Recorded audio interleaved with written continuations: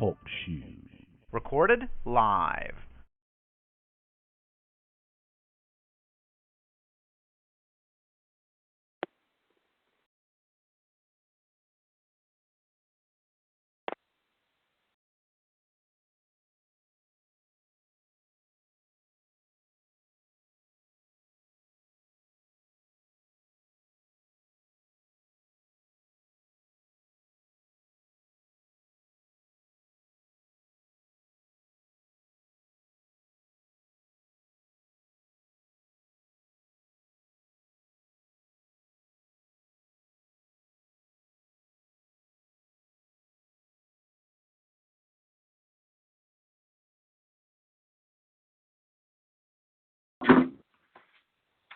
And that's it.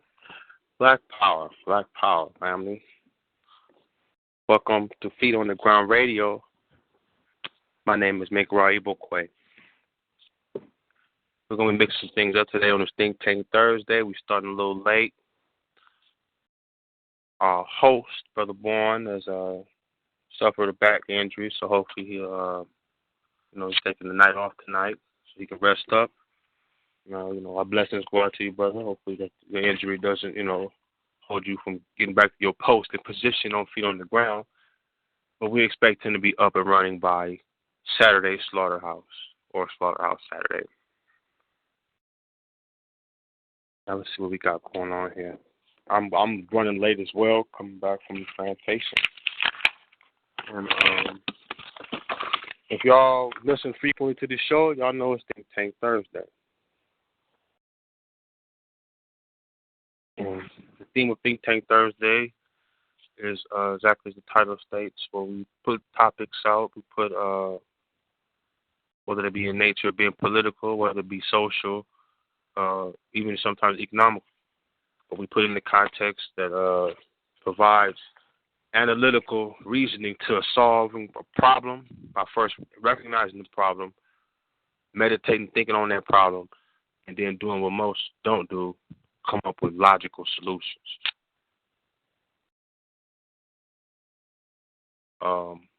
Think Tank Thursday discussion, we're going to talk about various topics that affect African people abroad, being this is a Pan-African show. A caller had called in last show, I believe it was Tuesday, it just passed up, and was looking to build on some other topics and solutions. Hope he calls it tonight. This Think Tank Thursday is really, we freestyling tonight, but I want to put the context of what is true Pan-Africanism. A lot of people are waving red, black, and green flags, sporting dashikis, but are still in some way or another operating in the ideology of a religious perspective, operating in an American capitalist perspective, and in doing so, they have seemed to lost a foundation. Their feet are not on the ground regarding the true agenda of Pan-Africanism. First off, I think it would make sense for us to go ahead and first define what is Pan-Africanism. What's a Pan-Africanist? Pan-Africanist is clearly you have to be clearly an African. An African whose perspective is looking at the worldwide view of African people throughout the world, tying that African people back to the geography of their home, being Africa, and recognizing this African diaspora that's global and putting a political, social context to it. Marcus Garvey said it the best. Asia for the Asians, Europe for the Europeans, Africa for the Africans. Simple, short, and sweet. Well, Mikra, why are you guys going so hard on individuals who have a religious perspective? Very simple. How can we build with individuals under this red, black, and green Pan-African movement, meaning liberating Africa on every aspect and connecting every African in Africa and throughout the world back to that continent and putting us in the political power and economic, putting us back on top.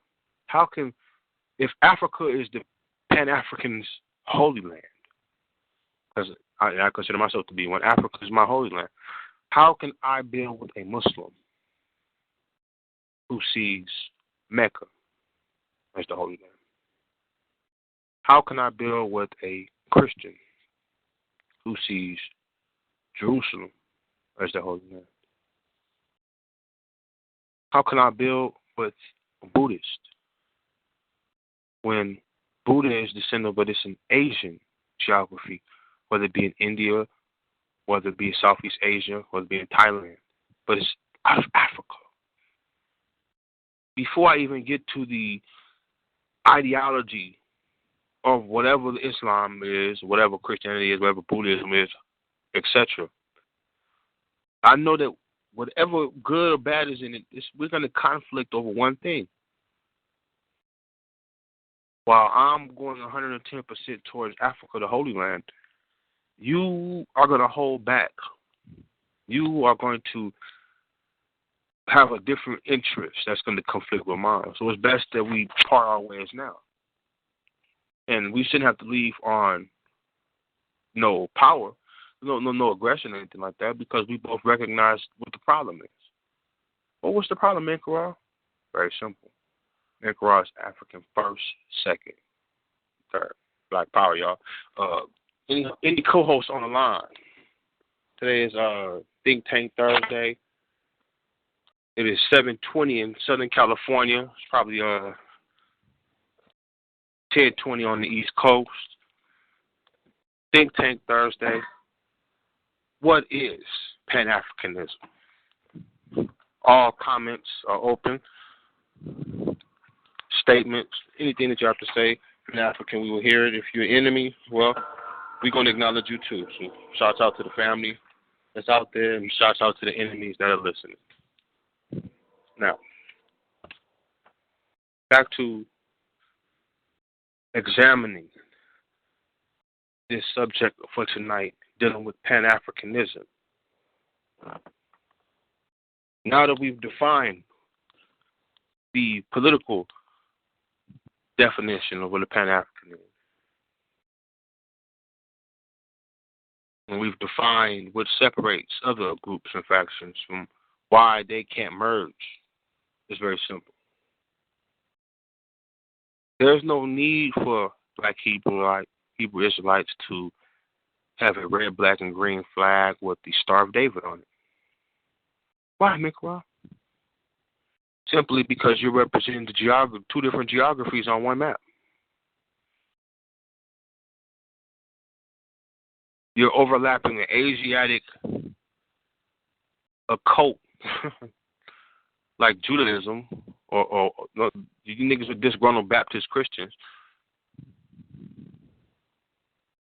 who do more attacking on your African grandmother's people than you do the slave masters who wrote the doctrine which you preach so much. Family has cited that it was Amos Wilson who said that a lot of our people suffer from collective historical amnesia. Collectively. I will go as far to say a supply collective historical amnesia. And we deal with individuals who collectively accept certain aspects of history and have blackouts when it comes to the actual representation of history. That means you're dealing with a people who live in a fantasy. That means they suffer from a basic personality disorder. We all have our issues with this fucked up reality we live in because of the Europeans who have maintained this reality in the state that it's in. But to make a statement so blatantly and saying that this has always been going on, or that we've, always, that's confessing the ignorance of history.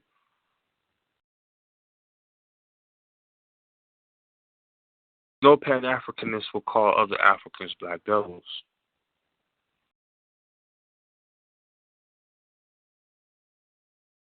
A Pan-Africanist is putting people first, second, third, and really has no time.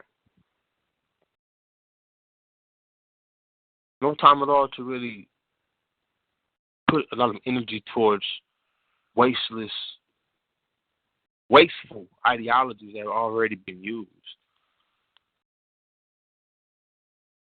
What are we talking about? The revolution will not be televised. You cannot go to the House of Consciousness and record, get that fresh hot of the revolution. You got motherfuckers that's living in it. And as we all know, real shit happens when the camera stops.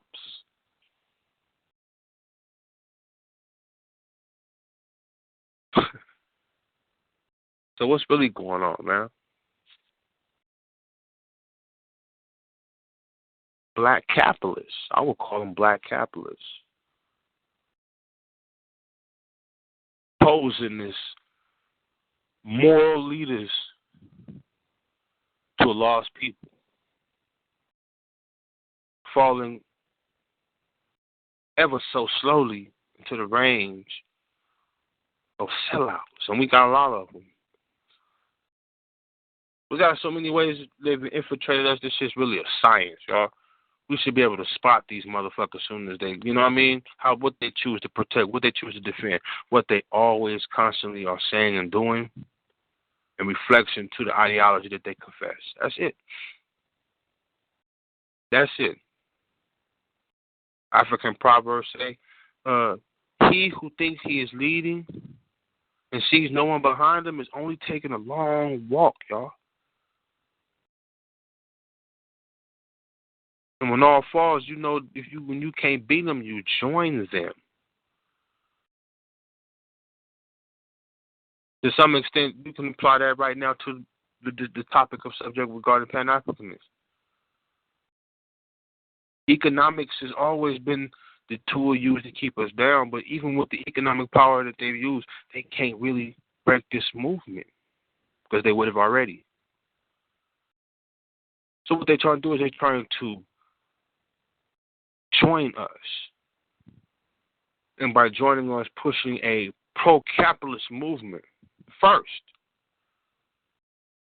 with a flimsy African foundation. Like so many motherfuckers, you see what I mean? This capitalist game is the main vice used is exploitation.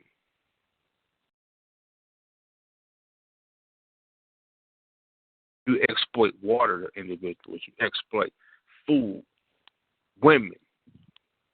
You name it. Children are even exploited. The children are the number one exploit in America.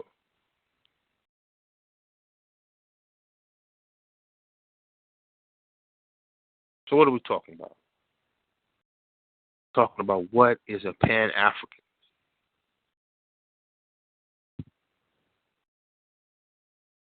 Niggas in the hangouts is having subjects right now talking about Mesopotamia in Egypt, children of Africa. I put a little comment say, nigga, Mesopotamia has come out the Bible. Which came first, Mesopotamia, Egypt? Niggas are having a hangout right now. It's the title. Mesopotamia and its possible biblical origins. Nigga, why you having a hangout over my comments? Just call in to Feet on the Ground, and we can talk about it. Because niggas confess their ignorance with their topics, y'all. And you got niggas who have Egyptian face logos, Kemetic names. They can tell you more about the mythology of Egypt and don't know history. But you can't use that same foundation you use from studying your fantasy mythologies like Christianity, Judaism, and Islam. You can't apply that. When Egypt, it wasn't the mythology that made us. Mythologies don't build pyramids. Civilizations do. Civilizations putting what they say into action. Preaching perfection. Let me say that again. Preaching perfection and practicing perfection. Notice I use practicing perfection. I didn't say they were perfect people, but they were practicing, they were recognizing the ills, the negative, the positive, but focusing on, maximizing being a good individual through the 42. That's all you need to focus on, the 42 confessions. That is law and order right there. That gives you foundation for civilization. What's the foundation for civilization? A organized behavior system. Hence, a culture. What is the culture? What is the agreed upon culture? Because you ain't talking about one or two motherfuckers. One or two motherfuckers can't build a bridge. You build a flimsy bridge. One person can't build a bridge. You could build a little small thing to cross over to the other side. When we talking about a bridge, I'm talking about a bridge in terms of, constantly going back and forth. We're talking about relationship building. We're talking about nation building. You see what I mean?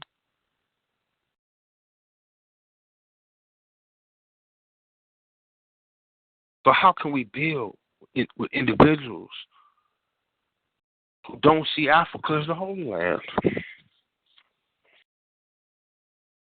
You want to take us to Asiatic people.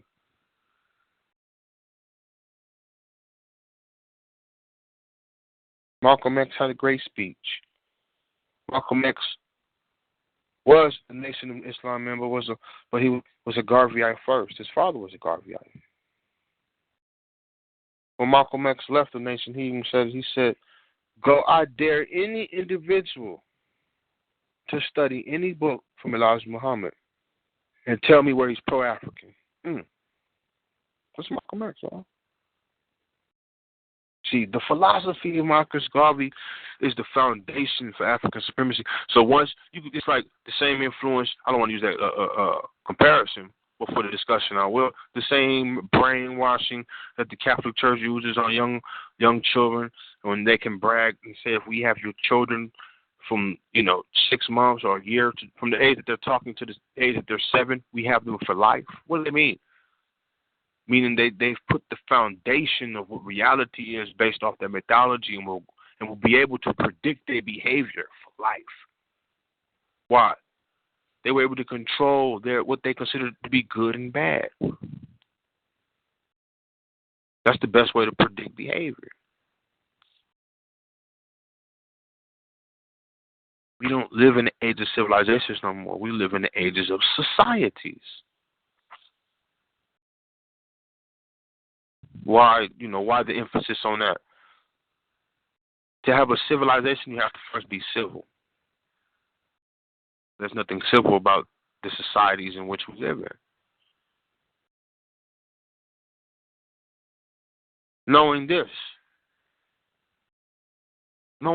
look, using Malcolm X as the example. Even though Africa went to prison, all of that, but when he got his mind right, he saw Africa first. He even stated, we're not being beat by police sticks because we pray to Allah, because we pray to Jesus Christ, because we black, y'all.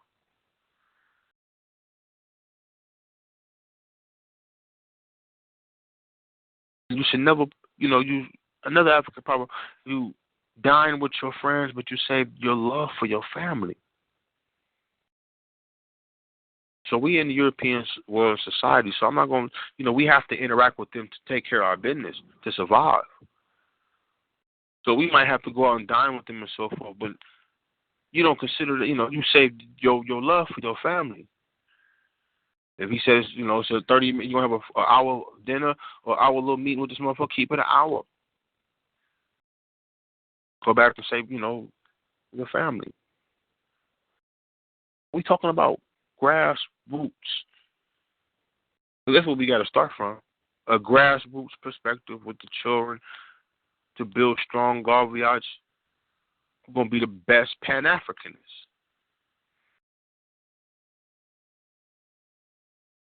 You can pick up your gun, go bust, but if you're not knowing what it is you have to defend, you can be easily coerced. And they have a word for that. That's called a mercenary.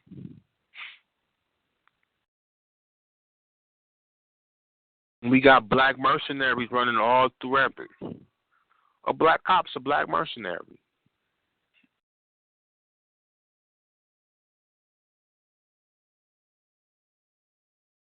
There's some things to consider, family. This is Think Tank Thursday. Brother Bourne is out right now. My name is Minka Rahibo Quail. I'm filling in tonight. The discussion for this Think Tank Thursday is, what is Pan-Africanism? You are only hearing the interpretation of Pan-Africanism from one African. That's me. If there's any other Africans on the line, please give us your definition of Pan-Africanism.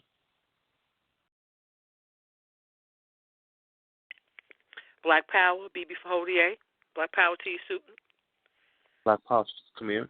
I'm in total agreement with your interpretation of it. So, you spoke well for me, in my opinion. Shit, I say to that. Who's that out here in the background? Say your name, family. It's Brother Tim, man. You know what I'm saying? The Black Cloud. Going on, brother? I'm just saying I say to that, Brother Mickey, man. You broke that down all the way righteous. You know what I'm saying? Now, my question to both of y'all is,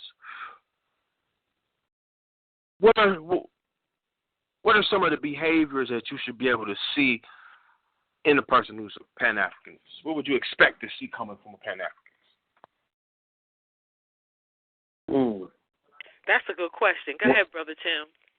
Come in next. That's a good question. I think one of the first things is he will be anti this system, man. He'll be anti-white supremacist. You know what I'm saying? Off the top. Okay, as far as behavior, he'll be African, you know what I'm saying, African-centered, you know what I'm saying, African in his beliefs and his thoughts and his actions, you know what I'm saying? As far as, that's all I can think of, you know what I'm saying? Now, Brother Tim, why would you expect to see a Pan-Africanist be totally against the system? Well, because, this system is anti-African, you know? I mean, that's the only way I can put it, you know? It's anti-African. It's built off our backs, you know what I'm saying? It's dependent on Africans being the footstools. Yes, sir. Short and sweet. Ain't no real long. It's anti-African. That's just, what would you expect the behavior? What would you expect to see coming from a Pan-Africanist in terms, everything the brother Tim said, and just to elaborate on it, what I expect to see in a Pan-Africanist is a selflessness when it comes to their people. Everything you doing is to uplift your people, to undo what you know has been the damage that has been done. Everything you do. And the focus is the babies. Because as a Pan-Africanist, you understand that is the seeds for our future. That is the foundation. Even though technically we're the foundation, but the continuation of the babies is the foundation for us to continue and to reclaim what has been stolen from us, to get that legacy back. That's what motivates a Pan-Africanist. And I expect to see that in their behavior. Black power to that, Queen. Yes, most definitely on that one. That's clear cut, short and sweet. Are there any Africans out there who's got their feet on the ground who would like to engage in this discussion we have tonight regarding what is a Pan-Africanist? Black Power.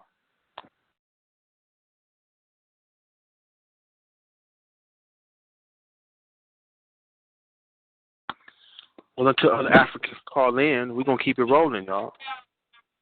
I know it ain't just 3 Africans with their feet on the ground on this line tonight. Black Power family. Black Power, brother. How you doing? State your name. This brother Dre from Dallas. Can y'all hear me? How you doing, brother Dre from Dallas? Hanging in there, bro. I believe. Go ahead. I'm sorry. No, go ahead, but you got a comment for us? Oh, yes, sir. Most definitely. To me, my opinion, a true Pan-African is a person who studies our history, who loves our history, and even with the paradigm that we're dealing with now, is willing and ready to go through the struggles, because it's definitely hard to free Africa. Most definitely. Thank you, brother. Brother. Now, why do you stand so solid on the history aspect of your comments, sir? Because from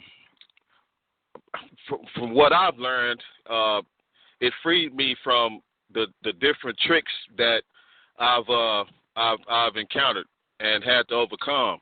And the freer I get, the more it seems like the more less the numbers are of people that's really in tune with that, if you ask me. And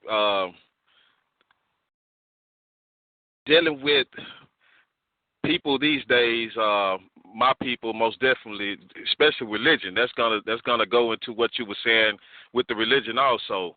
A lot of us are, deeply romanticized and have that savior mentality. And I spoke with a Muslim brother. He's a Salaf, and I was talking to him about do he think that due to the police shootings and all of this, do he believe that we should have our own land? He was like, no, man, the Quran says that I only love my Muslim brothers. A lot of these other people I don't care about because they're not Muslim. I'm like, oh, man. I said, okay, man. You know, I let that go. But, yeah, me learning history, it overcomes all of those traps like that, man. I remember when I was looking, and I got caught up in that trap like that also. And so that's why history is definitely important. What Malcolm X said, it rewards our research. Yes, sir. Yes, sir. So I mean, once we have that down, then it's hard to trick a learned person. I agree. So Black Power to that. Black Power to that, yeah. So it'd be fair to say that being that religion, the use of religion and the manipulation of history has got a lot of our people's minds literally unlocked. And when the individual has a good understanding, you don't have to have an overall knowledge of it, but just a good understanding of African history, that's the pick. But that'd be a good analysis, y'all, to you know, that's the pick to get that lockout. You know what I mean? You lost your keys, but the key, the lock is still on. You know what I mean? You have to call that lock. That's what the African history does for the mind. Yep. I lived through that. That's why I can agree with that. Not behind what I think. I actually lived through that and still living through it. Ashe, same here. You know, that's the actual fact. Studying my history helped me to redevelop self-love. It helped me to rediscover my self-confidence, my ingenuity. It is what taught me that I was actually intelligent. Some real shit. I didn't think I was intelligent or smart as we are taught to understand what that means while I was in school, in high school. It's not until I get almost to my senior year and I meet this brother in the street who started hitting me with some shit. I've learned more shit since I left high school before going into college, while I'm in college, from studying my history outside of the bullshit.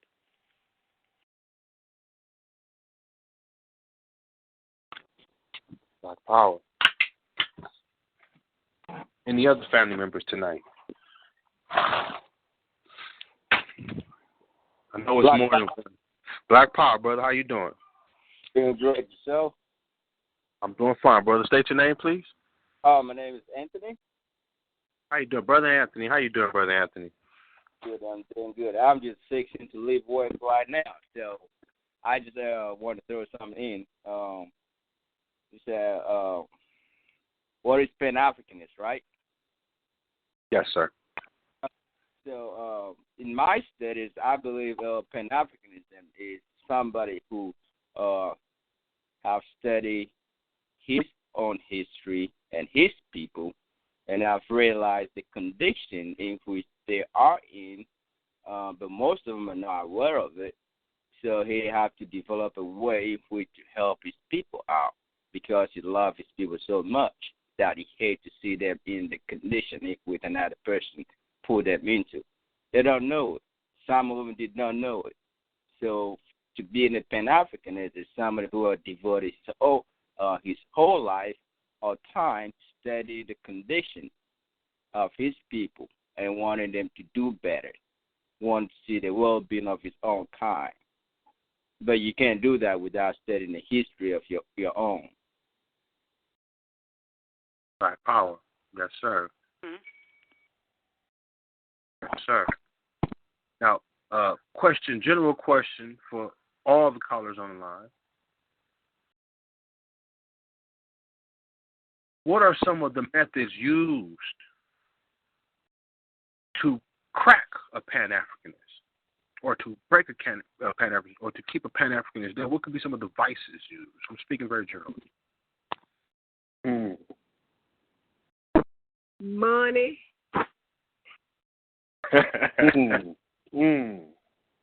Black Power Queen. Black Power family. Black power. Black power. Go into that. Everybody, we all know about that, so we can all, add a grain of rice and we can have a big bowl tonight. You know what I mean? What about the money? Hold on. Let me add some dressing on that. Don't forget. Don't forget. Oh, hold on. Got an enemy.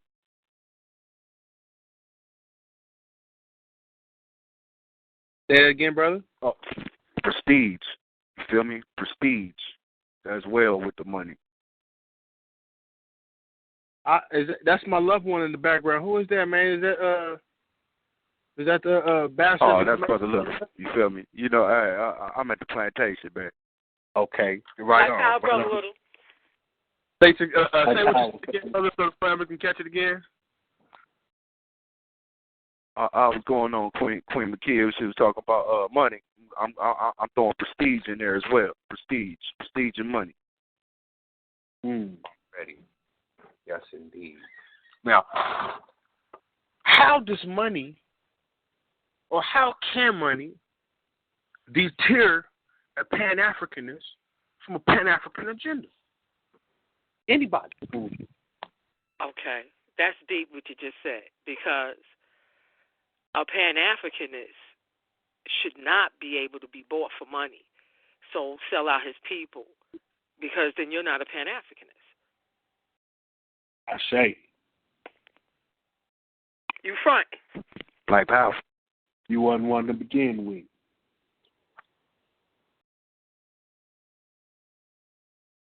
Now, you said it interesting. You said say it again, buy out your what?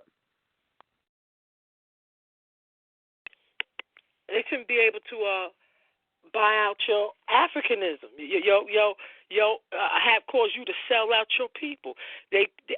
How can, if you are a Pan-Africanist, there is no amount of money that anybody could bring to me or to bring to you that will cause you to betray your calling, your work, your love for your people, the vengeance for your people. Because I feel that there should be an underlying vengeance in you as a Pan-Africanist, because you know the history. Even if you're still learning, like myself and others, what you've learned so far about what the enemy has done, there should be a vengeance, of righteous revenge that's also within a Pan-Africanist that would not allow them to betray their people for any fucking coin.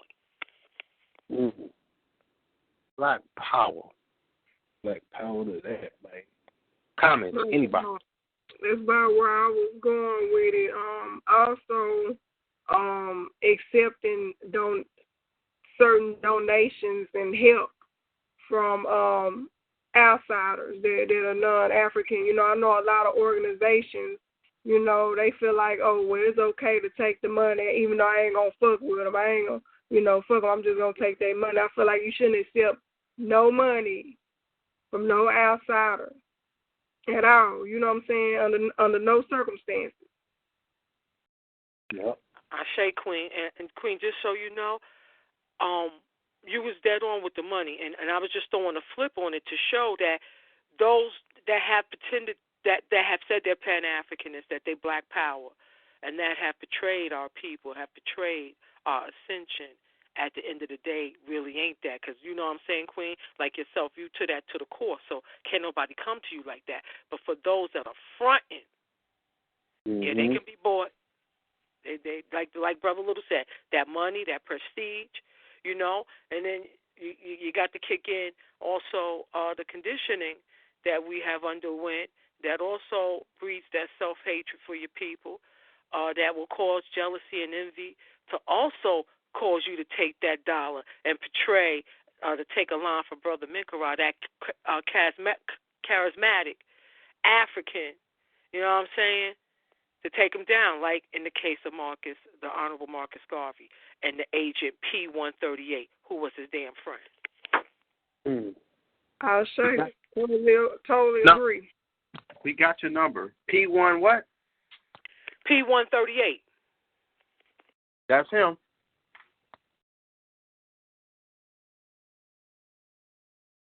I'd also like to build on what the Queen said as far as the money go, man.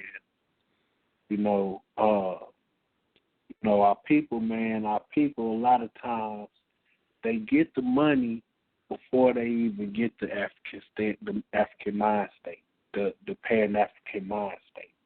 You see what I'm saying? So this world we living in, they teach you to chase the money. Go, you know what I'm saying? Go to school, get out of school, go to college, get you some good job, get you some good money.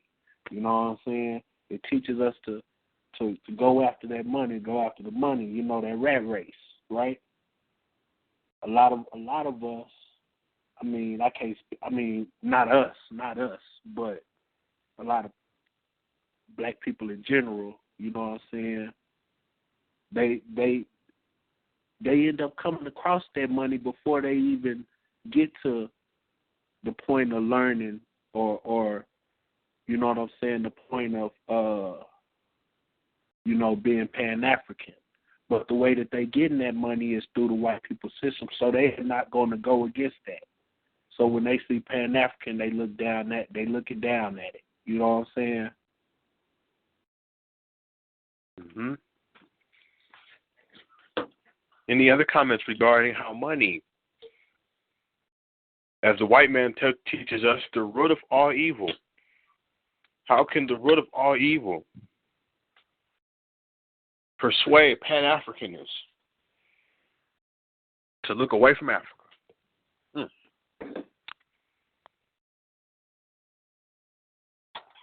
I would like to add this in regarding y'all comments. Is it wise for us to trust motherfuckers with the same mentality of get money, right? Get this money, my nigga. To some extent, that was the same mentality that got us in the situation we in regarding slavery. To put it in another perspective, in the pursuit of happiness and money, Europeans created the slave trade.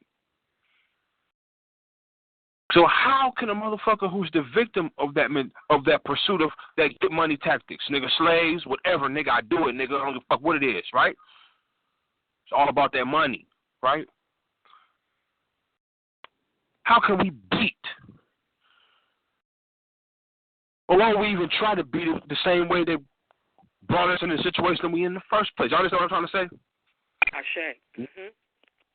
Meaning, why would a black capitalist, a conservative black capitalist, poise so much on the economy and stress the economy so much when the creation of economy, as you know, was created off creating fucked up living conditions for African people? It was created anti-African. Why was it anti-African? Because it was created in the pursuit of happiness. American culture says happiness can be bought, right, y'all? Yep.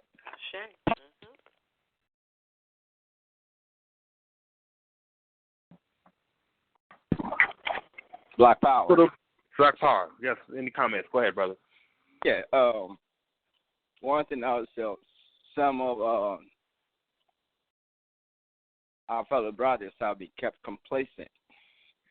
They only view the world through the lens of a white man. No matter what you tell them, they have like a compromisers who will give up some rights, some freedom, just to get support from them. And that's always been a problem. There's always some people who always would like to compromise.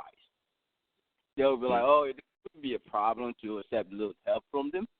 But then again, they wouldn't give you that money if you're not going to give us certain rights or certain, freedom. You have to give it something in order to get that money. And that's a big problem.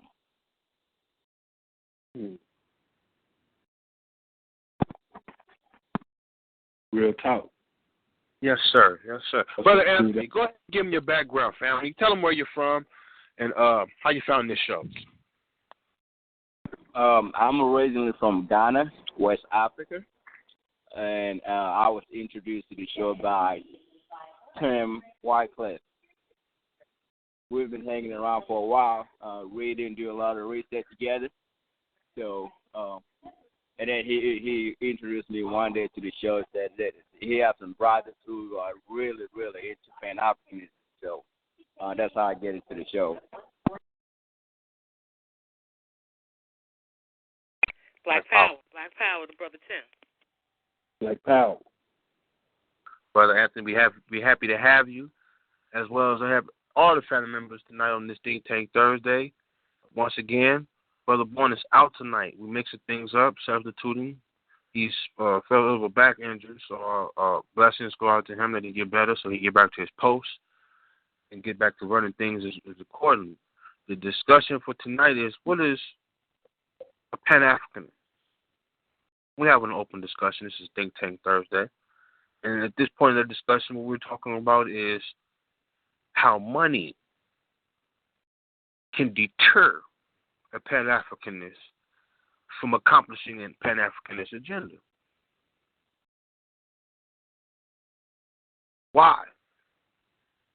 In America, money is the tool used to gauge value. In historic times, value was not rated by money or gold. It was really in the mind of the individual in regard to what they needed.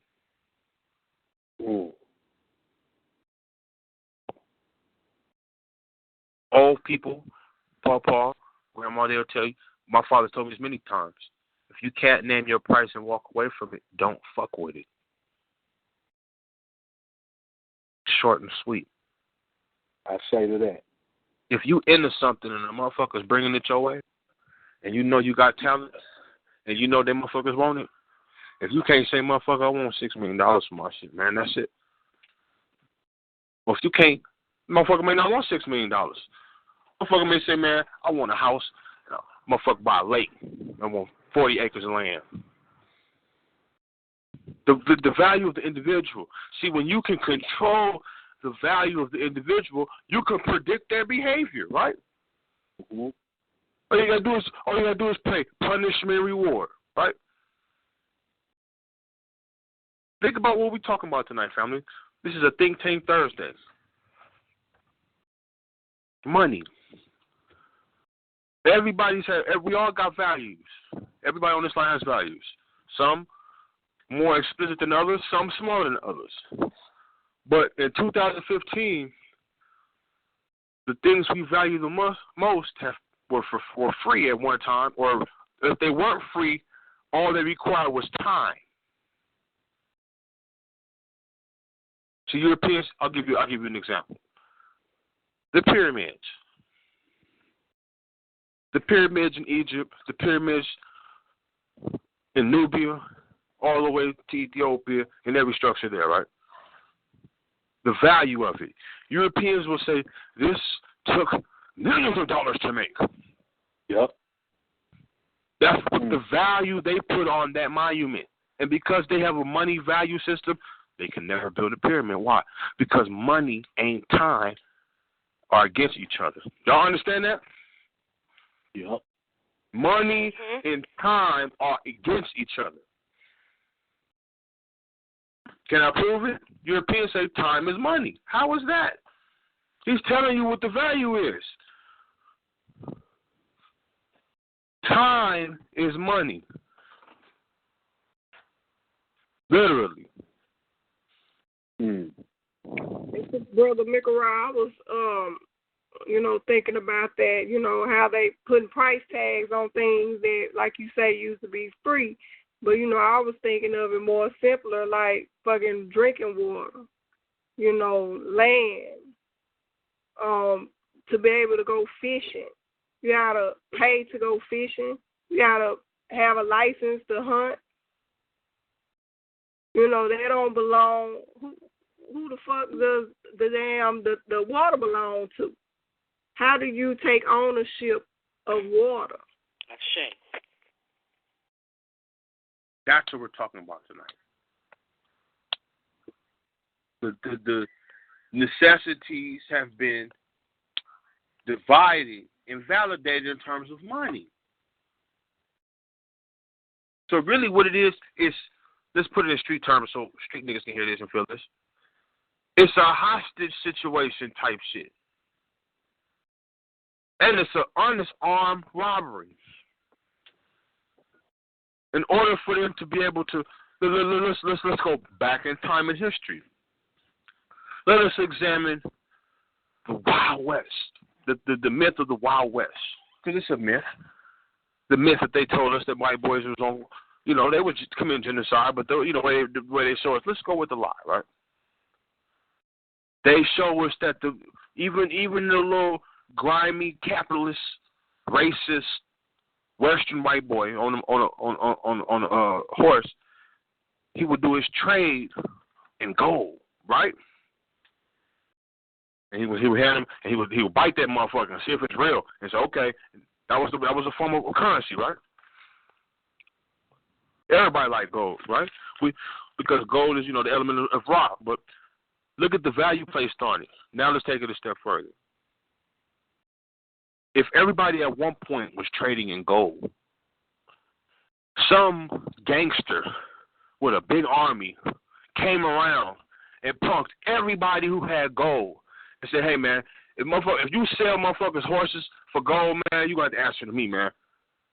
And if you do this with this gold, man, you got to answer to me, man. In fact, I want to buy all the gold up. No, I'm taking all the gold. And here, you see this coupon? You give them this. You give them, when they want a more horse, you give them this. Y'all see the point I'm making?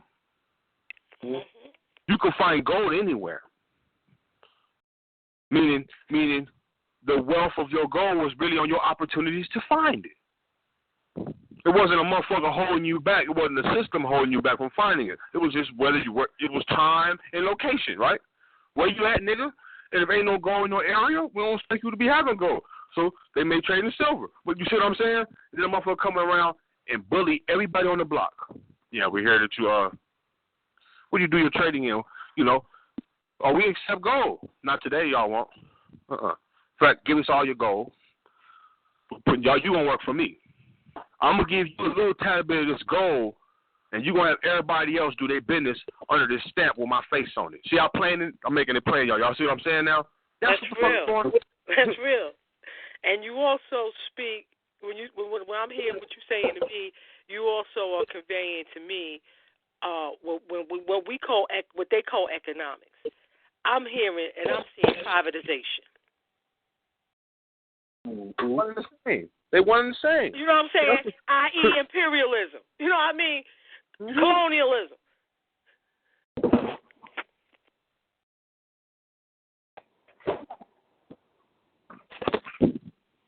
Are we soaking on that right there? Because that's what the fuck's really going on out here in this worldwide system. If you got gold right now, you walking around. If you have some gold, I mean, they buying it up. It's a raw material that could be found by chance. By chance. They printing up monopoly money all day. And holding the motherfuckers like we getting oil every day, y'all, by the gun. By the gun. Giving them niggas monopoly money. Feel me? Y'all gonna do and give us all your gold, and we'll get $100. And like this $100 million is not shit. Look at Dubai. Dubai smart. They in the bed with them. Dubai another extension of English imperialism. Because there wasn't no Dubai in the Turkish Empire. That's another discussion of another topic. But we talking about money and how money can deter a Pan-Africanist to Think Tank Thursdays. Any comments? Go ahead, family.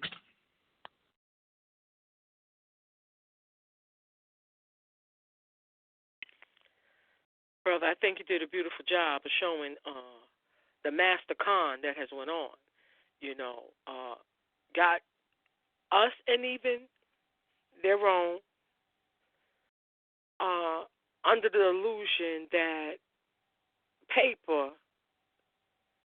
has a real wealth, when the reality is that it's just paper from a tree. And the things that are worth, that are of value, of wealth, meaning that it is keys to civilization, metals and the resources like that you mentioned for this artificial civilization, oil. But the metal has been there from the beginning, you know, once we leave the Stone Age. But I don't even want to go with the Cracker Beast timeline on that. But they're accumulating what is a real value, real resource, and pushing the con game on the rest with the paper. Because the shit collapsed. The only thing that's going to matter is resources, not that paper. When I say collapse, I'm referring to their so-called economy. The shit collapsed, bottoms out. Paper is worthless. But that gold, that silver, that nickel, that copper, that's not.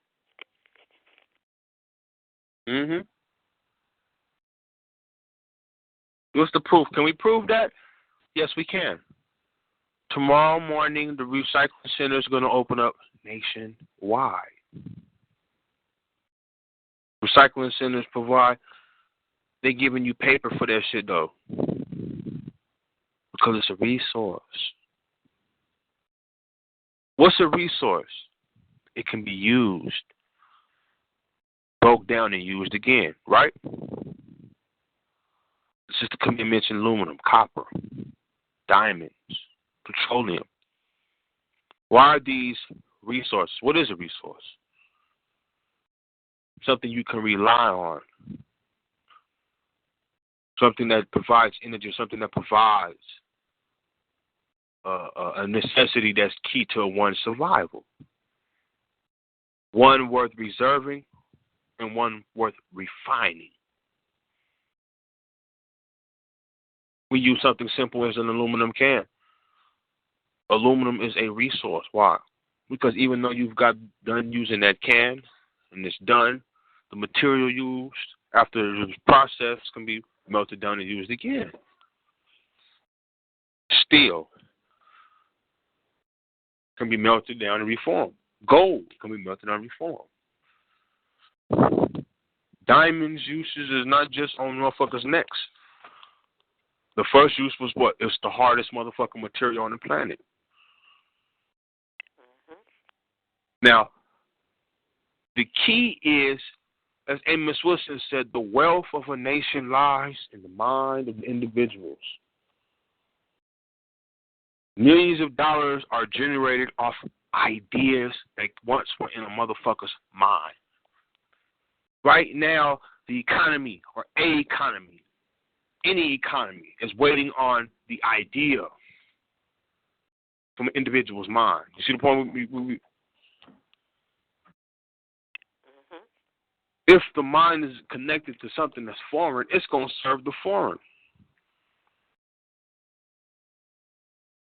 So the only way a Pan-Africanist can be positively portrayed by money, in my opinion, is if the dollar bill got the face of the Pan-Africanist mother on it. That's the International Bank of Africa on it. That's it. That's the only way that an African can have a positive view. So I'm not talking about World Bank, African. No. Africa for the Africans, World Bank.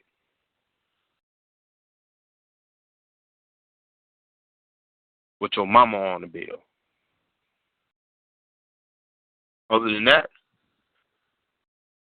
if your value is money, first question, what's going to give you up is what type of money you want. Motherfuckers want to get paid money in a lot of ways, right? Oh man, pay me in American dollars. Then that is your value system. You value American culture. Why? Because you place that as being the value in regards to, you see what I'm saying? Oh, euros, nigga. I want some euros. Okay. You're still serving the value system of the Europeans. Land. Okay. Damn, where? Your land. You know what I'm saying? Damn. That's positioning. That's talking power right there. What is it that you really want? You should never tell your enemy that. Oh, barely in a popping album. Or he should never have the full overview of what your value is. That's gonna be the first thing he'll offer you. We talking about your enemy. We talking about a Pan-African political meeting where enemies want to know what's going on in this new Pan-African movement, and the enemy wants to know the value. What do you guys want? Why would you ask that question? Nigga, we want freedom. And you talking about money. Niggas like, yeah. White folks can get away with killing niggas because niggas will take money for it. That mean they bought that nigga, right? That's sad to say, but that's some real shit. The little payout, $6.1 million to the family of such and such for the police burning the motherfucker. They bought your baby. No, because your value is still in their money. When you don't want their money, when you want flesh. No, motherfucker, I want an eye for an eye. I'm going to use your shit. Your book called for an eye for an eye. That's why I don't fuck with religious people, because ain't no truly extremely religious people. Religious people are extreme.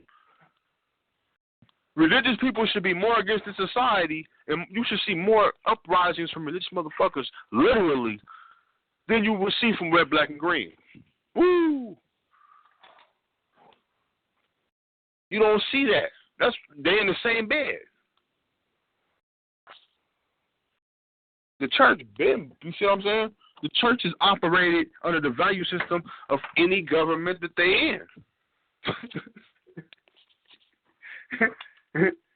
So they value can never be, see, when the motherfuckers' value is placed on something that's other than the dollar. I want land in Africa. You see what I'm saying? I'm getting into a tangent right now. But this is Think Tank Thursday, family. Go ahead and make comments tonight. Black Power. Black Power. What Pan-African or Pan-Africanists need, not money.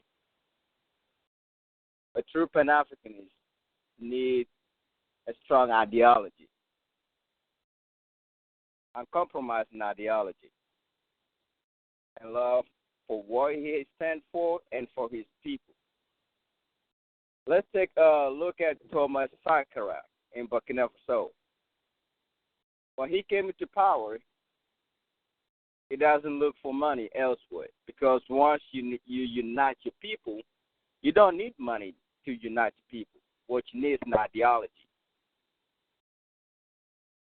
And if you have a strong ideology powerful enough to unite your people, they will be willing, they will work with their hands, even if they don't have the tools. They will stand together and work to build a nation. So, for Pan-Africanists to look for money or to think a Pan-Africanist is going to survive with the help of money, I mean, it's not going to work. Because as long as money comes in the midst, everybody becomes relaxed. They sack the ideology for money, what money can do, instead of what ideology can do. Then the ideology becomes wicked. They can buy them off. But a man with a strong ideology will not compromise his ideology for money, because with that ideology, it's even more than money. With that ideology, you build a nation. In that ideology, the ideology will unite people that will even work with their bare hands to build a nation. So a true Pan-Africanist stands for ideology, a strong, uncompromising ideology that money cannot buy, that no amount of money you put on the table can buy him. That's why you can see most African leaders who don't compromise are normally eliminated, normally killed. Not because they don't know the money is this. It's just they have to understand the system, the way imperialism works, the way colonialism uses manipulation, fear, intimidation, torture to weaken ideology. So for a true ideology, for a true Pan-Africanist or an African nation to emerge, they have to be an uncompromising ideology that will steal for nothing but for his people. Black power. Black power. Black power. Mm-hmm. I also like to say, man, one thing he said was the money make niggas become relaxed, and that's exactly what we see that happen, man. We see it happening every day. You know what I'm saying? Shit, if a nigga making more than $10 an hour, shit, he think he done made it out this bitch. You hear me? Shit, niggas, goddamn me. My bad, y'all gotta excuse how I talk. I'm bad with the talking, man. But oh, you revolutionary with your talking. You know what I'm saying? Okay. But look, bro, you know what I'm saying? We see that every day, man, that when a nigga making a good amount of money, they feel that nothing is wrong with this system, man. This shit is doing them too good. This shit doing them too good, man. Don't talk. I talk about niggas making $15 an hour. We ain't talking about nigga politicians and niggas that's making big money. We ain't talking about these niggas that the system is got them living luxury. You know what I'm saying? Of course, they not gonna feel like they need to be Pan-Africanists. You know what I'm saying? Mhm. Cause this shit doing them too good. And I think it says something about that psyche too. You know,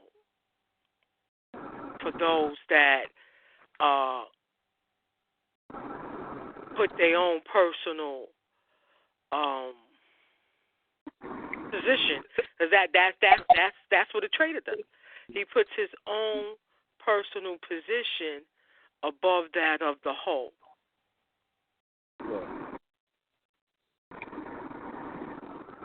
So it speaks to the mind, you know. Like that. Now, I'd like to ask the family another question regarding the topic tonight. So I'm gonna tell you like this: you better not ever use all my air freshener again. I'ma really hurt you.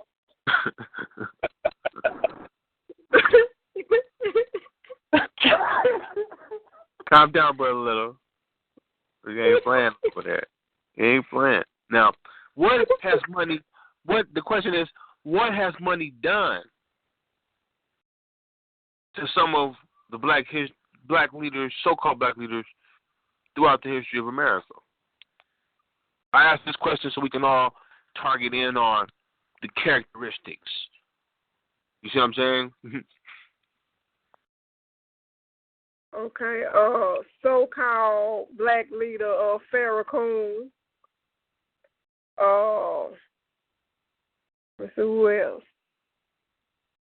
What was that? Umar. Who else?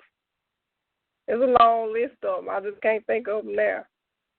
You ain't even went into the politicians. See, that's the motherfuckers. You know what I'm saying? That have figured the way for this shit to goddamn. Man, we all seen the Wire, man. Royce West. You know what I'm talking about? It's a million Royce West out here. You know what I'm saying? Clarence Thomas type motherfucker, right? You know what I'm saying? Who find the opportunity? Who are opportunists, man? Who see no problem with they people suffering. You know what I'm saying? At the hands, as long as they okay and they family okay. You see what I'm saying? Looking out for me and mine. That's how you can have a city, man, like Baltimore when the shit pop off. And you look and they shit, and it's black people all up and in through the government in Baltimore. You see what I'm saying? But Baltimore has one of the lowest poverty ratings in the nation. You see what I'm saying? But we see that they live in luxury, man. It doesn't. We sitting out here. I'm in Dallas. We sitting out here. These motherfucking niggas was on the school board, shining. You hear me? Shining. Niggas going through the system ain't learned the motherfucking thing. You know what I'm saying? Yeah, already. Brother Mikra, I think these types have that some of the sister mentioned have helped to prolong white domination over us and our condition of oppression. It has helped to prolong the slave state government that we find ourselves ruled over or ruled in or living in.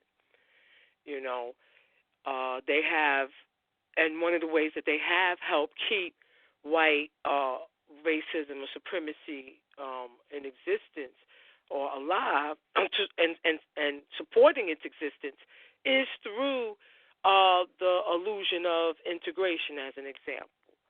But that's been their role. Their role is to keep this system going at all costs. Mm-hmm. Yep.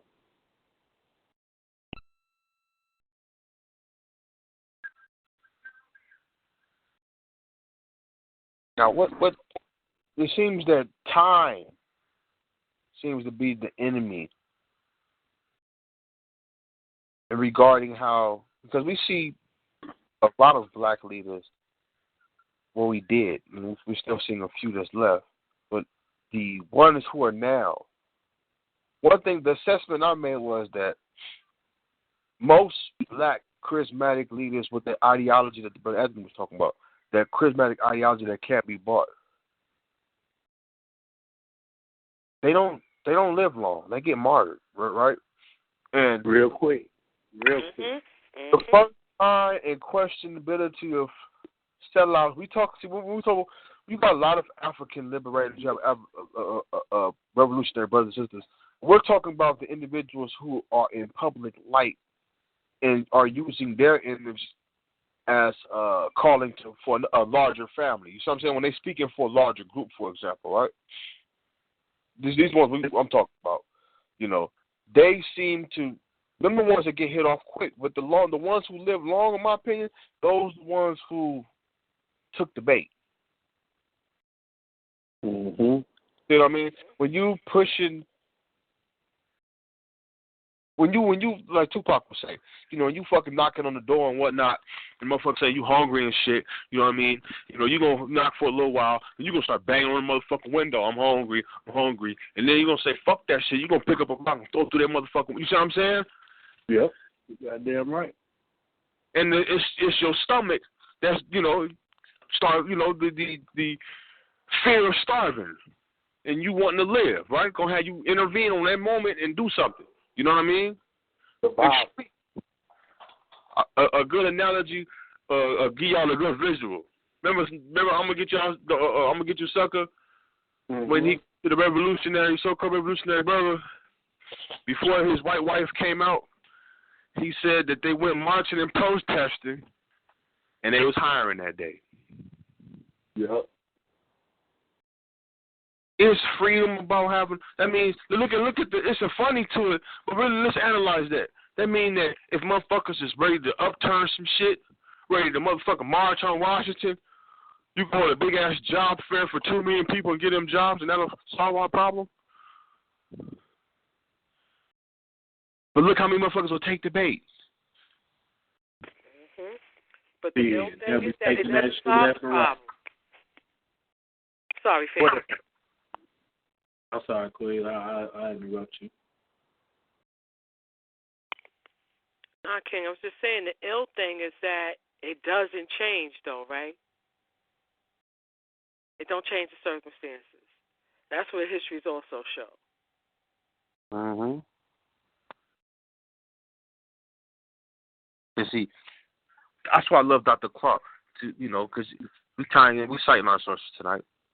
Dr. Clark said, read the diaries of some of the early foreigners who's coming. I'm talking about the Portuguese, the Calvinists, and so forth, right? But look, just analyze that. Why would John Henry Clark, Clark look at that perspective? He wanted to know that their intentions before coming to Africa. What was y'all intentions? And when you went further, and when you study that, and you see that they had raw beginnings from the first motherfucker they seen, that's their mentality. They was looking at it from a jacker's perspective. And then when the Africans gave them land, gave them cows and women. And women. You know what he wanted? He wanted, like Dr. Clark said, he never knew he would, kill the queen that cooked the meal and put her husband in slavery. I'm saying that the same mentality that Europeans used when they came to Africa, we're going to have to use. Cannot be satisfied with jobs. I'm not satisfied, cracker, till I'm in your house. I want to live in your house, sit in your chair, motherfucker. Smoke your pipe. I want your land, motherfucker. Doing the same shit. Well, every time he give, maybe I can get a little more. My thing is to milk this motherfucker for everything he got. As long as he offer, I want his life. You see what I'm saying? Mm-hmm. That's the mentality. Huh? What motherfucker offer you? The motherfucker will offer the money. Who said, what will they offer? We talking about when we done our chest and they think they got the leader when we have no leader. We all leaders, meaning we all lead. We're talking about a priceless cause, like the brother was talking, the one that can't be bought, the idea that can't be bought. This leading into my next question, but think about what I'm saying on that regarding when they came to Africa, Africans were giving them land. Maybe, the average motherfucker want a little space. Give him a little space. They'll ask for more. Gave them women. Why not handing them women like they threats? The best way to create positive relationships is through bloodline. Indians use this. The last people, like showing you an example, Indians use. They did the same thing with the Europeans. If you're a foreigner and you come on my land, and we got cultural differences, my elder and your elder, we're going to talk. And we're going to set up a marriage. And the child of that marriage is the treaty. Y'all understand what I'm saying? Because the child going to be on both sides of the new clan and the old clan. Feel me? Listen to what I'm saying. We're talking about sex politics. If two foreign tribes, whether they be in Africa, anywhere, we ain't talking about white people. If their cultures are so different, but they have something in common, yeah, you can be different and still have something in common with a motherfucker. That's Africans. We got so many tribes, but we still uniform. We compliment other motherfuckers on. Look at two, extremely, culturally different Africans. Zulu. With the I don't want to say a Khoi with an Igbo or something. Well, in Nigeria or something, right? Flashy. Both of them like colors, patterns, right? Speak different tongues to some extent. But they both have a confidence in their culture. You take Native American culture, right? Two distinctly different cultures. If they're going to set up a marriage. Well, my daughter's coming up, the son coming up, right? We don't want to fight no more. And regardless how we feel about the other clan, we're going to have a sentimental attachment to that child, right? Because he's going to have a little bit of us in there. That's how it's always been. Now, when Europeans got whiff for that shit, they used the half-breed to their advantage politically.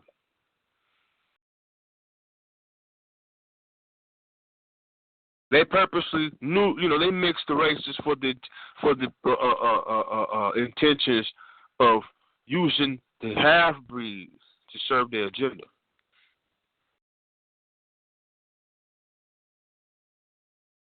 Now, can I prove this? Yes.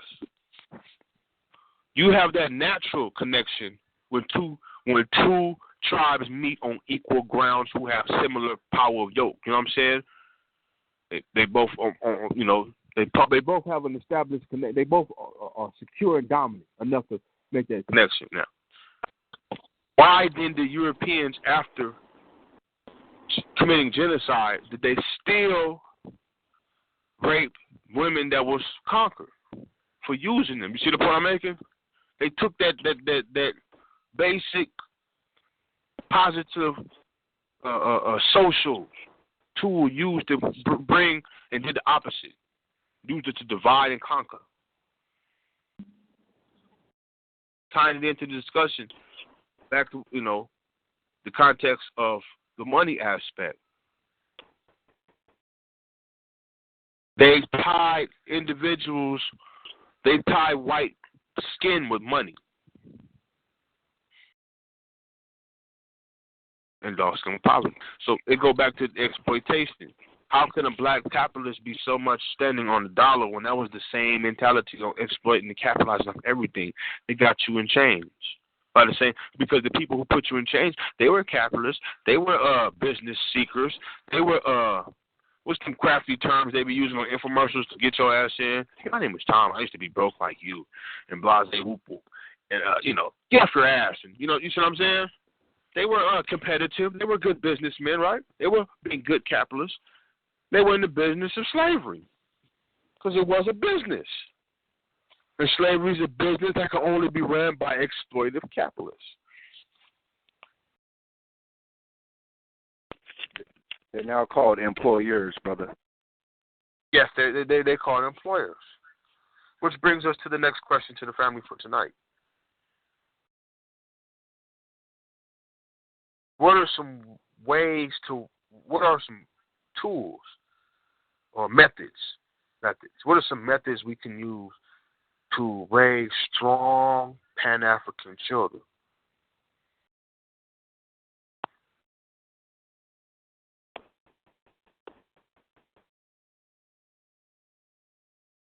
It's said that every revolution begins with the youth.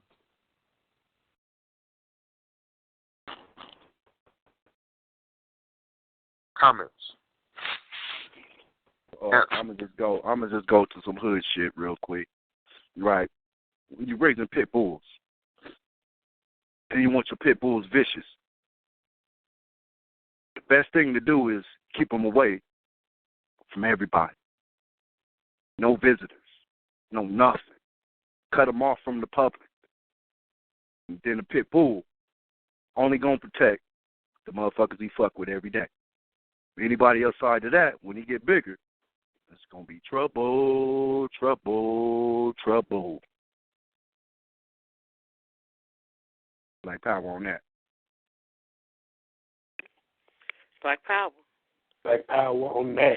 And to add on, in addition to what he's saying, while that is going on, you are teaching that child its history, which will also encompass what we call, or what is called, world history, the history of those other looking type people that are now on the planet. I say.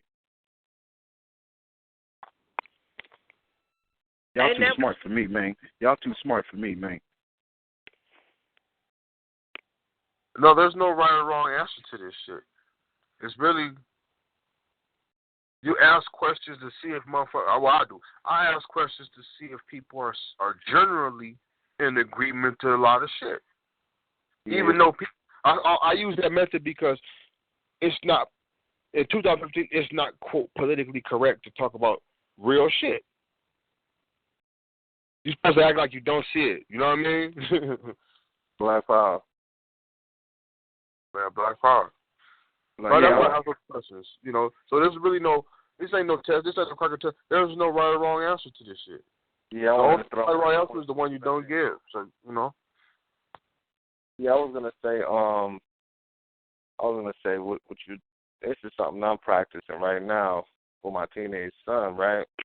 And just like what Brother Little was commenting on, if you really want to raise strong Pan-African youth who are going to be prepared to do what's necessary later on, I think you gotta have them be a little you gotta have them be extremely antisocial with the current society and its standards. You know what I mean? So where, let's say you say 75% of American children, regardless of race, watch television for a certain period of hours a day and shit. So they're gonna be exposed to certain music and trends and different things like that. That's stuff that you can't protect your child from, because once they're influenced by them, even if you are you have a certain structure and discipline that you practice with them, subconsciously curiosity is gonna enter the mind of a child if you expose them to things that they generally are not accustomed to. So one of the things I believe in is really kind of like showing them that there's an alternative social function other than the society that everybody's okay with. You know what I mean? So I think you gotta really approach it from an anti-social, and it is anti-cracker.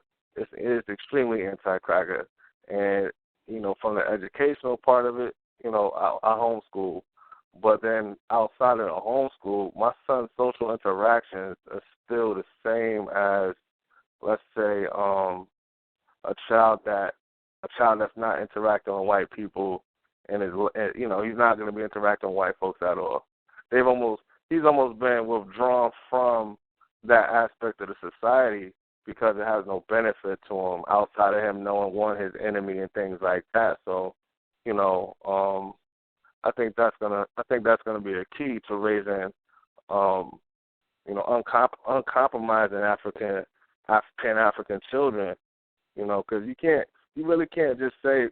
I had a dialogue with a brother the other day, and he was adamant. I mean, he sends his 5 kids to school, to the public school system. He says, well, the parents are the first teachers, so he teaches his kids about Dr. Ben and Dr. Khaled, and so they could share some information with kids at school.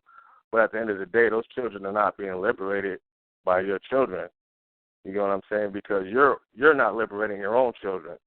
And the purpose, what I meant by that was, if you're spending 8 hours a day at work, your children spending 8 hours a day with crackers, there's no way you're gonna make up that time. On the weekends, ain't no time you're gonna make up a motherfucking homework or study time. And so, being on some real shit, I'm glad we're having this dialogue. You gotta account for time lost. Mm-hmm. You know what I'm saying? And in our state, we can't afford to be losing any more time. So we need to reinvest some core time management principles, which means we're gonna do more African anything than any standards that's designed or developed by our enemies. Period. You know what I'm saying? So. Is that my loved one out there? Is that my loved one, Brother Cause? Yeah, Black Power. Yeah, Black Power over there, Brother Cause. Black Power, Brother Cause. Yeah, that's me, man. Your perfect example, right? Got the sniffles, huh? You got the sniffles, Brother Cause. Yeah, a little humor, yo. But listen to this, right? Today, my son, we was watching Crooklyn, right? And we was about to watch Crooklyn, but before we watched Crooklyn, my son was like, let's play some chess. So I was like, all right, set the board up. Now we got pieces from 2 separate chessboards. So I go to the damn chessboard. He got it black on both sides. He took the black pieces for him. He said black pieces for mine. He said, who's gonna go first now? Black Power. He took the shit to a whole nother level. You get what I'm saying? Gotta flip a quarter now. Yes, so Black Power to that, man. Putting it in a framework of, if you're looking at it from the perspective, I was forced to look at it like this, and it's not to say that we have to fight. We have our wars against our people, but we should be competing amongst ourselves in the context of, let's say, strategy and things like that, because we have the superior strategy. We have the historical context to have a superior strategy to overcome our situation now, and so it should be black everything. It should be African everything in our approach. You don't necessarily have to involve, the white ideas into it. And so I think that was a perfect example of that. He caught me off guard. We got all black chessboard. We ain't flip a coin. He had the larger black pieces, so fine. You know what I mean? Another thing I wanted to quickly bring up, and I don't want to go too far off, but this brother, you straight, brother? The brother Obadale Cambone in Ghana, right? There's been some videos out with Kamali Academy because the brother actually repatriated into Ghana. So he put about 3 videos out. But one of the things, the brother who was trained at a traditional black college here, but he now lives over there. He asked the indigenous people there. He said, "Listen," he said, "do I have to speak in English in order to discuss African liberation with y'all?" You know what I'm saying? Now, he's fluent in Twi, right?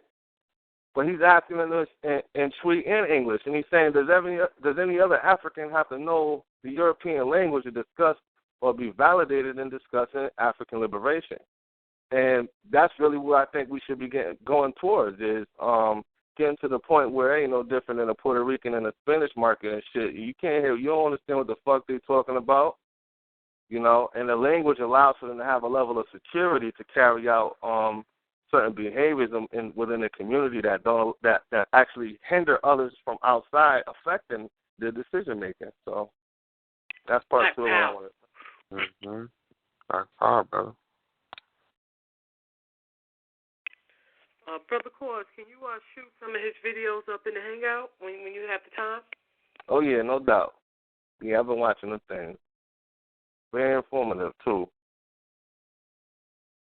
Now, Brother Cost, being that you are an experienced practitioner in homeschooling, could you give some advice, tips, information for members who thinking about it may not know how to go about doing it? Any information. All right, I'll say this: where I'm at right here, where I'm at right now. The advice I would give is, you got to trust yourself. One, you're naturally going to be inclined to seek out cracker information because they have a large abundance of information available. To save yourself time, look up African-centered educators and teachers in general, because what you'll find is that a lot of people are doing independent things, such as math workbooks and things that when we're dealing with the core aspects of education, math, reading, science, things like that, our people are already actually doing these things that have textbooks out for you to function in the right context. So I think you gotta really trust your African mind. It's really kind of like it's a sacrifice, but it's a sacrifice it's a cleansing process. So you're gonna sacrifice your cracker mind at the end of the day, and you're gonna save your children in the long run. So my advice would be to use your own creativity and communicate effectively with your family and house. Anybody that's not necessarily down for it, if you feel that you need to take the time out to educate them on what you're doing, feel free to do so. But at the end of the day, it's about the future. And another thing I wanted to discuss economics. I'm going to tie it into this education dialogue, and that is the shit costs money, yo, if you want it to. So it's a matter of whatever you wanted to invest in it. But back to what matters. If we're dealing with food, clothing, and shelter, it's going to take more time and physical energy and brain power than it's going to take your ass cashing a check or fucking seeking donations at the end. Even seeking donations. I think we got to approach this shit from an organic perspective. So I know some people might not have jobs and things like that, but my first year and a half of educating my son, I had no job, I was unemployed, had no money, and he still got the education he needed. So I think it's a matter of not giving yourself excuses that Europeans will create for you. That's my number one advice. Don't give yourself the excuses your enemy would give for you not doing what you need to do for you and yours, because it's just not gonna. It doesn't necessarily match up that way. Some people coming into the homeschooling, they might first think about the finances. Damn, how am I gonna pay for this? How am I gonna pay for that? When you go to a damn dollar store and you see that most of the shit that the school's using is cheap as hell, you're gonna have to spend that $10, yo. And then the other side of it is when it comes to you not being sure of your own abilities to teach your child. You look at most teachers, they fucking getting their information off of Google. You know what I'm saying? So don't even convince yourself that you're not capable of educating your own when your enemy's not, and you still let them. Black power. I mean, Black power. It's funny you said that, because that's the reality. Because from a European perspective, and if you really use common sense, if you are an adult who has a child, and you feel that you're not properly, you confess that you're not properly able to teach that child, what you're saying in law is that you're incapable. Basically, you're saying that you're an imbecile. Mm-hmm. You a ward of the state.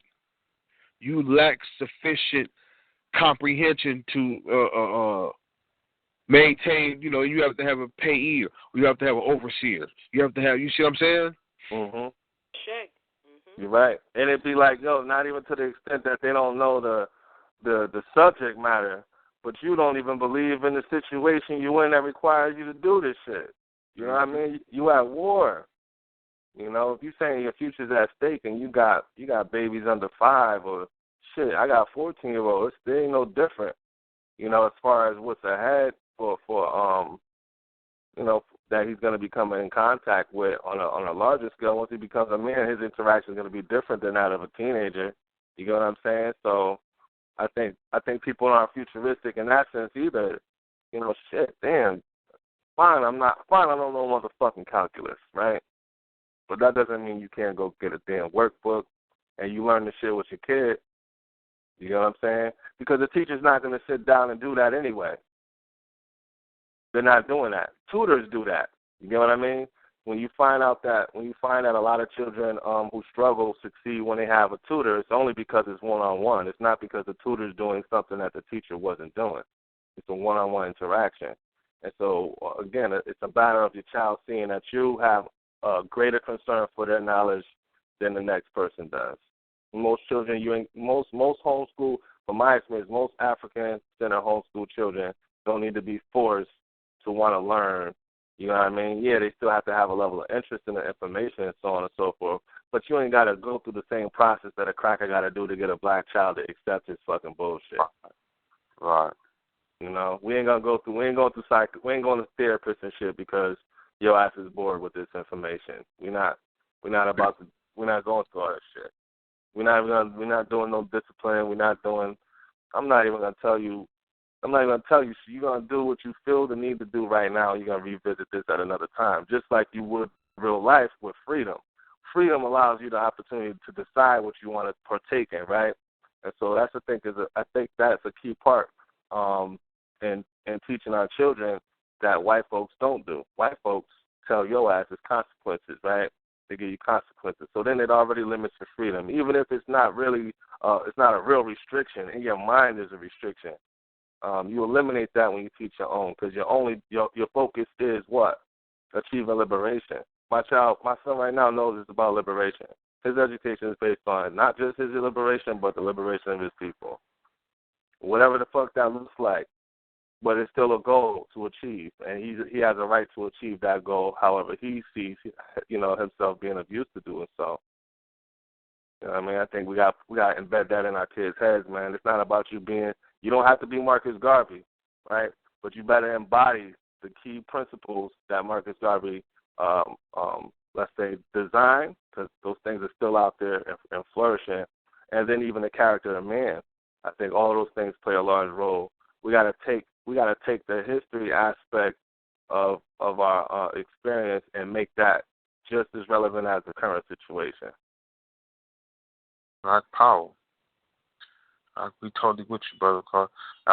And even when you look at foreign education, right? Because we've been, like you said earlier, we've been programmed that there's just certain shit has to be met, in regards to education. But when you look at foreigners, the main thing that they focus on educating is learning English. That's it. You can speak English, you got a job, right? So being that we Negroes in America, and we already speak English, speech. So we're already going to learn English because we speak in English. And then if you have other aspects of learning other traditional African languages, that's even a benefit. But the only thing that really is going to be the focus on is reading their, English or whatever the, because we speak English, reading is the math. And like you said, if you don't know math, it's an experience to learn with yourself regarding your creation that you made, But being here in America and already speaking English, you got motherfuckers right now who got all the motherfucking skills needed. Motherfuckers in Italy, motherfuckers in France, we ain't even talking about Africans, international motherfuckers ain't doing well in America because they don't speak English. So if we look at it from a job perspective, nigga, you already speak English, but we talking about raising strong African children in that context. So the fact that we already over here and we speak their language, the main focus is on direction and ideology. That's it. Because through preschool and kindergarten, that's all you're really learning. You're learning European culture. They throw in ABCs, but that shit don't really start till like the first grade. And they do a small reading right there, but they're really identifying symbols. The light was red. but the red light was a fire hydrant, and the fire hydrant is tied into the. You see what I'm saying with the fire department, and the fire department is a fraction of the government, so they getting images. Mm-hmm. I would say pride. They develop the pride. They develop a sense of pride in the system early on in that the same manner too.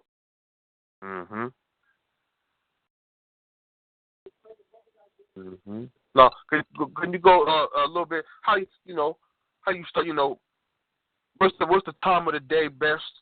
For those who have the free time, and what's the best thing to start off with? You know what I'm saying? How you go about starting your day off when you home school till is it school? People think it's not school, they just sitting around. Go ahead, take us through a day, brother Carl, as a homeschooler. I'm gonna say it like this first. The school really only teaching your child most of the time 4 hours of actual information, right? But they be there for double that period of time. So one of the benefits I have in doing the homeschooling is I got a complement. So she can take on certain subjects that I might not be around enough to assist with. But generally it starts off with life skills. Get up, feed your dog, brush your teeth. You get what I'm saying? Deal with your mood first, because if your mood ain't right for certain subjects, we need to be aware of that. But generally, it's if it's not something audio or visual, it'll be direct. Reading and math, the core things out the way, and then everything else is pretty much an elective. And I'm saying that in this sense. Like right now, we working on cellular biology, so we're dealing with just plant life. We're dealing with just plant cells and things like that. Now, the focus is just that for a 45-minute period of time. It doesn't require, let's say, a fast track, like, again, European schools fast track and streamline information. So the child might learn plant cells and shit for 1 week, where in this part, in homeschooling, he'll learn it initially, be introduced to it for a week, but then he's actually participating in that in his day-to-day interactions while learning other things. So, lunch times generally 1 o'clock, same type of process. The only part about it is freedom, meaning he's like, hey, I need to take a break. He has the freedom to take a break. And the break isn't on some shit where, yo, man, I need you back in 5 minutes. Because again, we got to deal with our children, not necessarily as equals, but acknowledge the fact that they're human beings and shit gets annoying. You have stresses, you have frustrations, you have other things you might have in mind you want to do. So we try to incorporate the reality of being alive into his curriculum too. So outside of reading, if reading's not it, we also have to have alternative forms of media. So he listens to Feet on the Ground. He knows what's going on with the House of Consciousness bullshit too. You get what I'm saying? There's all different dynamics that all play a role into, let's say, communications, reading and writing, and things like that. So there might be not necessarily a book report on it, but we're going to have an oral report on, let's say, the Hebrew and Brother Polite's interactions, and how does that affect possibly African liberation. That's a real 1 hour dialogue we have. You get what I'm saying? And so I think we need to be dealing with the real issues, because again, a lot of our people coming in contact with some people who consider to be awake and stuff, and they don't have no understanding of what these things are. Can you imagine a child growing up to becoming a grown adult at this point, and then being exposed to these things and not knowing the difference between what's real, what's not, who's fraudulent, who's not fraudulent, who's bought, who's not bought, who's aligned with the government, who's not, who's responsible for who's deaf. All these things are extremely important, and the child has to know these things so they don't get compromised later on. This is what happens with grown adults. You have that are forced to interact with certain entities for the sake of learning the truth, versus being told the truth ahead of time and not having to waste their time and get on that ability for holding it. So yeah, man, it's mostly studying. Again, the core principles is math and reading in this system. That's all they're really concerned about. The context in which you put it, the which is put is only. He only reads books with either black characters written by black people. Yeah, we're not even dealing with Judy Blume and white folks. We're not because the truth of the matter is a black child cannot relate to a false reality. You know what I mean? So if he's gonna be reading about the suburbs and shit and what Billy and Susan and their family's doing, his reality has never been that. You know what I mean? We came from the hood. You know what I'm saying? He's been exposed to white folks who like to smile and shit and fucking pretend that they're not white supremacists. But the reality is he knows they are.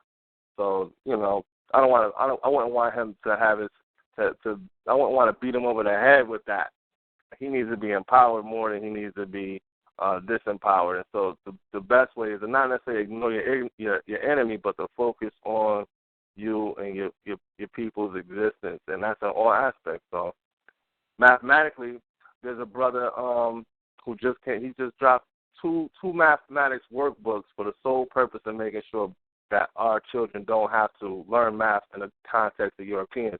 Because the truth of the matter is Europeans make math confusing too, just like they make language confusing. They make a lot of shit confusing.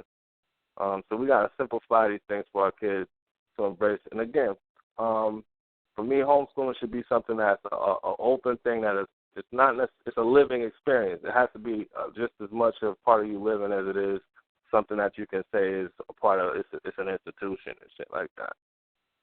You know, the church is the body. You know, the school is your brain. Your brain is a school. You put what you want in there. The output's going to be what you put in it, and you definitely see the positive results. But you got to be doing it for the right purpose. So everything's got to be purpose driven, man. That's the key to the day-to-day homeschooling approach I take.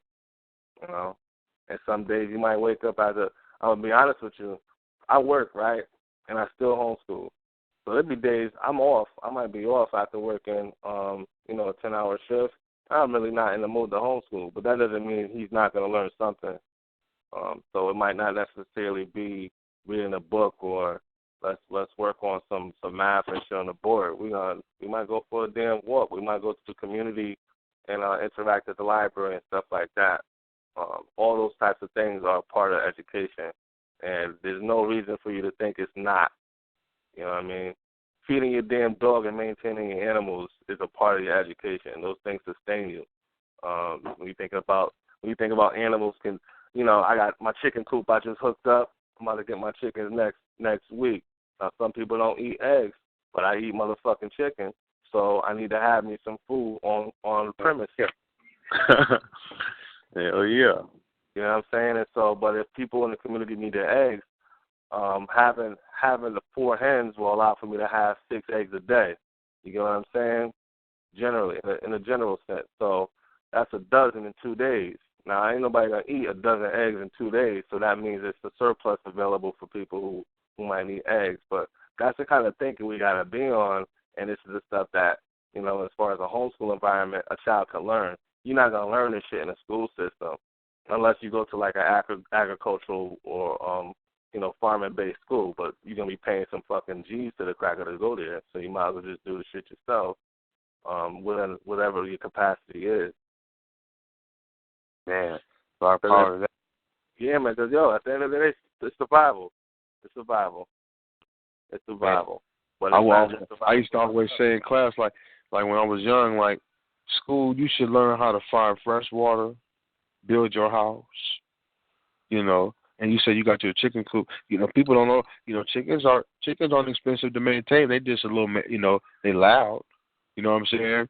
The roosters are, but when you know that's an 8-piece waiting. You know what I'm saying? You ain't gonna trip. You're right. It's an 8. How about this? It's an 8-piece. It's also a line to let you know when the sun is going down. You're talking about having a rooster present on your premises. In this instance, when the sun is coming up, dawn, the rooster's going to crow. You're going to let you get your ass up. The day has begun. At night, the sun's going down. Those types of things are important. Let's say there's no electronics for you or your battery's out and shit. And, damn, nature's still going to remind you of what time it is, respectively. And I'm even saying from a morning because then the cock-a-doodle-doo at noon as well, and then the cock-a-doodle-doo as the sun going down. So, all this stuff is funny because the cracker teach this shit is like homesteading and bug out bag survival shit. For me, I'm realizing this is just how we was living before we had refrigerators and goddamn all this other shit. Mhm. You know what I mean? Even from I'm learning something about down here. A lot of people have these pits they dig up in order to store food, just like the squirrel will store his acorns. They store sweet potatoes, and certain fruits with hard skin, and it should be outside in a hole with straw, pine leaves, and rocks covered by a door, and it'll last the whole fall and winter season. So if you needed food and you ran out or something like that, you always have a backup storage. This shit is real for me. I'm learning a lot of this stuff, but this is what I think is extremely important. Again, you don't know. Some people say, well, shit, back to being comfortable with the money and shit. We comfortable in the sense of thinking like ambulance is always going to be around. Not saying ambulances, we know how ambulances is, but the infrastructure of this country, right? The infrastructure is fucked up. That's just the reality. And so certain aspects of this infrastructure fall apart. You need to have an alternative or substitute, or at least know how to adapt to the situation. You know what I mean? I think that's extremely important too. You got to teach these kids survival skills, basic survival skills. Shit, if you out in the wilderness, for example, and there's only one water source, you know how far to shit away from that damn water source so you don't make it toxic so you can't drink the water. These types of things are important when you're talking about having to survive on a land without any. Mhm. Yeah. So generally, I got another question for you, brother. But since you're on the line, brother Carlos, to set up this nice context, what, from your experience, what are some of the negative effects that European education has had on young, or let me reword this. What is the effects that education has had in making sure that the education system doesn't produce black revolutionaries? That it does not produce? Yeah. You understand my content? Basically, I'm saying, what are the negative effects that education does in making sure, to some extent, that there are no, basically curbing the African at a young age, I'll say this. I think the educational system creates doubt, and doubt is usually all you need to not do what your potential is. I think the moment somebody tells you you're wrong when you're working on being right, you already fucking with the wrong person or the wrong ideals. You know what I mean? Because again, some things can be fixed, some things can be modified. There's all other ways of approaching it, but in the European system, it's so cookie cutter that again, when you have a child in the school system for a certain period of time, and you want to take that child out that environment and actually help them develop, you're gonna have to deprogram the child. You're gonna really have to deprogram them. Perfect example, my son. I literally had to do like 4 to 6 months of unschooling because the way in which he learned, the way they taught him to learn, wasn't benefiting him. So he couldn't apply that way of thinking, learning the way I was teaching him, right? But when he understood that there was no restrictions, there's no judgment, and that doubt is eliminated, he's allowed to flourish. He's allowed to think as he wishes to think. He's allowed to fuck. What were the patterns you've seen that he was having problems with regarding his learning? I'll say it like this: the assumption that this is something that kids deal with as a whole. The assumption that you're wrong if you don't know something or you're stupid. And you don't need a person to tell you you're stupid. You just need a person to tell you didn't get it right. You know what I'm saying? So I think, there's that type of the peer pressure. The school system creates a level of peer pressure, and it's from not just the students, but the teachers as well. When a teacher gives you instruction and the way that they provide the instruction doesn't allow for you to grasp the information, you really still need to get that information, right? Now, it doesn't make you stupid because you didn't grasp it, but you know you need that information. But if you never get it, now you might be dealing with that personally. So I think, and I'm seeing from personal experience, that you get these habits, you know, and the negative habits. I think it's the beginning of self-hatred and things like that. I've dealt with it myself, dealing with being a public school system product early on, not having a greater understanding of it, not having me like my son has me to explain, you know, you're being given this information so you do feel bad about who you are. You know what I'm saying? It's as literal as you can imagine. If someone tells you American history as it is, plain, no African experience, no African history involved in it, then a child as early as 7 years old, I'm gonna be honest with you, has low self-esteem by default because he hasn't been given anything to encourage him. You know what I'm saying? My son knowing I'm proud of him or loving him or respecting him and things like that, when he was in that school system, that didn't change his confidence level going to school because they were tearing him down. And they turned him down, 1, by information that he can't relate to, 2, the method of instruction, right? And then 3, unrealistic expectations, because the real expectation is what? You're going to go to jail or you're going to fucking be a good product for me and you're going to help this U.S. system I helped design, centered around you. There's no dialogue between the student and the teacher based on that reality. And, you know, you have kids that kind of rebel against the shit. So they might not even acknowledge the information at all. My son used to be in a school. He'd sit down, you know, if he felt the teacher was not acknowledging, you know, him in a proper way, he just sit there and tune out. He listen, but, you know, he's not going to participate in your class. He's just not going to participate. You don't have no respect for him. Why is he going to sit there and respond back? He's not going to disrespect you because he hasn't been raised that way, but he's not going to participate. It's self-hatred. It's almost causing pain to him. You know what I'm saying? You know what I mean? Mm-hmm. When you said the cookie cutter, okay, to some extent, you know, you can correct me if I'm wrong. That's one of the reasons why they, you know, people say, when the minute you say homeschooling, people will say, well, they need to be around other kids. And when you think about that, being around other kids is the method that they use for punishment. Because human beings want to be around, we are group people. Individualism is a fucking lie. We are naturally a group people. You see what I'm saying? Naturally. You know what I'm saying? Our success is in our numbers, right? Sure. Now, if you have a group of children together, the punishment of isolation from the crowd. You know what I'm trying to say, brother? Paul, you probably elaborate a little better. Correct. No, you're absolutely correct. That's exactly what it is. Because the thing is that the youth validate what the teacher might not be saying in some instances. You know what I mean? That's what I'm saying. The peer pressure is the double. Most of the time, the European system tells you that peer pressure is between the youth and of like age and shit. The reality of it is the initial pressure comes from that authoritative figure in the classroom, and if your ass is lined up with their satisfaction.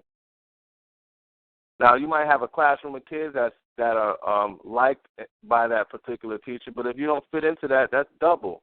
That's on top of whatever you might be dealing with amongst your peers. Now, if your peers are already seeking acceptance and have gained that acceptance by this cracker white supremacist teacher, then you are already an enemy. You're already an enemy. You're in the wrong motherfucking place. You don't even fit in. You don't. You know what I mean? So everything else is forced. Everything is going to be under duress. You're going to be learning under duress. You're going to be trying to fit in under duress. You know what I mean? You're going to pretend that shit's all right when it's not. Because most kids, I've noticed for a fact, kids don't go to school thinking that they're at war. Right? They go to school wanting to be liked. They go to school wanting to be successful because people tell them that's what the fuck they're supposed to be doing. But when they come in contact with it and they realize this shit ain't what it is, and you have our dropout rates and all that other stuff, right? The lie has been exposed.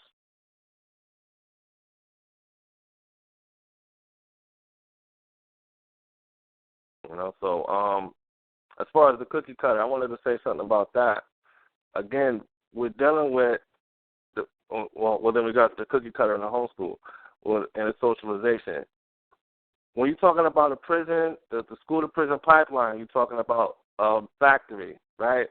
And so you don't want to put your child in the factory. You don't want them on the fucking assembly line. The only way to not have them on the assembly line is to homeschool them. Period. There's no alternative. There's no alternative. And again, like even the socialization aspect, I'll be battling with this because my son, again, he's a teenager. He wants to do shit, but he has to do more independent things versus I don't see the benefit. Just like I can reflect back on my life and say for a fact, like all of the socialization I've had in my life with fucking people getting away with shit that I couldn't because it was white, you know what I mean, or just people that believed in the system as children. I think sometimes it almost validates going along with the shit when you're around people that's going along with it. So I'm gonna teach, I could teach my child African-centered education at home, send them to the school. The school is invalidating African-centered education and understanding history and existence, and I'm gonna expect him to be who he's supposed to be. It's not gonna happen. It's just not gonna motherfucking happen. I mean, even if you go through with the whole process, guess what? You're gonna get a shitload of Clarence Thomases because the system's structured in a way that no matter what the parents are teaching them at home, whatever they're being taught in school is going to be the dominant core aspect of that person's character and identity. That's their American identity. You gain an American identity by going to American schools. So we just eliminate that motherfucking identity. We ain't even going to put that seed in your head.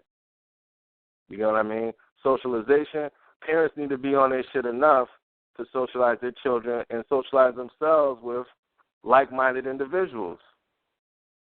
You know what I mean? It's not going to benefit my son to go to motherfucking school where all the kids watch Power and shit or motherfucking Empire. That ain't benefit him socially, But then even in him coming in contact with kids that are exposed to those types of forms of media, guess what?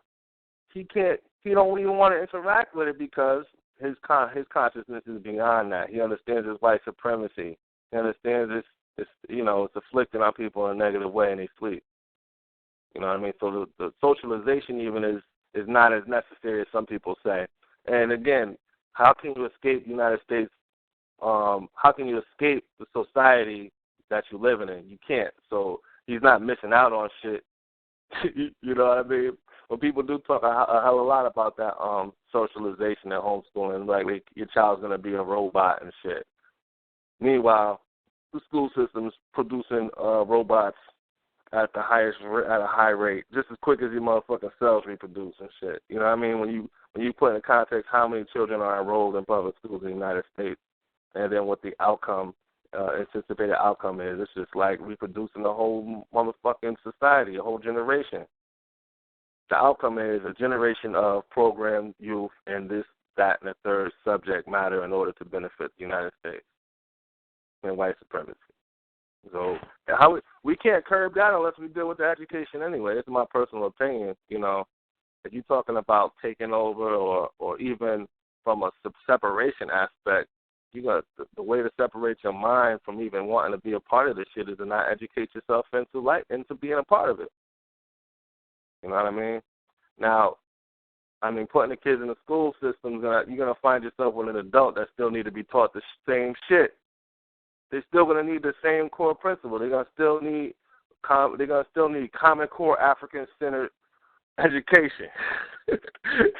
You know what I'm saying? Now, will it benefit a child or an adult? You know what I mean? In the long term, an adult's going to be catching up where a child should have been exposed to it by people who are mindful of the need to educate them in that information. I wanted to say one more thing because you got me all talking and shit. But people, That's good, brother. Something else about the homeschooling is, and this is actually outside of homeschooling. I'm gonna say this: a lot of times when you identify with Pan-Africanism, motherfuckers treat that shit like it's homeschooling. Like you uncertified, you're not accredited to have your own identity or know who you are, where you're from. That's exactly the same. It's the same result, same issue or dilemma, right? And so I'm saying that because history is treated like it's gym, like it's a fucking it's something that should not be at the forefront of your being. And I personally think, as far as from homeschooling perspective, that I think history needs to be treated with more respect and appreciation. The reason is because if the information has been falsified in so many areas, then it still should be one of the most important things for you as far as researching to gain a greater understanding. Because if you fuck around with the lies, if you say, well, yeah, it's plagiarized, yeah, he's biased, but I'm gonna ingest this shit 100% and take it as what it is. You gotta be careful with that, and I think only through understanding history can we really resolve the dilemma. Continuing to analyze it, research it, break it down, restructure it, work with the ideas of the elders who have done the work already, and build on from that. That can only happen if you know of those people and know of that information. So I think history is just as important as mathematics. Socially, we talking about surviving in a society. Motherfucker, you're not building. We're not talking numbers unless it's economics in many cases, right? But or strategy from a people numbers side. But history, man, history right there. In history, you have your English, you have your reading, you have your writing, you have your political science. You have all the necessary subjects to function and succeed in this world involved in history. And it doesn't matter what era of history you deal with, you're going to be dealing with all those aspects of what it takes to survive. So I think history is something that a lot of people want to run away from. They want to focus more so on the science and shit like that. But again, science is 95% motherfucking theory in this day and age. So we got to be careful and deal with really the facts versus dealing with the theories of shit. Smarty-yardy ass motherfuckers, right, brother Little? Black power. Motherfuckers want to talk about quasars and shit and goddamn, the size of an atom and putting it on a hadron collider and shit. Fine, we can talk about what's been created, but what has been achieved from it ain't shit because it's still a work in progress, right? Right. Most science is a work in progress. I don't even think there's any goddamn deadlines provided for motherfucking scientists with the shit they be making up. Oh, your theory, well, keep working on it and get back to me. Ain't no motherfucking deadline. But they say a scientist ain't shit without a good sponsor. If there's no fun, there ain't no science. That's real talk. They talk all that shit with science, but they only fucking look, scientists are prostitutes to some extent. They're looking for a good sponsor. They have universities, most of them are doing research for motherfuckers that conflict with their creed or their trade of work. But let me put this out here right quick. The time is 9:20 in California. This is Feet on the Ground Radio, Think Tank Thursday. I'm co-host Mick Rob. Brother Bourne is out right now. Topic for tonight on this Think Tank Thursday is, what is a Pan-Africanist? In this hour of the discussion, we were discussing how education can have a negative effect on producing Pan-African children. If there are any family members on the line who are parents, we have co-host Brother Carls, who has an efficient homeschooling going on right now, and he can give you some hints and pointers.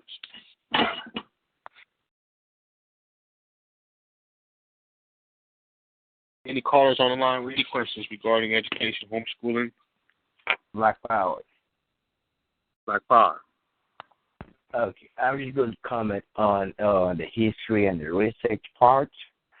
As long as we as black people will always depend on wait on white scholars to go into Africa and study African history and come back and teach us, they're not going to teach us the right thing. Because they know that if they teach us the right thing, they are empowering us. So as long as we depend on them, and if we ourselves did not take it upon ourselves to go in and study these people and learn what our ancestors have already done and developed for us, the white man would always take an advantage of these resources or this knowledge that exists that we already have. That they will go in, and then when they study us and they know all the development and all the civilization that Africans or our ancestors have already came out with, when they come back, they twist it. They turn it to their advantage. And when you go back to high school, junior high, elementary, you look at all the history books, you can tell how they portray the black man civilization, the black man this. It's not that the information is there. It is up to us to take it upon ourselves, to go in and study ourselves. Because without doing that, if another person go in to study us, they're not going to tell us the right thing. The reason being, they don't know themselves. As Dr. Harry Clark said, we are imitators who don't know what they're doing. I shake brother Anthony. Black power. That's real. So as long as we will depend on them to go in and study us, we, the one who already developed civilization, the one who already has everything, they're not going to tell us the truth. They'll keep it to themselves, and they'll twist it to their advantage. Why is it that all the majority, the greatest history books, why is it that all these history books were written by Europeans? And when it was written in favor of Europeans. Because you have to remember now that the credit was given to Africans. I was in one of my professors' class today, Eastern Civilization, and all the things he was talking about. Deliberately, he omitted African contribution to the world civilization. He gave credit to the Indians. He said India in the Middle East, India has the ancient civilization. The Arabs came out with mathematics, science, and all that. And I have to correct him. But what he doesn't know, he was the very same person who introduced me to civilization or barbarism by Diab. And then today he was in class. He doesn't give credit to the Africans, but rather give it to the person, the Arabs, who kind of look like him. And again, I have to correct him. I say, you're missing something. If the Indian civilization is this, then how old is the African civilization? And he has to go back to correct that. It's not like he doesn't know. He knows it, but he just decided to give the credit to the person who looked just like him. So the black man will stay in class and look dumb as hell all the time. So again, if we fail, it's not that they don't know. They know the right information. They just teaching it the wrong way. They giving the credit to the wrong person. So as long as we would depend as black people, our education starts with us doing our own research, with us financing our own research, with us going in and looking for what the white man. Well, the question is, what makes the white man so interested in Africa so much that all of a sudden every organization, every institution is located in Africa? What is the purpose in Africa? Why is it a European will go to Europe to do research, but go to Africa to do research? Why is it a European will go to Europe to stay on their own time for years and years to learn language, but go in African jungles to go and find African tribes? And then when they find them, they study them, they interpret them wrongly, they discredit them. Mm-hmm. So the question is, it's not that the information is not there. We have something. We have something called selective amnesia. I don't know. Let me say we wait on other people to tell us which way to go or what we think, they're right in it. But as long as we did not do our own research, they will always do the research and use it to their advantage. And that's why there's oppression. There wouldn't be no oppression as long as there wouldn't be no oppression if the black man taking it upon himself to go in and do his own research and have evidence. Because why? It's not archaeological evidence. When you go to Egypt right now, all those evidence left behind don't look like a white man. But since the white man discovered those things, he tried to change things that make sure that those evidence left behind look like them, repainting them, doing the best they can. Just like me and Tim, I and Tim was talking about time I said, I see our ancestors knew that someday their existence will be denied. That's why they left so much evidence behind. But still, you can still tell. You can still see what's going on. The Europeans are fighting so hard, trying so hard to take away something that was left behind for us to look up to. It's up to us to go and discover it. No wait for the white man to go and discover it, give it to us. Because once they discover it, they will make sure that we have no credit. They take all the credit for themselves. And that's why racism and oppression exists. It's because they go in, they do all the research, they finance all the research, and then when it's time to write a history, they discredit the black man and give the history to themselves because they know more than we know, and they interpret stuff based on how they can manipulate our understanding. I think that's true what you said, brother. Black power to that. And I think also we have to keep in mind how they were able to get this information and colonize what we call knowledge today or information was while we were forced to sleep, as you mentioned, selective amnesia, and Dr. Amos Wilson calls it historical amnesia. That period of us being forced to sleep during the Ma'afa, that here, and then also what happened prior, I'm going to guess that when you're saying Europeans, you're also including that low down, dirty European that's now called Arab. All of them had played a dirty deed in us being stagnated and giving them the chance to rewrite history, to make the truth the lie and the lie the truth, that they are the That's fathers right. of civilization, and they found us in savagery, and that's why reading this Chancellor Williams book right here has been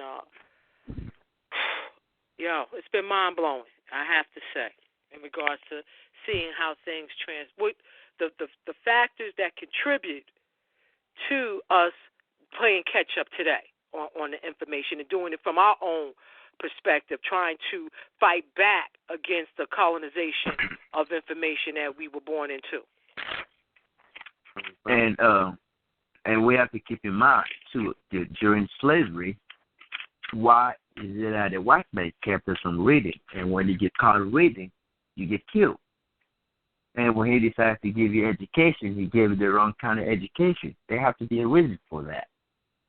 So for over 600, 400, or 500 years of slavery, this education, intimidation, when you get caught reading, there has to be a reason. So as for black people, you have a lot to learn. I mean, we have a lot to learn in general because there is so much out there that we don't even know about. Because they have all the great libraries. They have the information that they give us meaning. It's very important that we understand what meanings of words are because they gave us the meaning. They gave us the word, they gave us the meaning. So even though we're doing this, we're still interpreting stuff based on the meaning that they give us. So until we come up with our own definition of words, meaning, stuff that defines us, we will always interpret stuff based on their meaning, which in fact is not going to help us. Black power, that.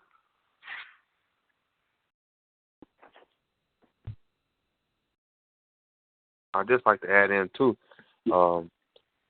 I've noticed regarding that selective amnesia and that historical amnesia that what makes it selective, in my opinion, is that certain code words go off, and that's when it happens. I notice words like slavery, racism, colonialism, hatred, hangings. You see what I mean? When you mention these types of things, I've noticed that triggers the amnesia. Boom. You know what I mean? It's key words. For those who don't know history, those are key words. You see what I'm saying? Yeah. You can talk to a brother who you think away and you get to talk about the slavery, and boom, and become real selective. You know, they can choose not to talk about it or whatever, but, you know, people think that it happened way back then. And even if it did happen way back then, why should we forget it? Why should we forget something we never dealt with? Because you're running from the reality of what happened, right? Uh-huh. Oftentimes from intimidation. From who? Your former slave master or your current slave master. The intimidation factor, people never really look at that. And that's the intimidation factor that Europeans put on in place. And the intimidation factor is jail, to make it short and sweet. The intimidation factor in regards to punishment. We're talking about power and punishment. You understand what I'm saying, right, brother? I said, Mika, I wanted to add a word in there. You bring up the word violence. You bound to have some historical amnesia going on, just off the word violence, and you're dealing again with the punishment, the historical punishment, and then the contemporary. You know what I mean? And then you have to deal with the fact of if a person's been exposed to it, and then if they've seen it, the perspective, and you could definitely identify the escape when you bring up violence, because that's the end result. I think that's the core aspect of the fear that a lot of people have, is nobody want to be a victim of violence or direct harm for making a decision that they feel they have a right to make. Watch this, brother boy. Watch this. Family members that's on the line, join in the discussion. Give us a key word that you've probably used or noticed that caused the nigga or individual you was talking to go right into amnesia. Brother Cars have violence. Say again? African. Okay, come here. Go into that. What did you notice? What was the behavior pattern you noticed when, regarding the conscious individual? What happened? You want me to start from the facial frown? Yeah, when the void you happened. See it in the body language, a disdain, a separation, to them actually saying, I'm not African. I'm from Queens. Man. Black power. Black power. I can also add to that because since I work at an airport, I see a lot of brothers flying out, and every time I see them, I always try to start a conversation with them. I ask them, where you from? You're talking like, I'm from Holland. I'm from Britain. I'm like, where you from? Tell me where you're from, because why? You're a black man. You didn't land in Britain by accident, or you didn't just wake up one day and land in Britain. I want to know exactly where you're from. That kind of European mindset is still in them. And if you ask them where they're from, instead of telling you, oh, I'm from Africa, I'm from this part of Africa, they'll stop you to the white man's country in place of that country. That tells you how much they've been misinformed about their own country, to hate their own kind. They love to oppress the country more than they love themselves. So people like that would never go back to help rebuild his own country. When you ask him where you're from, instead of pointing out Africa, where he's from, he's pointing at white country that he's from there. But you did not wake up overnight and land in Europe. You didn't wake up overnight and land in Britain or Holland or whatever you say you're from. But I agree with you, brother. You know, a simple answer like, you know, I'm an African who, you know, where you from? No, what are you? And then you ask where you grew up at. Okay, I'm an African who grew up in Holland. You know what I mean? Okay, I can see that you're an African and I can see the culture, but when you claim, when some you deal with some Africans who come from a French-dominated country. They're more French than the French are. They speak proper French. You know what I mean? They claim French culture. You know, it's like, you know, only the nigga in America. You know, I know, you know, I live in America, but I know I'm not truly an American. You know, I'm an African who's been trapped in America for, you know, per se. You know, that would be the aware definition, the conscious definition. You know, without, you know, knowing the role you play in. But anybody else got a word, a phrase, a question that you ask a motherfucker and you notice that's when it causes historical amnesia? You're like, that happened, brother. You know, are you there? Are you still there? I lose you. Well, I have to continuously explain why not to trust crackers. Or why not to trust the police. I always get the, you know what I'm saying, but they not all bad, you know, that type of shit. There's some good ones out there. Yes, man, I always get, you know what I'm saying, fall back. But this how I be thinking about it. Like, you know, okay, the same person will be like, well, you know, such and such, you know what I'm saying, act like they mama, you know, or such and such ain't like they daddy, or walk like they daddy, talk like they daddy. Okay. So when it's all good, you know, you want to say that, yeah, certain traits do pass down from generation to generation, you know, how you act. But then when I say something about the cracker, you want to say, well, no, they not the same as the people from then was. You see what I'm saying? They different. Mm-hmm. You know, I don't see that. I see, you know what I'm saying, the same DNA, they the same cracker, you know what I'm saying, from then, the same cracker from fucking that went into Egypt. God damn it, we can go all the way back then. The same motherfucking crackers that crawled out the caves are the same ones that are here today, in my eyes. Mm-hmm. They take it as, I want to say, it's like bait. They've created where if you talk about certain real shit, you're an instigator. When you talk about shit that happened, you know, you shouldn't trust white folks at all, man. You know, and the police, man, they will say, not all of them. That's a defensive posture individuals taking right off the wham. Boom. Why you feel the need to be defensive on the truth that I'm talking when you talking very generally? I can't sit up here and say, you know, find isolates, look, you know, isolation, a good white person here, white person there.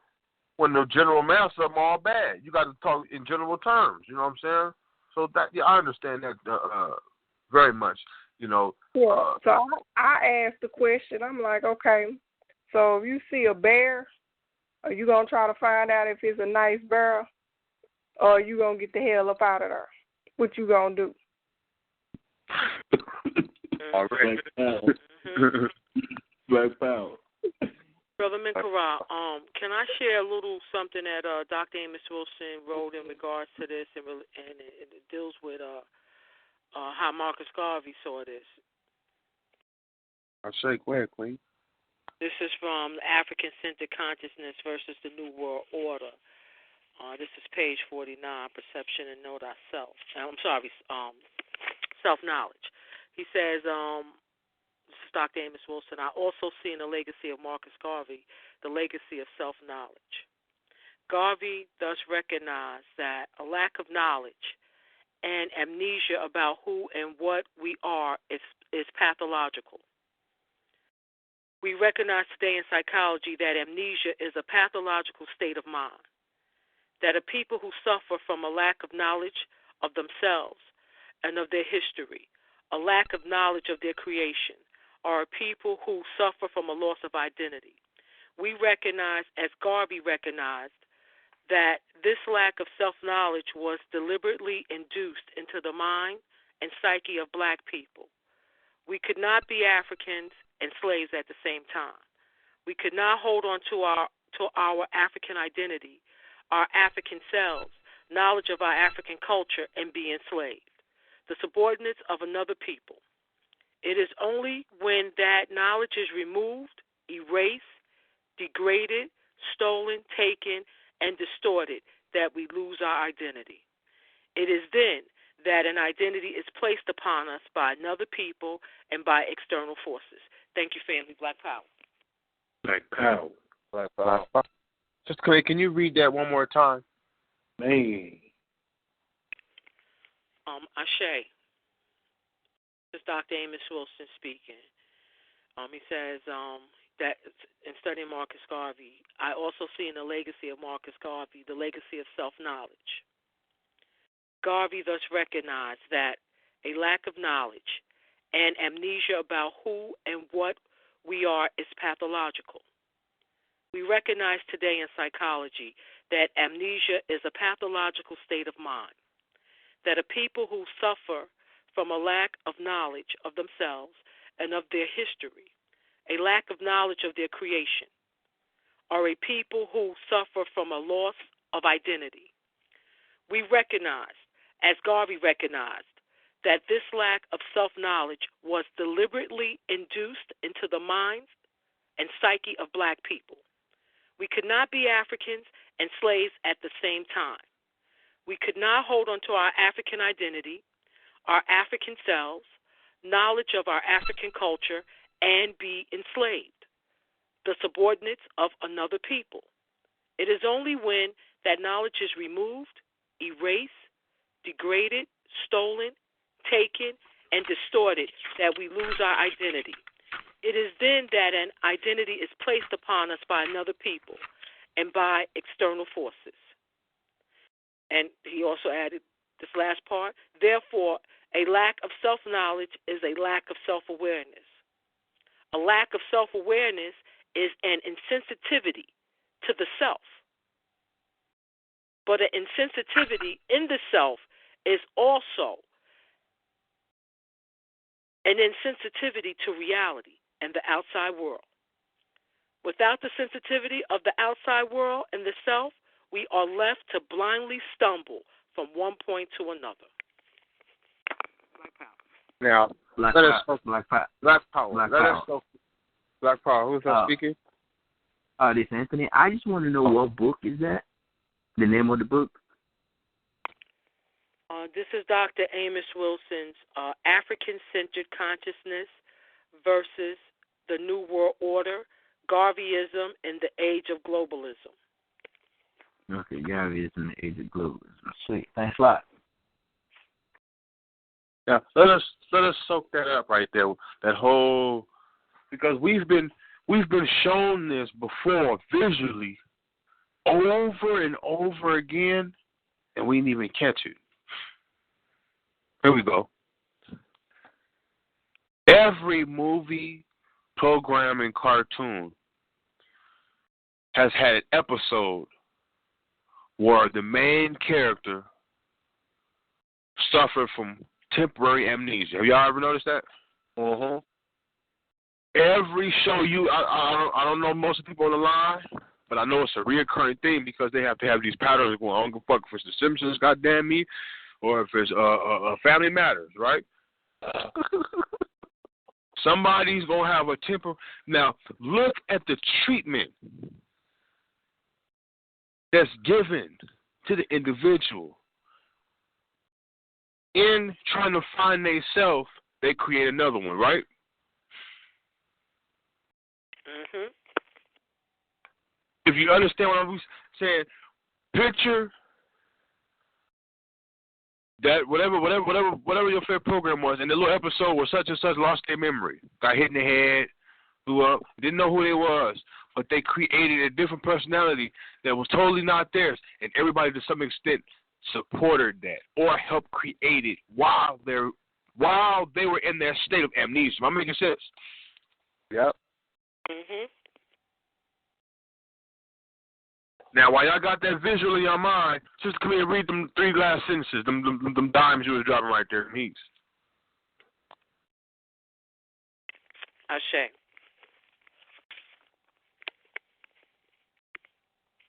Think about the individual who just caught amnesia, and the you know, the individuals who tried. Some of them trying to help the motherfucker get their memory back, and some of them oftentimes somebody help is okay. What's that movie? Goddamn. Shit. The one with the white girl. Kill Bill. Didn't she lose some of her memory? Mhm. Mhm. What's another one?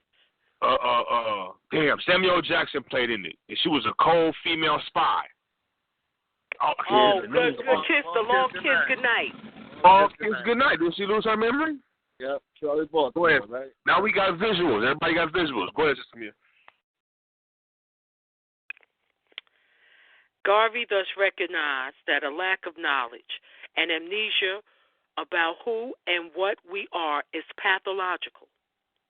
We recognize today in psychology that amnesia is a pathological state of mind, that a people who suffer from a lack of knowledge of themselves and of their history, a lack of knowledge of their creation, are a people who suffer from a lost identity. We recognize, as Garvey recognized, that this lack of self-knowledge was deliberately induced into the mind and psyche of black people. We could not be African and slaves at the same time.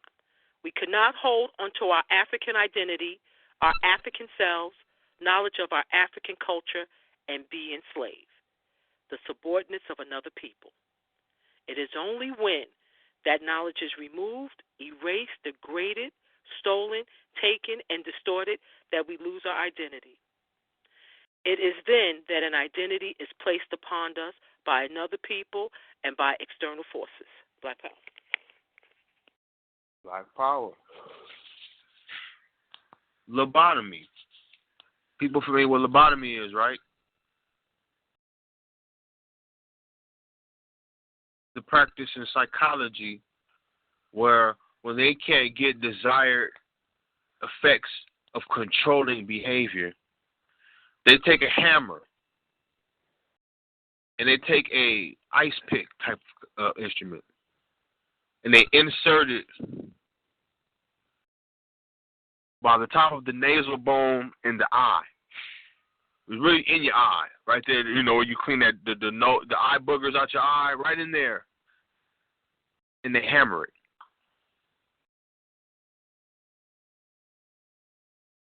Causing desired amnesia.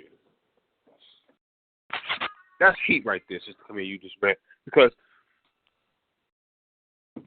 reflecting on what you said with that visual, why do they have those reoccurring amnesia things? You know, based off what you just read, that's them glorifying that it can happen. It has happened.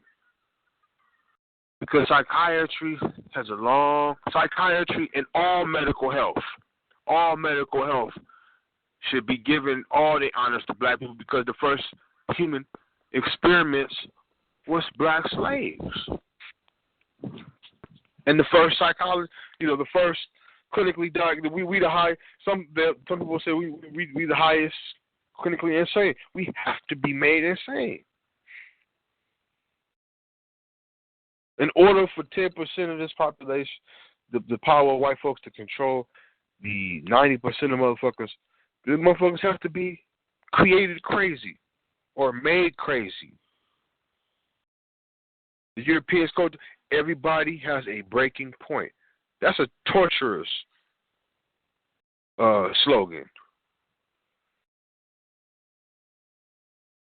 Because you know, people say that, but look, if I said that statement, everybody has a breaking point, and I had a picture of an executioner, it would mean something totally different, huh? And if I showed you a motherfucker stressed out with a drink in his hand and say everybody has a breaking point, right? With a gun, it means something totally different, right? But if I change the image and put execution, it means something totally different, huh?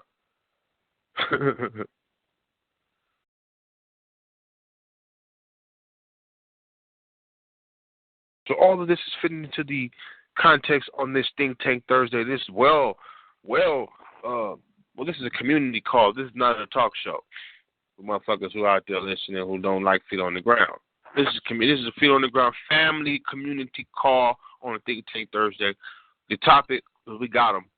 The subject for tonight is, what is a Pan-Africanist? In this part of the discussion, we were talking about education. We were talking about how money can fuck up Pan-Africanist. We were talking about a lot of shit, y'all. You know what I'm saying? We got family on the line. Brother Born is out. We subbing tonight. The time is 9:55 in California. I know where y'all at, but it's 9:55 in California. Is the ambassador for defense, Brother Little on the line?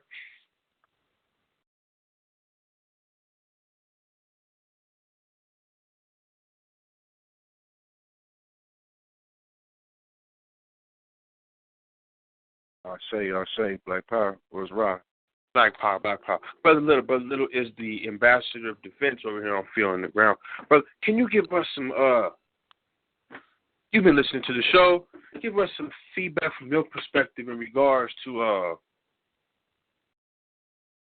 protecting, what should a Pan-Africanist protect and why, Brother Born? I mean, Brother, you must be talking about Brother Little. Go ahead. What was that you said? Why? What he must protect? What is it? What in your eyes? This is a question from your perspective. What should a true Pan-Africanist be protecting? And why? How? You know, and any other details you can give. Okay. Shit. Well, first off, you got to protect your ass first. Feel me? Then you got to protect your fam. Feel me? Shit. What kind of nigga can you be? You can't protect that right there. You can't let no individual come in and take your fam out, take your ass out. You know what I'm saying? So, protection of that sort is a must. You ain't gonna be the biggest and baddest motherfucker, so you might as well have some weapons. You understand what I'm talking about? And you better master at least one of them motherfuckers. Don't be a jack of all trades and master of none, or whatever that saying go. You know what the fuck I'm talking about. And other than that, man, you gotta, watch your ass all the time. Protect. You know how I go ding ding. Protect yourself at all times. When your ass leaves the house, that's the goddamn rule. And whoever with you, you should be responsible for them. If not, motherfucker, get a motorcycle. Be solo. Feel what I'm saying?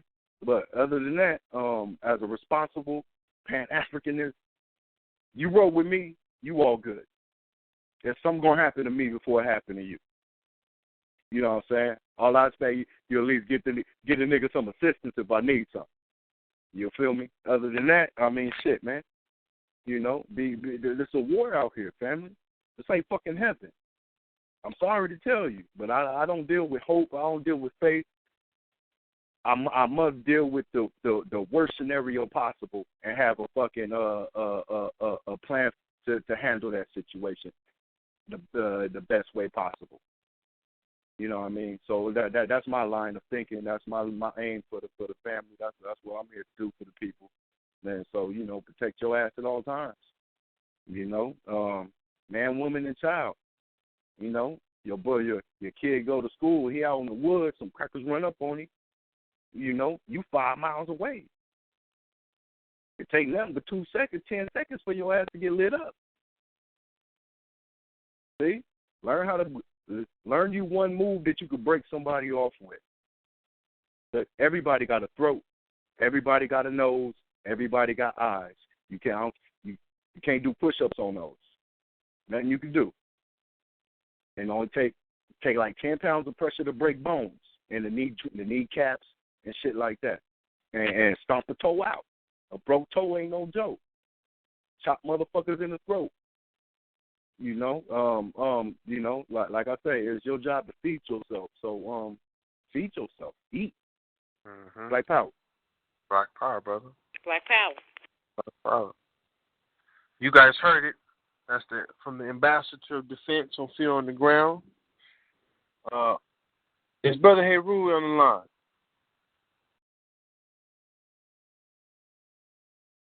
I ain't finna put all this shit on me tonight, goddamn. Brother Bourne said, all y'all niggas help. He said, and all y'all niggas help. Black power. Black power. Well, what was the question again? Can you please repeat the question one more time for me? That was specifically for the Ambassador of Defense. If you want to go ahead and chime on it, brother, you can. It was pertaining to defense. It was pertaining to what should a Pan-Africanist be defending and why? And how should they be going about that? And, any other details you can get. Gotcha. Well, first and foremost, the Pan-Africanist first should be fighting for a land, defend his land, because without a land, there is no you, and there is no nation. There's no your people don't exist. You can't be Pan-Africans without having a land where you can claim as your own, your land, your resource. You have to have control over your land and your resource. And if you have control over your land and your resource, then your people can unite. That is Pan-African. That is supposed to be his goal, his land for his people, the land for the people. To come together and develop as a nation. Without land, then Pan-Africanism is totally meaningless, because you can't be a Pan-Africanist or you can't be fighting to unite your people on a foreign land, a land which another man stole from original people, claim that it's its own, and do whatever necessary to keep in power, to stay in power, and oppress everybody else. So for a Pan-Africanist, his very first objective should be his land, his homeland. Just like what Marcus Garvey did when he wanted to unite the Negroes, the black people. He said, "Go back to Africa, because that is where your land is. That is where you can build yourself. That is the only place that you can stand up, because you can't build a nation within a nation. You have to build a nation at your own land, a land which you yourself, you identify with, a land which your own ancestors have already cultivated." Don't misunderstand what I'm saying. Africans have been in America for a long time before Columbus set foot here. But if you want a real identity, a real Pan-Africanist, his ideology, his whole plan, to emerge as a nation, he must look back to Africa, because that is where his people are. All these people here are just dumbed down, get complacent. They are being led in a way that no matter what you do, you tell them, they will always take the easy life, because that is what they have been taught. So for a Pan-Africanist to survive, to build a nation, if you look at Marcus Garvey's whole life, his whole life was dedicated to sending Africans back to Africa to develop their own land. And then linked up the resource, the trade between Africa and other Africans in foreign land. Because we cannot support our own kind, our own people, in different parts of the world. If we try to build a nation within a nation, we have to go back to Africa. That is what we have to protect. The very first thing a Pan-African to do is protect his own land, and land that he can cultivate, develop, and control, have control over his resource, his own political ideas, his own military might. Brother Minkara, can I get a definition on pan? Because before you give that definition, or whoever gives that definition, because you, from what I heard from both of the brothers, I hear y'all both saying the same thing. And the question is, what comes first? I don't see what Brother Little's saying as being separate from what you're saying, brother, because at the end of the day, if you don't know how to protect anything yourself, we're not getting control of our land back. And my understanding of Marcus Garvey, I'm still learning, so please keep that in mind, was that Africa was the nucleus, or another something to visualize, the mitochondria, right? And where we are at throughout the diaspora would be the other components within that cell, all working as one, all working for the upliftment, the restoration of the mother, Africa. So, maybe you know something different that I haven't learned yet about Marcus Garvey's philosophy on that. But that's my understanding of it. So, yes, there should be a going back for a large number of people. But for me, personally, I still feel that what happened on this soil, the kidnapping of those Africans brought here, I can't help that I feel that there's a debt that has to be collected regarding that matter. Here, as well as back home with the Arab, for the Africans that are there right now. So, doing the first step, which really, I just see all of them steps being in succession of each other, but doing that first step, which Brother Little spoke on, is necessary to bring forth these other things that are also being discussed here.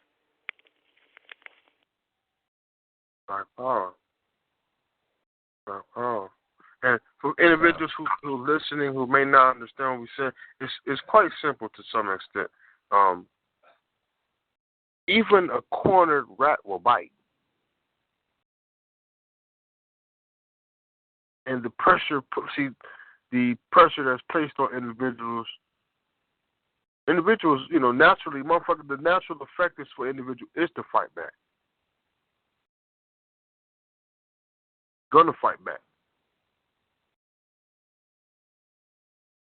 In regards to how they get the effect of, how would you put it,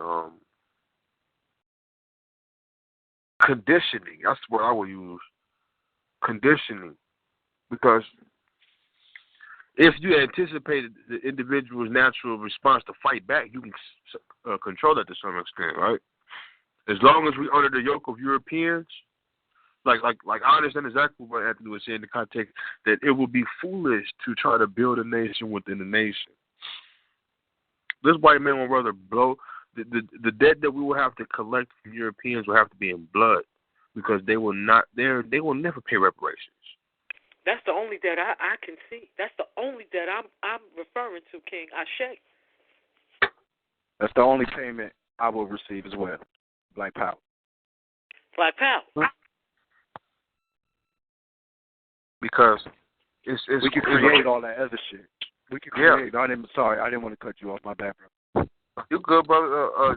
This is your area right here. Go ahead. Shay, I was just say, ain't no reason to accept no deal, because we could create all this. We create whatever the fuck we want to create. Just can't do it with these motherfucking peckerwoods around. Proof is already in the pudding. I shouldn't have to expound any further. You see what I'm saying? So the only job is left for us to motherfuckers do what? Survive. Only way to survive is to eliminate the motherfucker who's killing you. And it ain't Mama Nature. Black power. Black power. Black power. That's where the African connection comes in. Because. All right, and can I ask a question real quick? Can I ask a question real quick? Mm-hmm. No, I'm gonna just make the statement. I love it. Malcolm X. I ain't gotta, goddamn, the elders already been on. Just because a cat born in the oven don't make it biscuits. Meaning, I was gonna ask, it's because we ain't born in the mama land, we not African. See, okay, we can go take whatever fucking land we want. I want the world. I want the world. But to get every square inch of the motherfucker, I need my family. On the front, on the right, on the left, on the side, diagonally, everywhere. 360. Black power. Black power. Black power. Now, so black family first. When I say family, I'm talking about it's my family I'm talking to right now. Whole family, they're my family. You dig it? So that's what I'm talking about.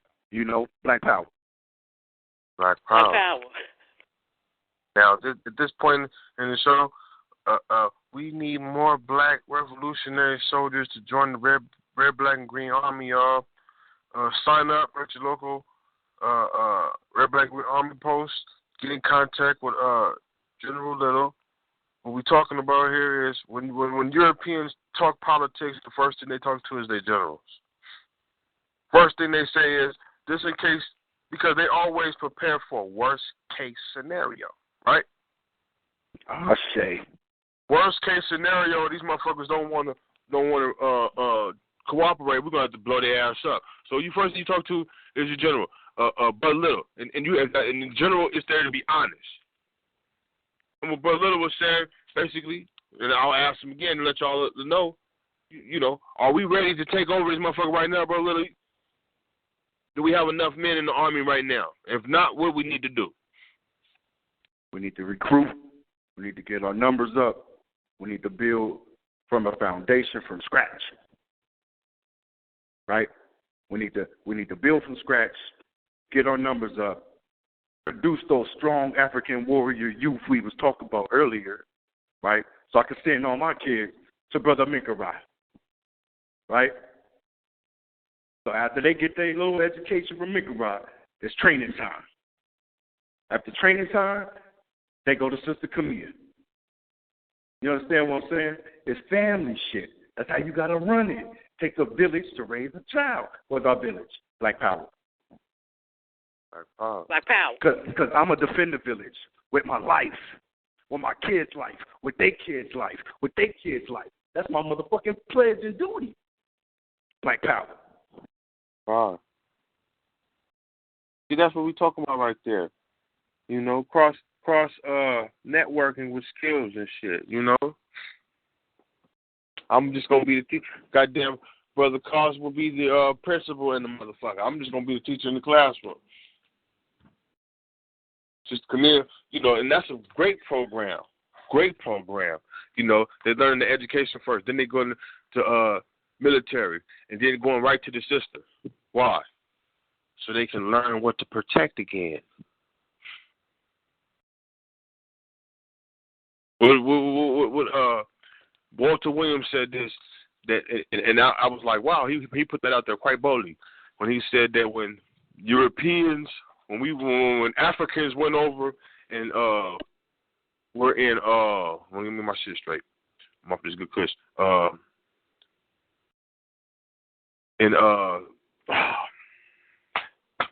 When the Hagia Sophia, listen to what he said.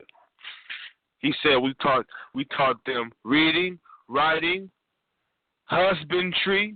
Did y'all catch that part when he said that? I said. Husbandry.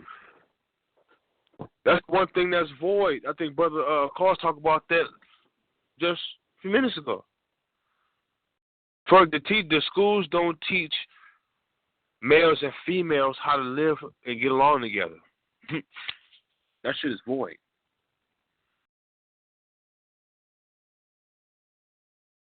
So in the Pan-Africanist community, because there is no one university,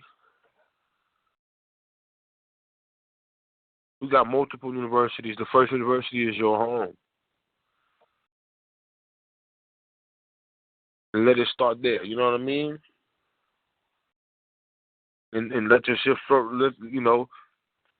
And education is really providing your youth, providing the individual with information to maximize their survival, their fitness to survive. The best way to do it is what? Putting them in stressful situations of survival. Something we've been taught not to do. Oh, he's just a kid. Yeah, to some extent, but to prepare young bold men is to prepare them for responsibility. The best responsible kids are kids who are what? Had to learn responsibility at a young age, not as a burden, but as a skill trait, right? Be a man of your word. Say what you're going to be. Be on time. Be punctual. Manhood type shit. You know what I'm saying? Your behavior should be one that's dependable. That's the first, in my opinion, characteristics of Pan-Africanists. That's the first, because that's charismatic in nature. That falls right in line. Somebody, not the trust you would give a motherfucker, in terms of your money, your wallet, your personal information. No. The trust, like, he say what he say he's doing. Y'all can see he's speaking real shit. I can.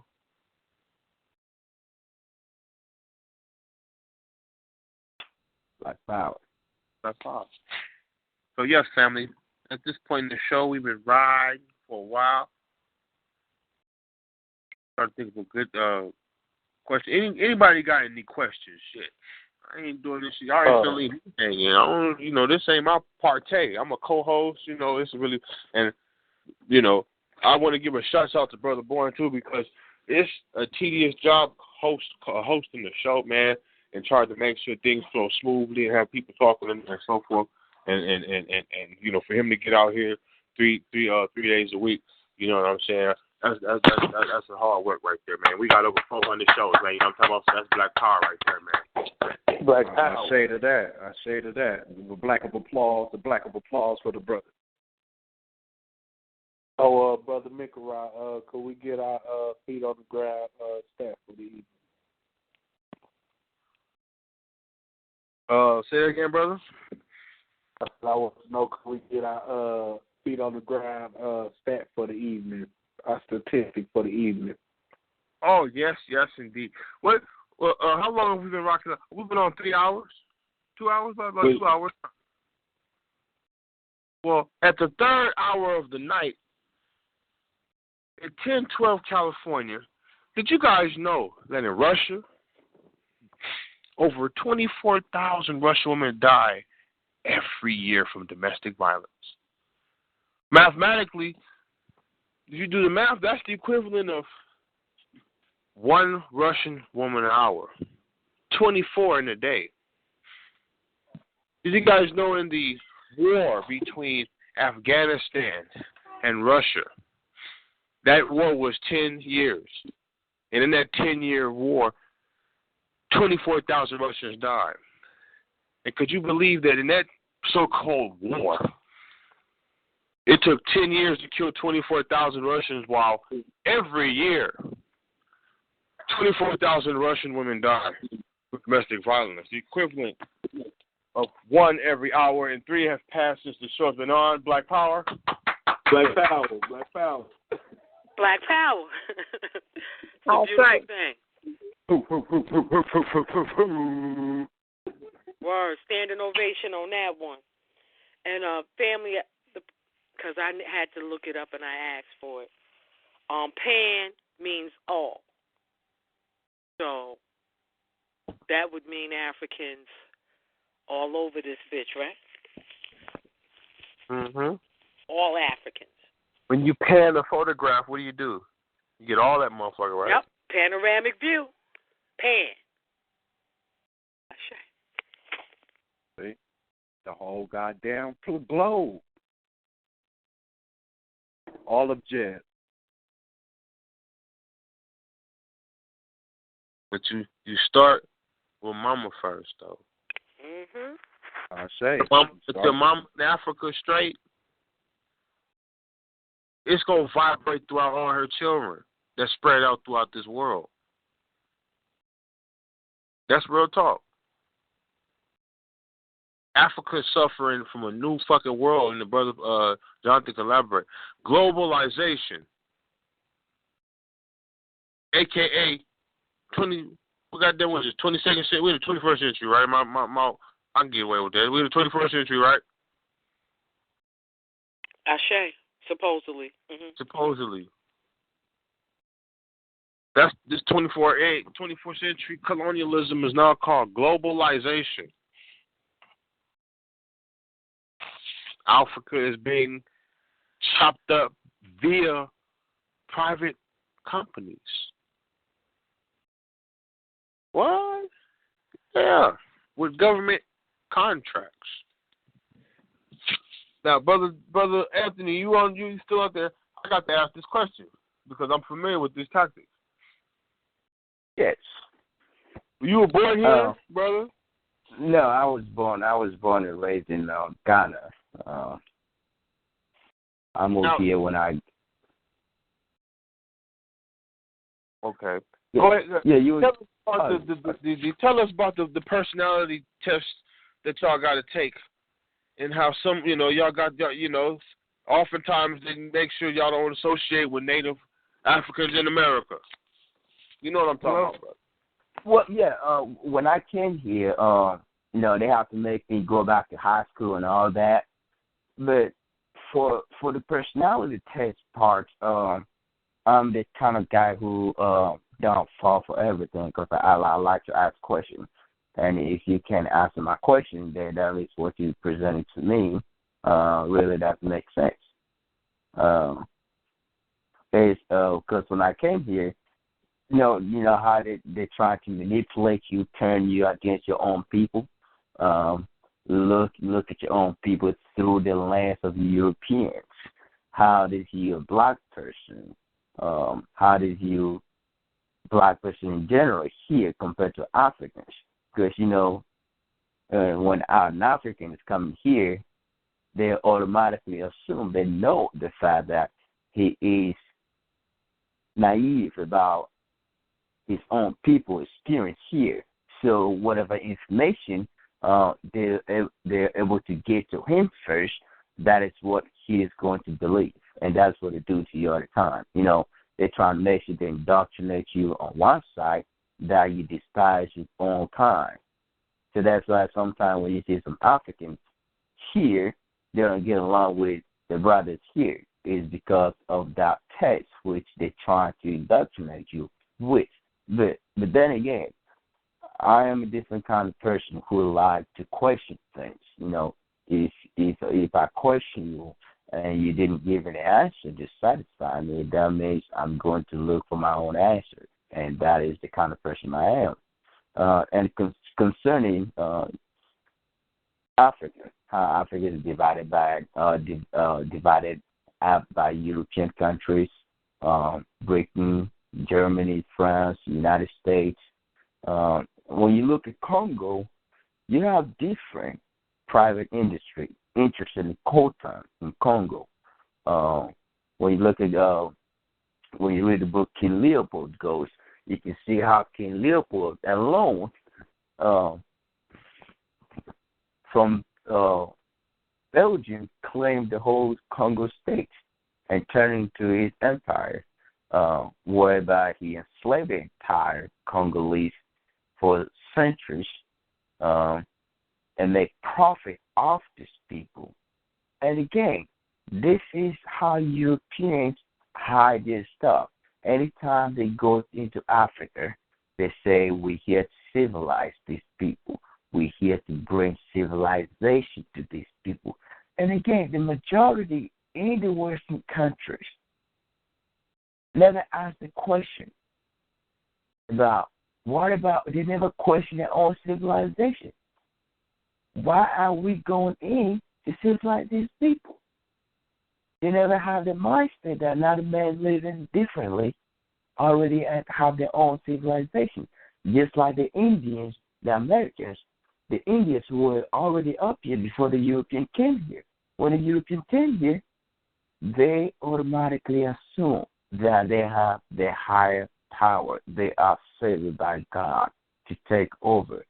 And we have to understand the European mindset. They have institutions which they hold up to. They have institutions whereby they indoctrinate people. And Britain would be a typical example when British go to other foreign country and anything that they want to do, whether good or bad, they'll always refer to the Queen of England. The Queen is not going to accept this. So they use the Queen as a form of control. But then again, if you really, really look at it, the Queen has no power in general. It is the people who come together and use the Queen as just somebody, just like the Emperor of China or of Japan. You see similarity. If Japan were to set out right now, say they want to civilize other countries, they will refer to the Emperor of Japan as somebody who would either support or does not back business up. This is what we as Africans lack. We lack something that we can point to, say this is the central power of the whole continent of Africa, who represent Africa. This is the central power whereby if you set out to colonize somebody, you could point back at it. But then again, Africans don't colonize because they have attained the highest form of civilization. So, again, Europeans have used this tactic referring to their emperors, their queens of England, British, or whatever that is, to colonize people. And it's like, you look at Africa, if you have read how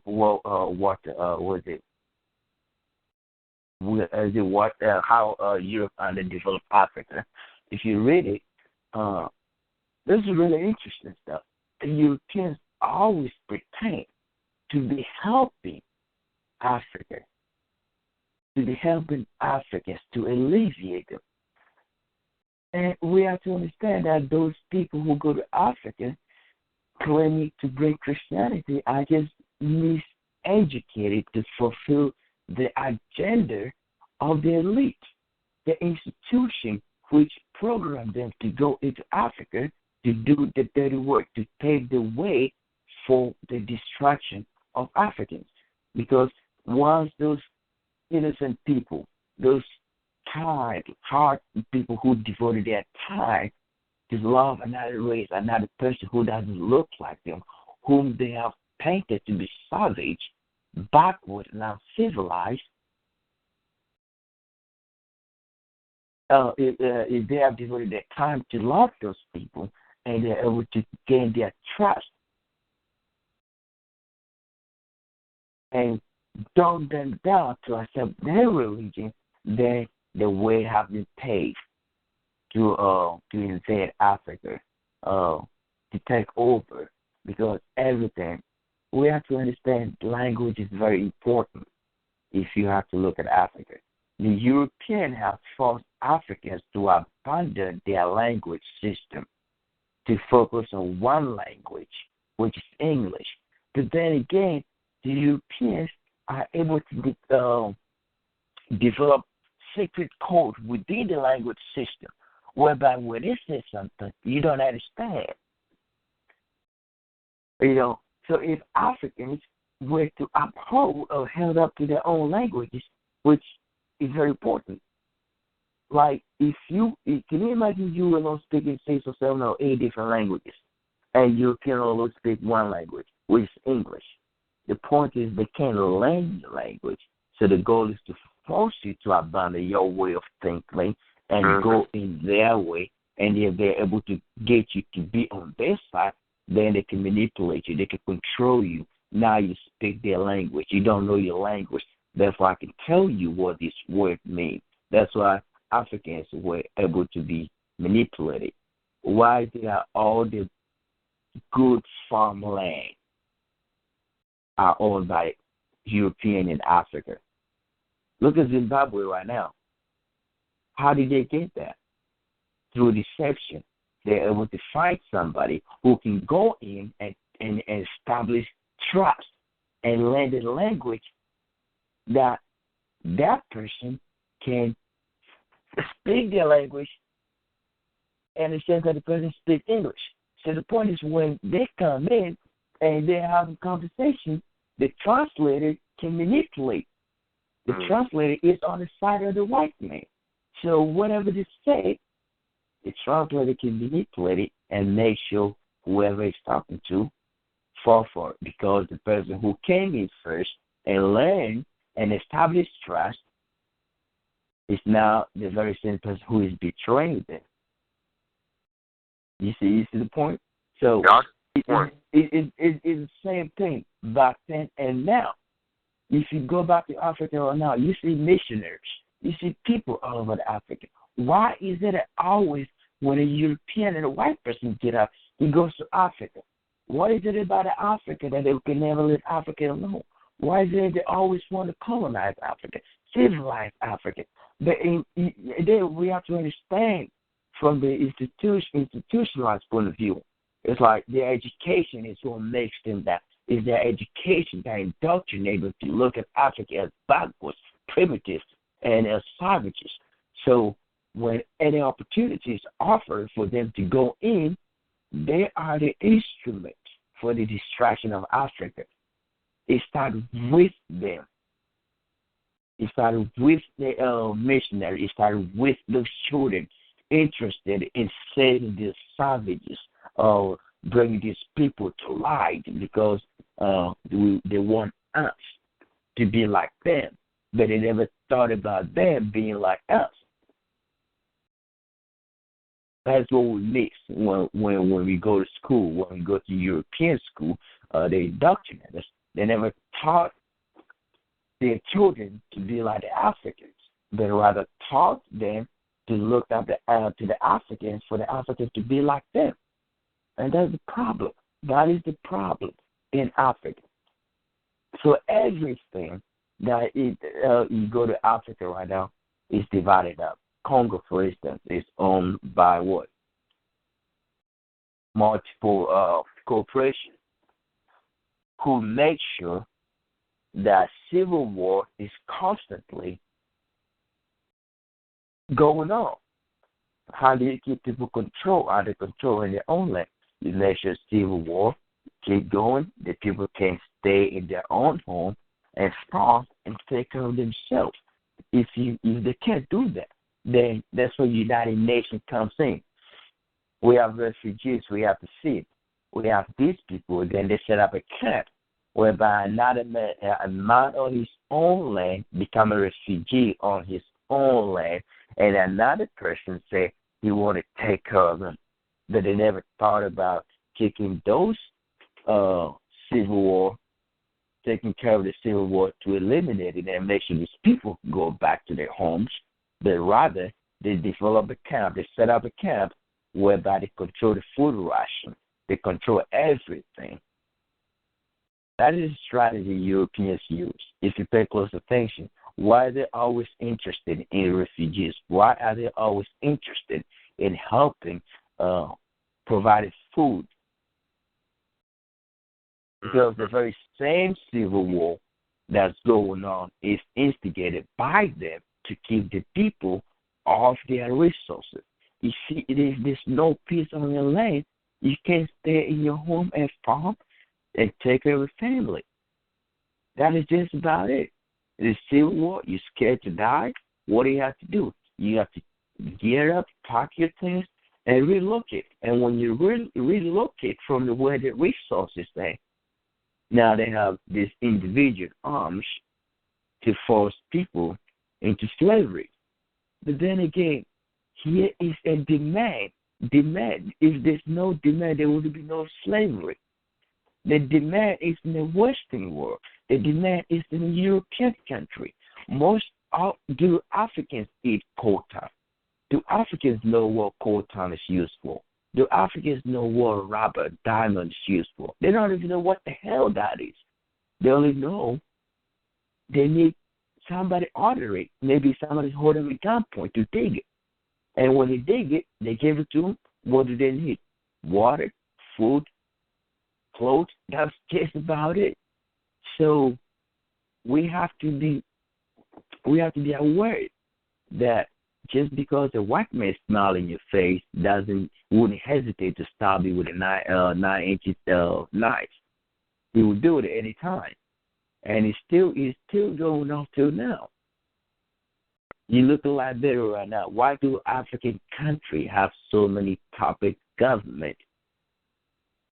A government that is just a servant to the Western countries. A government that is just there to be told what to do, but never exercise his own will, never do anything for his own people. It's not that Africa doesn't have resources. We have resources. But the fact that we have trusted those who came in to civilize us, those who came in to help alleviate us, those who came in to bring us to the light, we have been duped by those and paved the way for the ruthless corporation to come in. And when the ruthless corporation come in, we can't do anything. Why? Because we've been told, pray. You don't have food, pray to God. He's going to feed you. You don't have this, kneel down and pray. But there is no God that's going to descend from heaven to come and save them. It is there. It is their understanding that until they stop looking up to the white man, their problem will still be the same. The whole continent of Africa is still poor. And the question I asked my professor is, does it take 600 years to teach another man to run his own country? If Europeans are really about educating and bringing black people to the light and bringing in Africans as savages and backward primitive people to the light, does it take 600 years of enslavement? Does it take 600 years of torture, oppression to train another man to run his own country? When Thomas Jefferson was fed up with Britain, what did they do? They stood up and separated. It didn't take them 600 years to separate from British oppression. It didn't take generation after generation to separate from British oppression. So the question is, again, we miss the point. And when Europeans indoctrinate us or they educate us in favor of them. But then again, the manipulation comes in education and enlightenment. So we listen to the enlightenment which they're giving us, and we end up working for them, and we end up oppressing our own kind for them to become successful. That's why Africa is not going anywhere. That is why black people here are still in the same condition they are in, because we have accepted European form of education, which we think is the right thing to do. We never question them because they are the one that hold the light. If you read Kipling's novel or poem, The White Man's Burdens, is a very interesting book which tells you how these imperialists plan everything. They come with you. We were here to help you out. But then again, that's the whole different plan to dumb you down and take control over you. It's always European extending hand to help other people.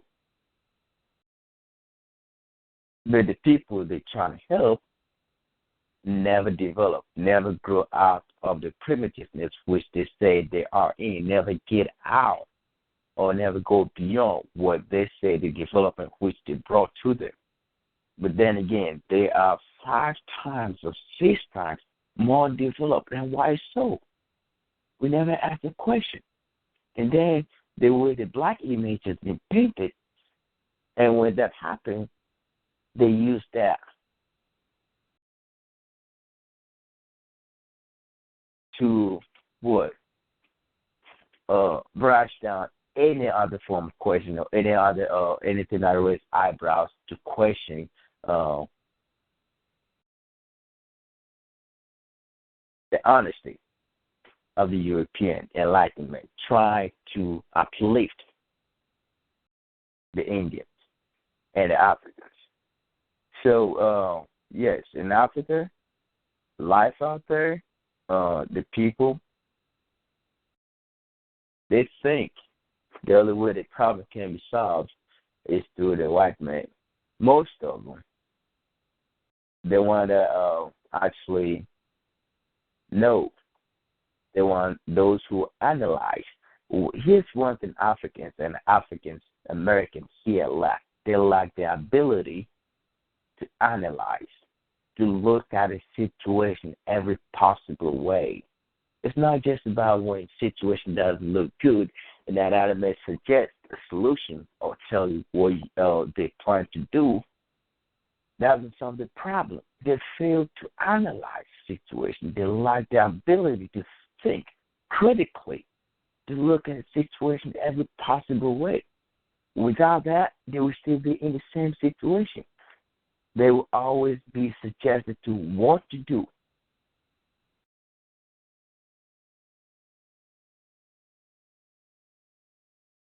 So as long as the Africans, both here and back home, learn to think critically, learn to acknowledge that these people that is sent in to help us and actually not helping us, and actually paving the way for our destruction, we will always look up to the white man to come and get us out of misery, not knowing they are responsible for our misery. You know, this is always funny when we see them. They go crazy. Yeah, they should help, but the white man will never help you until you know he's going to make profit off you. You got to keep that in mind. If there's no profit, no help. There's one guy who said something. Why help the starving? Because there's no profit to be made off them. If you're not really about helping people, look at how many kids are starving in Africa. Look at how many women are getting raped and killed in Congo. If you look in America here, we have kids, black kids, who are starving, who need proper education. The ghetto is nothing but a rat box. An experiment whereby they experiment on black people to see how they survive.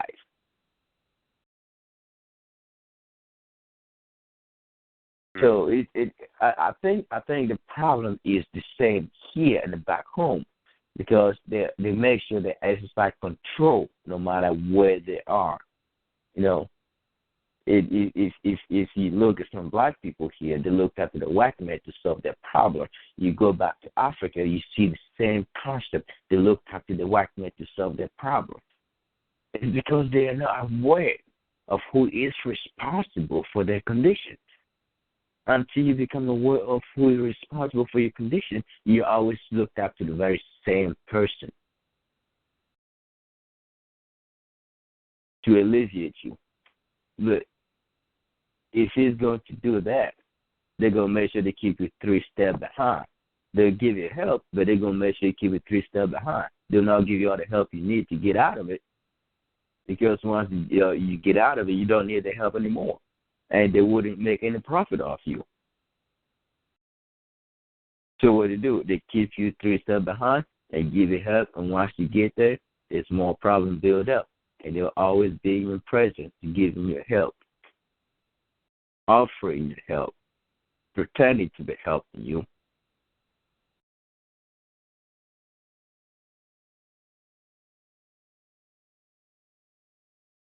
So one thing we, as black people in general, have to do is acknowledge our problems.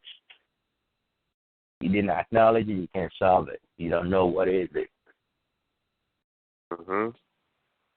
Got power to that. Until we acknowledge that, we always keep going in circles. Some would say, well, we are our own problem. We are the cause of our own problem. But those who did not know would say, yeah, well, of course we are the cause of our own problem. But those who know and have spent time analyze. You got to know something wrong somewhere.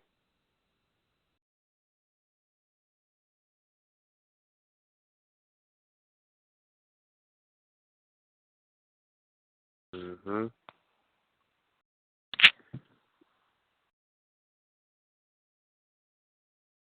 So yeah, that is just that is what I have about it as for now. Yeah, that's a good overview of the politics, the the semantics of globalization, the stealing the resources, the Cold War tactics of Civil War and espionage, and it sounds, that's it sounds like the criminal we're talking about, Mm-hmm. that we aiming for in regards to his agenda, labeling, dividing, conquering, and the last question I will put tonight, because this is winding down. What should the last question be tonight? There's so many ways we can, continue talking. I guess I have to say,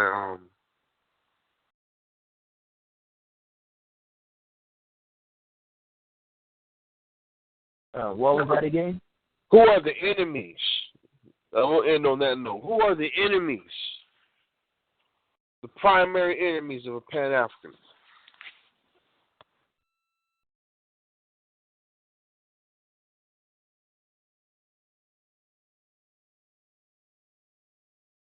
Anybody?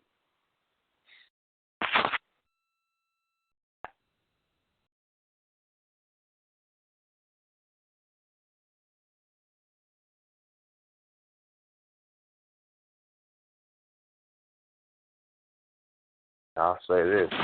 Any motherfucker who ain't African offering to teach your child. That's real. Oh, can you say that again? I said, the question was who are the primary enemies to an African a Pan-Africanist? And I answered the question, my answer would say any individual who is not an African who offers to teach your child. Uh-huh. And I like to we should take that as being, as them saying, nigga, you're incompetent to teach your child. What the fuck could you teach my child, man? What could you teach this African child? You know what I mean? We need to take that position when individuals, because right now there's a political move going on, but there's always two ways of looking at things. You know what I mean?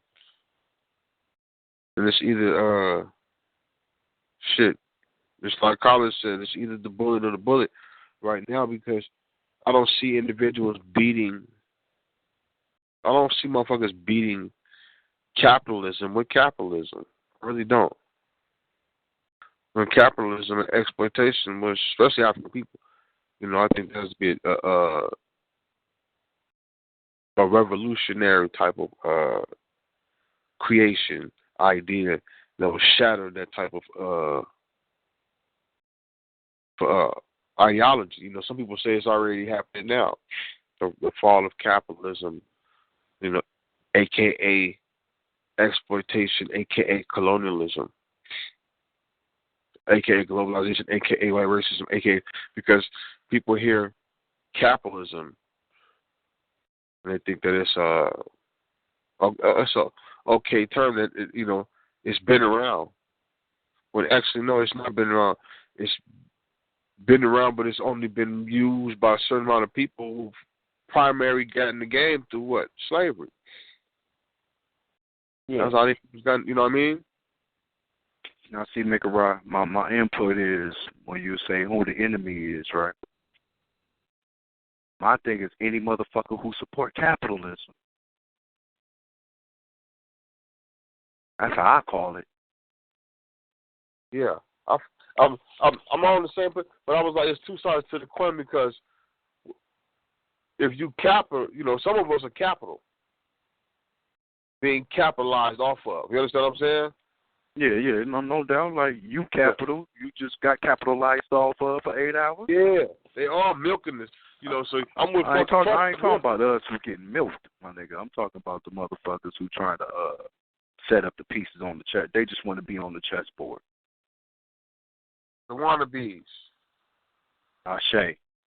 But they want to be capital, but they don't want to be the real gangster capitalists. How the real gangster capitalists got their shit. Right. See, they want to be nice, play nice capitalists. Ain't no such thing. Yeah. See, these motherfuckers are the OG gangsters. They the OG thugs. You just pretenders. Chicken dinners, yeah. Remember Blade, Brother Little, when Blade was beating, I love that movie because he killing a number of crackers in that motherfucker. Watch Blade. Your children should watch Blade. They should want to be Blade. But remember, damn, what's the scene? I just had it in my fucking mind, man. The wannabes. Remember the wannabe vampires? Some of them motherfuckers. They got the little markings and so forth. That's how the capitalists got them little wannabes. They want to be down on the team. Yeah. Them the worst ones. That's who these bootleg motherfuckers is. Okay? That's who these new money motherfuckers is. Okay? They wannabes. They wannabes. That's it. Wannabes make the world go round. Mm-hmm. And that's gonna be the first motherfuckers he put. And that's military talk too. But that's yo. Oh, okay. What? You know this best. What's that speech from Malcolm said? How did Ho Chi Minh and them get free? Feel me. Any motherfucker who had dealings with the motherfucking cracker got put on the line and got dealt with. Got rid of traitors overnight. Mhm. And then we have to also be real about it. The wannabes want to join the exploitation of their people. They want to get paid off the servitude, the oppression of their people. And Brother Mikra, I want to just add, build on what you had mentioned. What was the number one enemy? You gave a great description of that, and it made me think of Dr. Clark, because Dr. Clark, one of the things he said that I love, and I believe, not believe, but see to be factually true, is that the way you oppress a people is to educate their children. So we need to start looking at the concept of a non-African coming to want to educate your children, non-African wanting to do the same, as a declaration of war. Mm-hmm. I say, you got to treat it like that motherfucker just grabbed your girl's booty in front of you. Black Power. Man, do you know how many wars have been started over just that simple? Man. How you got to treat it, though. I say, because that's going to get you the respect of your women. That's going to get you the respect of your kids. That's going to get your black men their respect back like it's supposed to be. And then you can build. You can't be. You first and foremost, you got to be respected amongst your own kind. Right? Like if a motherfucking wolf ain't respected in the pack, that motherfucker get attacked. He can't come nowhere around. So honor and respect is always number one. Number one. All right? What motherfucking team you play for? Wear the jersey and wear your gear. Let me know. Then also get your mind right, though. Get in the game, because your mind ain't right. You can't get in the game, man. You making too many turnovers, man. Black Power. Black Power. the primary enemy of Pan-Africanists is those who pretend, because there are two different from Pan-Africanists. The one who loves his people and dedicates his whole life for the betterment for his people, and the one that pretend to be and just want to capitalize on the vulnerability of his people. Because here again, and if you can see, even here in black leaders in America, here you can see some of them don't want change. Once you get to the power, the position whereby the change is supposed to happen, they halt everything. They use it to their advantage to be in control. They use it for themselves. So that can be really dangerous too. For a Pan-Africanist to pretend to be a Pan-Africanist can also be a primary danger to Pan-Africanism, because you get the attention of your people. You want to get them together to do what they have to do. And then again, all of a sudden, you halt the whole thing. And started suggesting different ideology, different method. But you know the right way to go, but you use that to your advantage.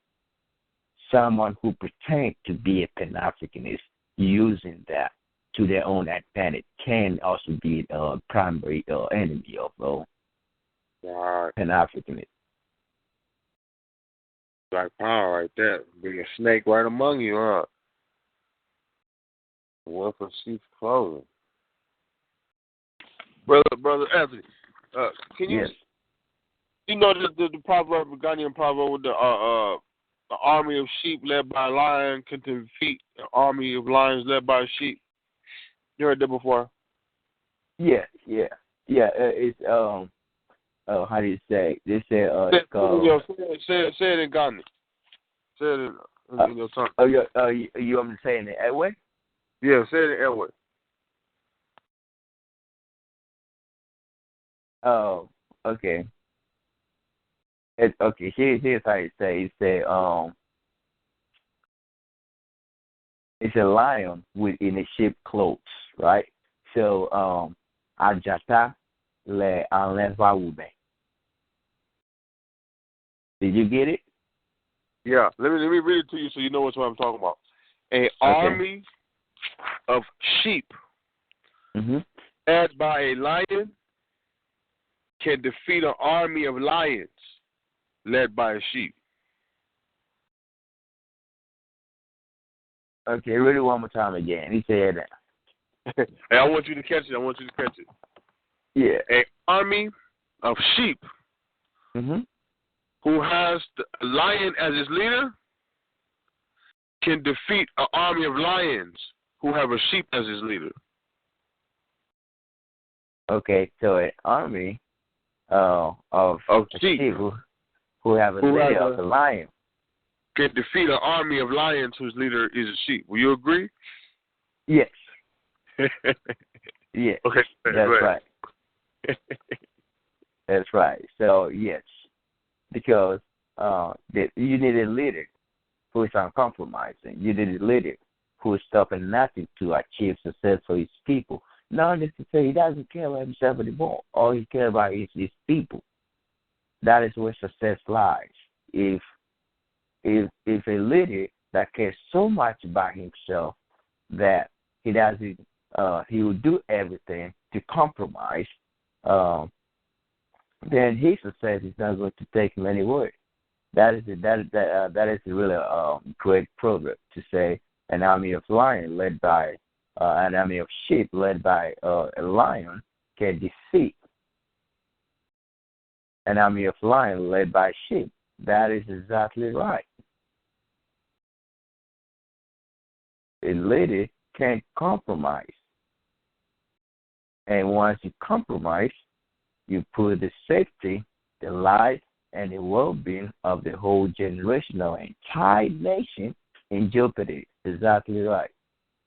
Now, let's break that down for family members who probably didn't catch it yet because it's a little rough. Imagine if you see some sheep, bah, and their leader is Mufasa, a cold-ass lion. They're going to be some of the vicious-ass sheep on the block, right? Yeah. Now, imagine some young lion cubs raised by sheep, whose leaders are sheep. Them niggas going to be vegetarian. They're going to be gay. Like, what's going on now? You can apply that to the content. For real. Look at, that's why I don't watch sports. I'm sorry, but why do referees wear black and white? They're zebras. Zebras are what lions eat, right? Yeah. You got zebras with whistles in their mouths, telling lions how to play and catch balls. Fuck that shit. You know what I'm saying? Gang. They ain't got no talent. Nope. Not at all. If you had a lion, man, if you had a lion raise some sheep, them gonna be some vicious ass. Them motherfuckers gonna have a mane. The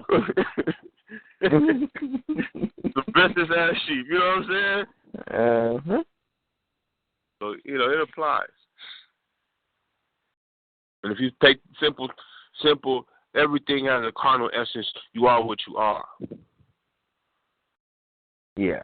Lions are lions. Africans are, you know what I mean? Bugs are bugs. Everything has a place in the society except for the European.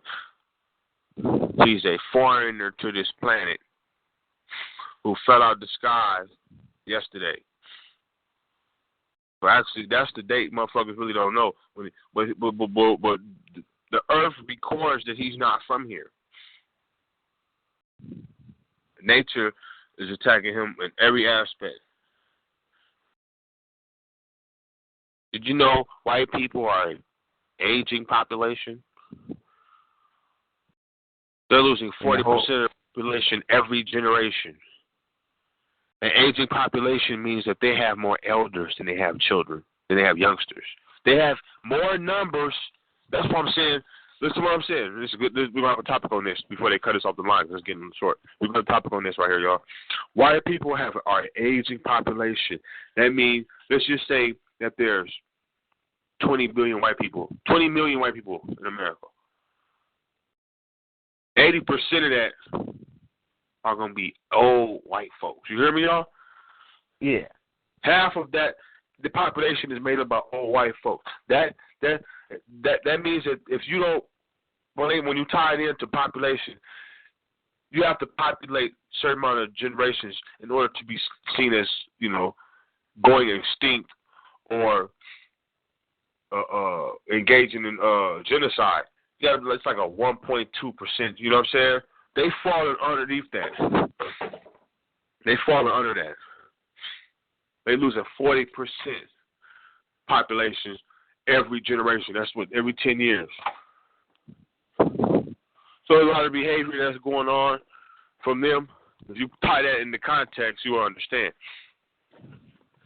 And let me see if I can find this clip where a white guy is going off about that. You'll have to hear from it. You have to take it from Ankara. You can listen to this. You can listen to one of their experts. 1 minute. Let's see here what we got.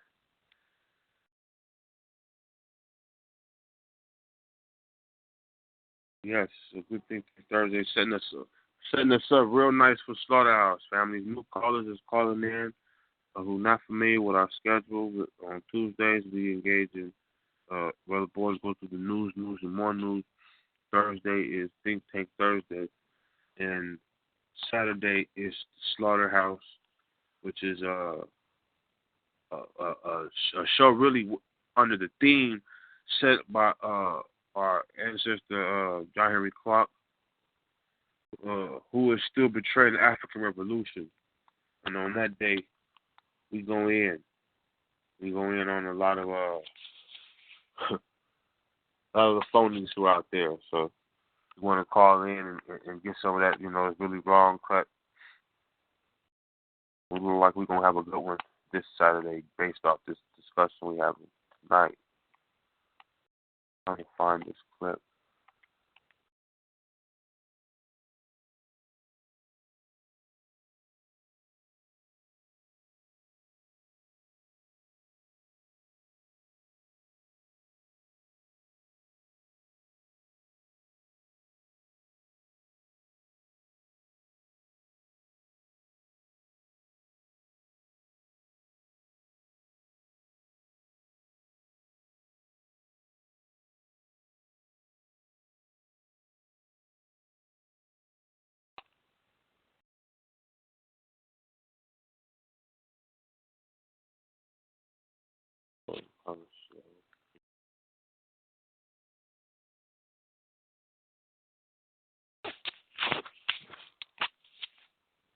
Black Power, how everybody doing? Give me like 5 minutes, y'all. How everybody doing?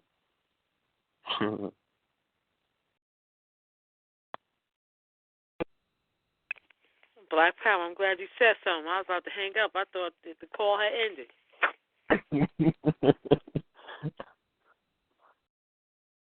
It ain't kicked us off yet. We in the 3-4, and we're on our 4th hour now.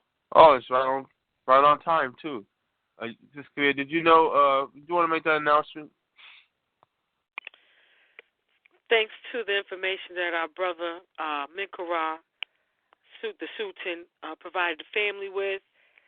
As of this moment, a minute has now passed. Another Cracker Beast bitch has been murdered due to domestic violence handed out by her Cracker Beast mate. Black Power. Damn.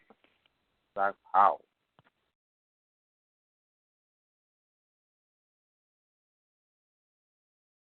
Let's keep it going. We got another 59 minutes. Keep up the good work. Huh? Shake. Let me go ahead with the sugar-free. Keep up the bad work. It don't change.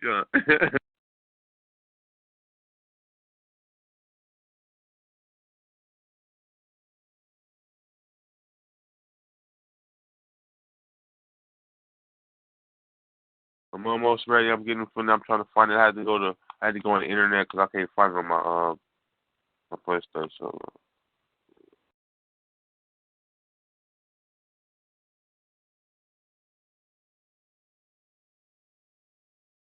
And this one of the first videos I got on. It's called the Masonic Orders of Caveman, and it's cold. It was so cold. I was making DVDs out on this shit and just giving them.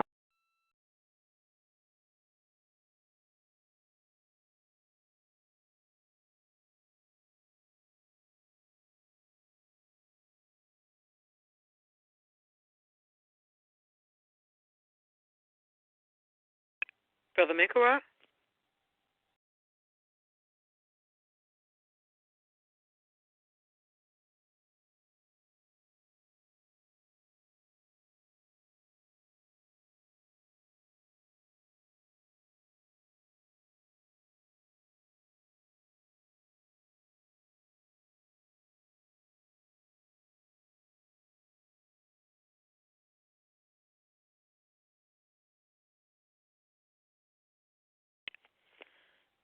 Brother Minkara?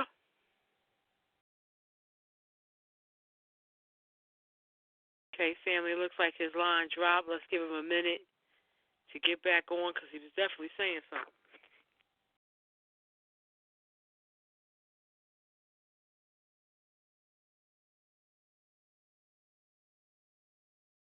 I want that name of that video. His brother Minkara be having them. Oh, he drops the jewels on you.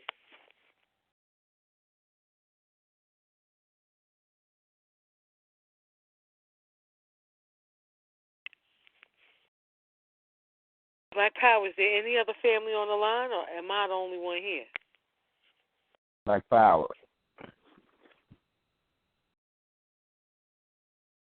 Black Power, King.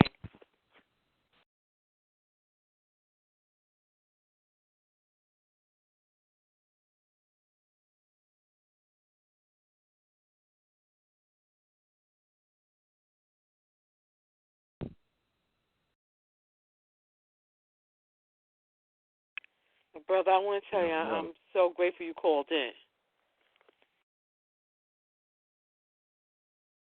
Absolutely. Thanks.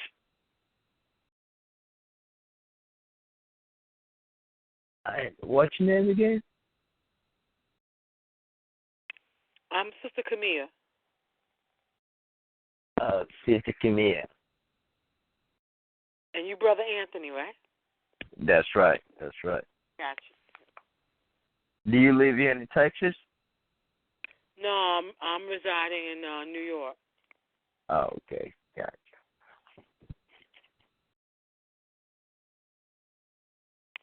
So are you sure? I'm sorry. Oh, go ahead. I want to know, how long have you been over here? I've been here, I would say, 6 years now. Okay. Yeah. I came here when I was 16, so they sent me back to high school, and I had to go through all those again. Then now I'm in college, so.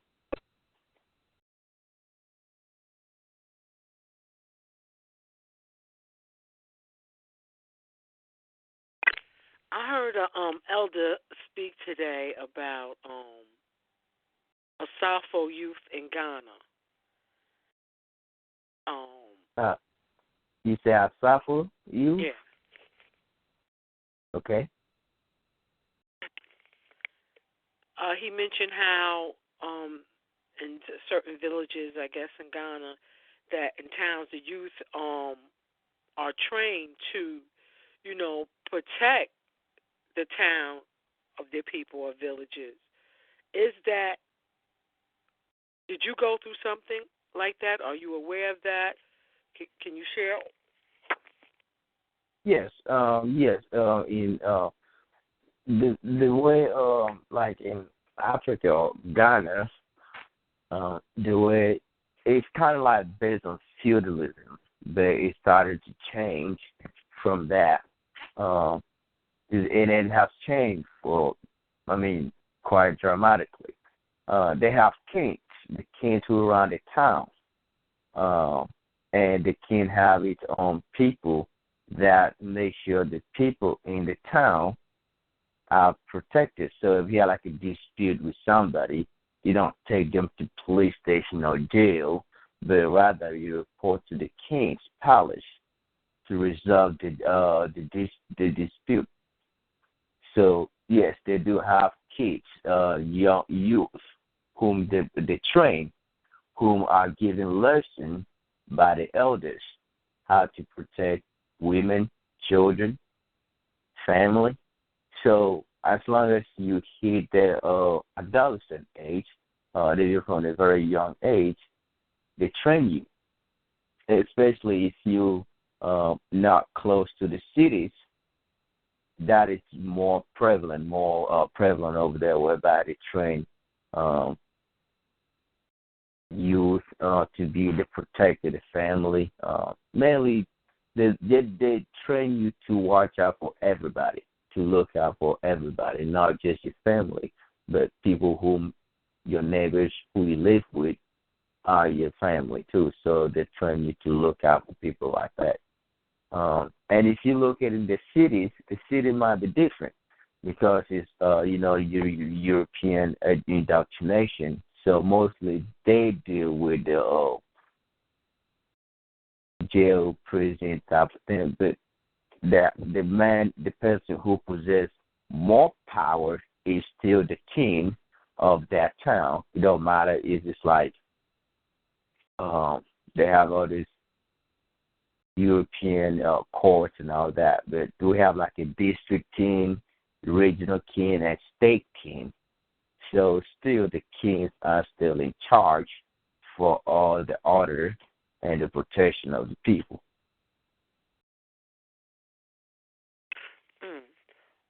How does one become a king? Is it through inheritance, bloodline? What is the dynamics? How does one get that position? That's a good question.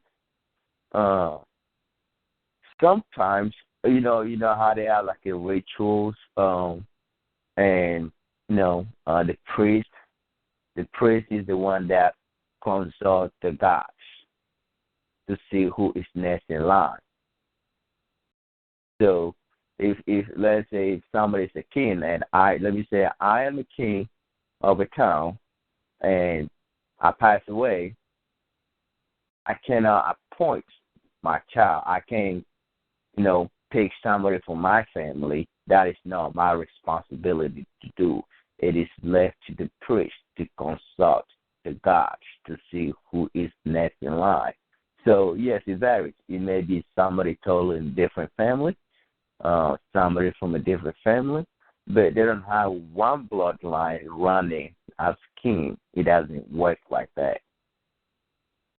Unlike the Europeans, you see the European base their concept on just one bloodline. But if you go back to Africa, you see that the priests, they have like a chief palace where when the king is appointed, they go in and capture the king and bring him to the palace, and he's initiated. Sometimes some people don't want to be king. Sometimes some people want to be king. So whether they like it or not, when you have been chosen to be the leader of that town or that city or that region, then you will become that king. And it's really interesting. I grew up around these things, and I've seen it all. And I always say my mother's side, my uncle was a king, and also it's like three different of my uncle were king. But the way it works is like when they select you, when the priest pick you up, let me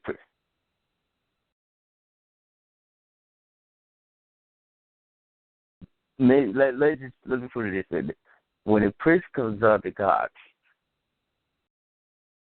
gods can actually appoint maybe from your family, the same family, the next in line, and that happens. It happens sometimes, but it doesn't happen back to back. And it happens maybe if somebody's appointed from your family to be king, maybe 6 or 8 or 10 years later when the king die, and it's another king is being chosen in a different family to run, and then the gods can choose from the previous family who actually ruled before. So it just like goes back and forth, but it gives everybody chance to be king because it is not concentrated in just to one bloodline. Does it make sense? Mhm. Yes. So, were you raised in the city and had family members that lived in towns or villages, or were you raised in a town? I was both.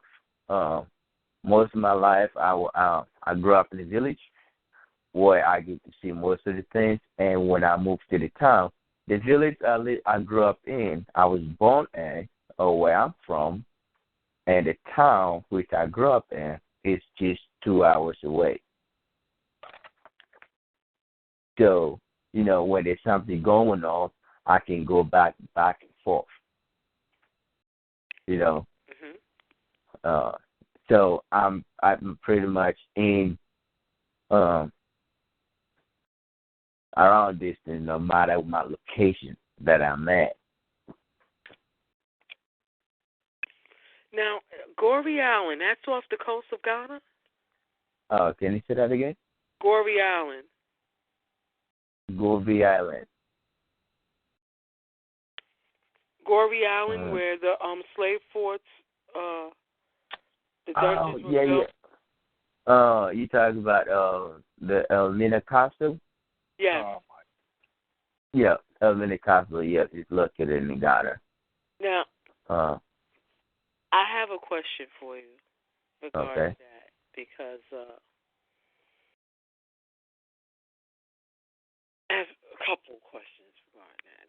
The first one is, well, let me tell you what I feel about it being a tourist attraction.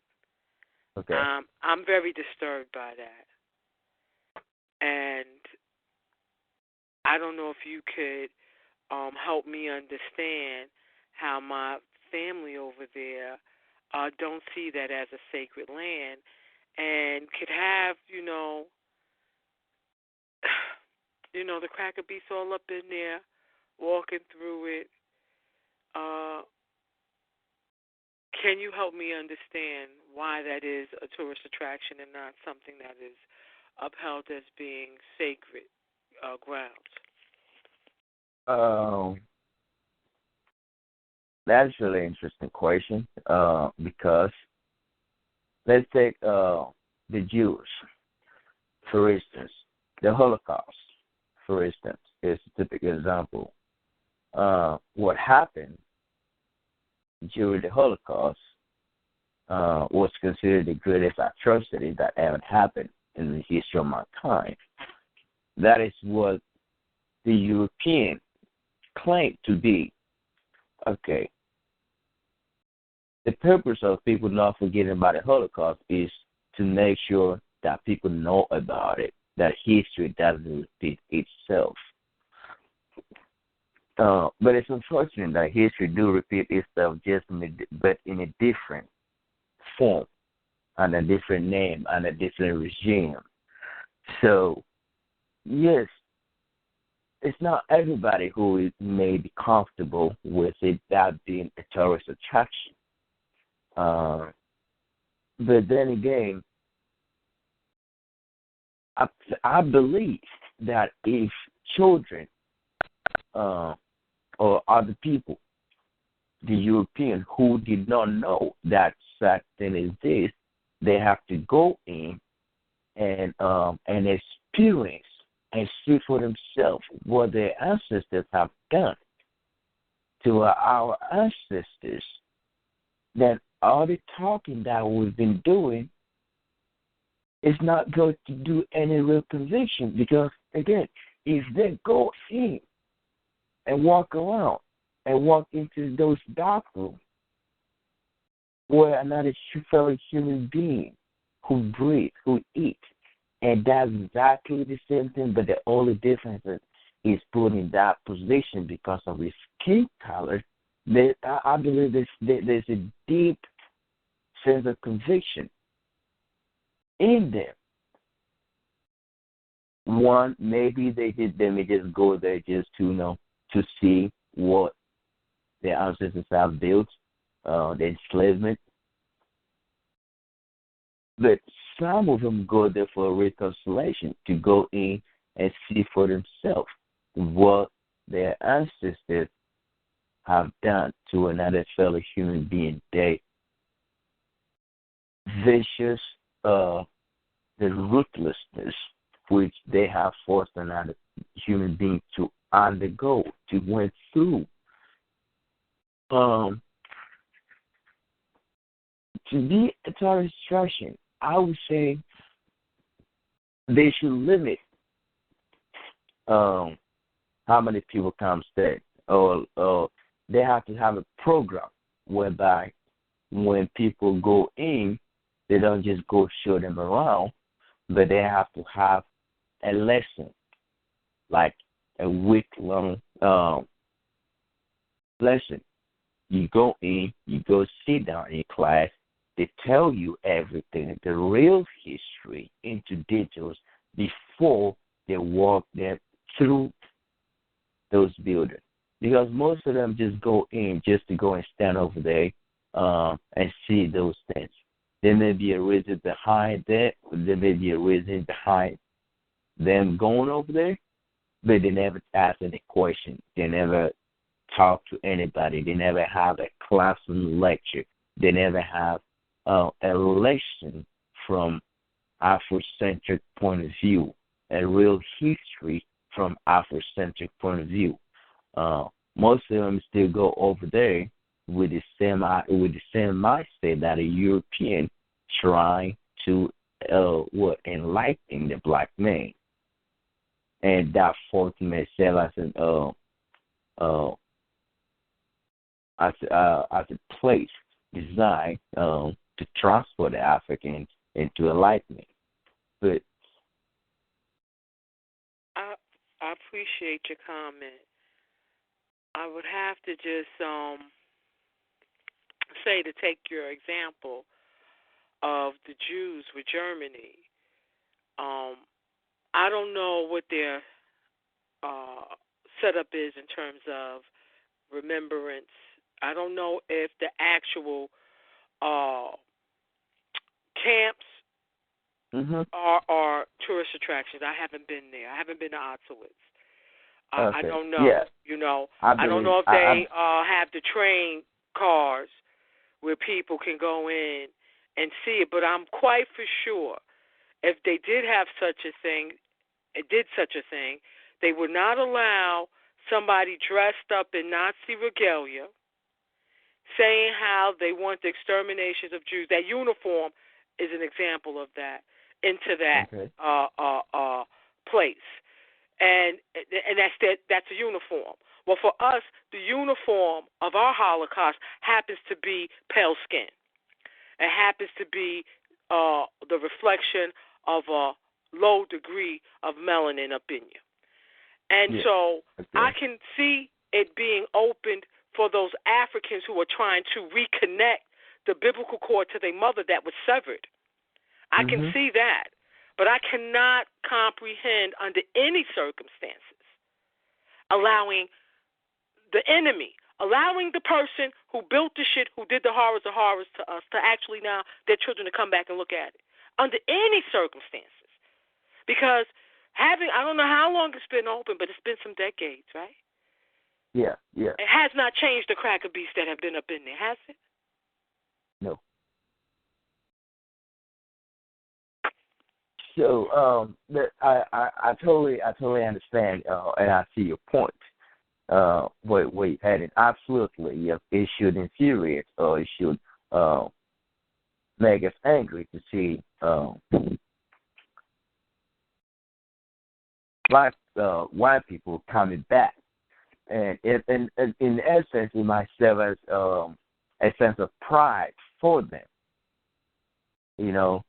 But to us, it's a nightmare. It's a Holocaust. It's something that Europe often chooses to forget, and they never talked about it. So yes, if we have to look at because I don't think this because here's again, when you look at American prison, it's populated, it's highly concentrated by black people. It's filled by black people. So again,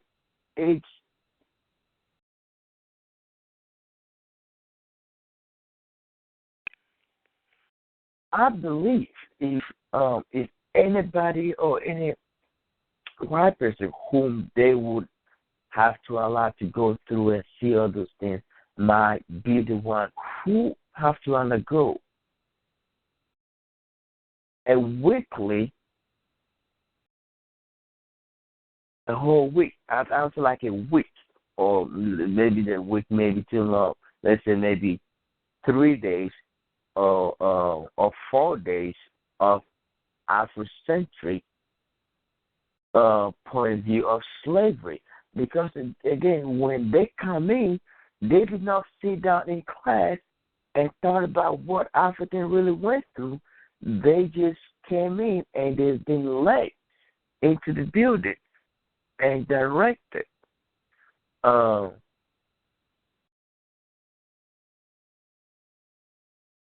How can this problem be solved? Brother, I would be in agreement with you if I was from the position of reconciliation. I am of the consent. I am of the mindset that there is no reforming them. Okay. To do the things that they have done, and when I say them, I am including. Please understand, I am including what is called the Arab, another name to misguide. That is the cracker beast. Okay. Mhm. The origin of the Arab is from Europe. All right. Yes. Now, the interbreeding that occurred after the fact, whatever. But they come out of Europe initially. There is no redemption in them. To do the things that they have done for hundreds of years, 1,000 years, combining both, easy. That says there is no redemption. Even after they're supposed to be learned. You mentioned Leopold. How many did he kill? 10 million. Some people said 20 million. Cecil Rose, who they have the nerve to have a university named after. How many millions? Mussolini. This is after they're learned. Right? Yes. Because they had the Renaissance, 1600, right? 1800, and now they are the epitome of enlightenment. So I don't see no redemption in them. I don't care to share my story with them, from which would include their acts of horrors. They're very aware. Now they can have, and we'll call what they have selective amnesia in those regards. It is not like the Holocaust has stopped.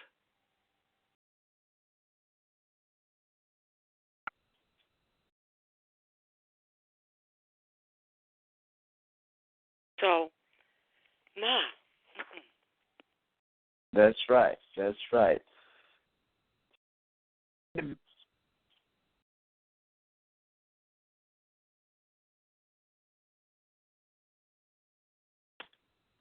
Studying our history is helping me understand I am that same African that was violated.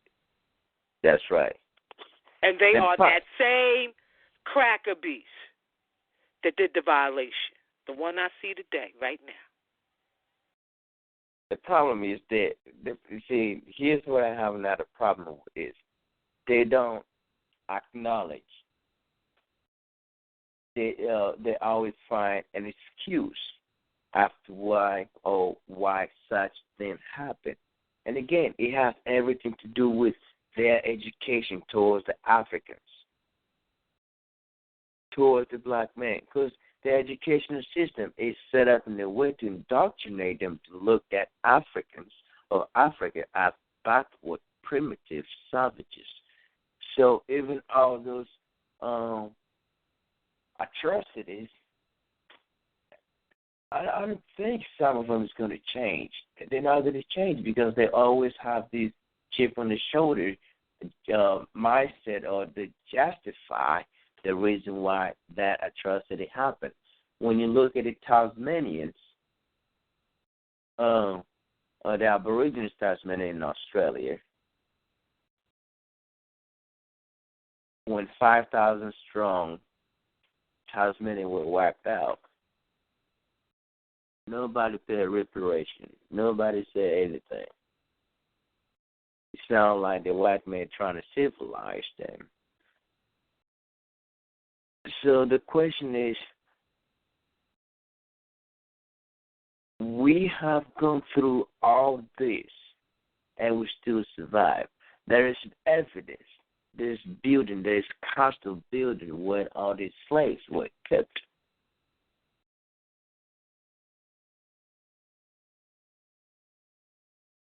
It is up to us to take control over it if we want our own history, to teach our own history to our own people. Some of them may show up because they have understood what their ancestors did.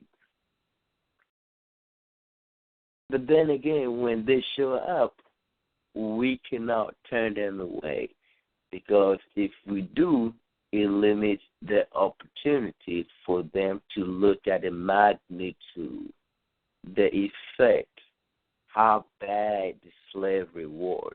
Because the only form of slavery they ever known was what was given through them through the textbooks, which the institution indoctrinated them by. I'm glad you brought that up because, something that I find fascinating, and particularly going over Chancellor Williams' destruction of the black civilization. That's right. Is the lack of acknowledgement that I've seen so far. And please don't be offended here.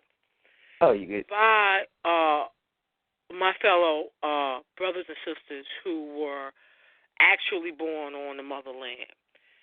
Denial of the impact of enslavement there. It's almost as if when we talk about the enslavement of Africans, we're referring to those that were kidnapped and brought to this side, and we don't acknowledge the enslavement, that same horrific brutality occurring on the continent, and right now, in fact, in some locations, like the Sudan. Really northern, what is now called northern Africa, northeast over there, north central.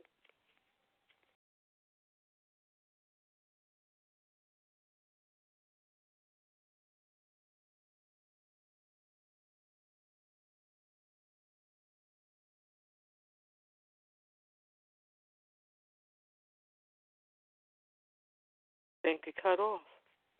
Oh, no, I'm still here. Oh, okay. Yeah, I couldn't. I was gonna say, did you cut off? Say that again now. I thought your light went off. Nah, that's what I thought happened to you, brother. I'm like, what happened? Oh no, yeah, I'm listening. So. Yeah, that lack, that not acknowledging that same enslavement that was experienced on this side of that large body of water, of that separates this landmass from our mother's landmass, and what occurred on, as well as on in the motherland. There's slavery going on right now in places in the Sudan, for example. That's right. And so not acknowledging that then means you're not acknowledging the impact of it on your psyche. The same psyche, the same impact that those on this side, and when I mean on this side, I'm talking about here in the what is called the Caribbean now and what is known as South America now. Yes. That we have that in common. That's a commonality that we should be acknowledging, and that acknowledgement means even more of a force of us working on undoing that. You know what I'm saying? You see, that is a very good point. Well, we fail to connect, to establish connection. It's like those over there are there, and we are here. We are here.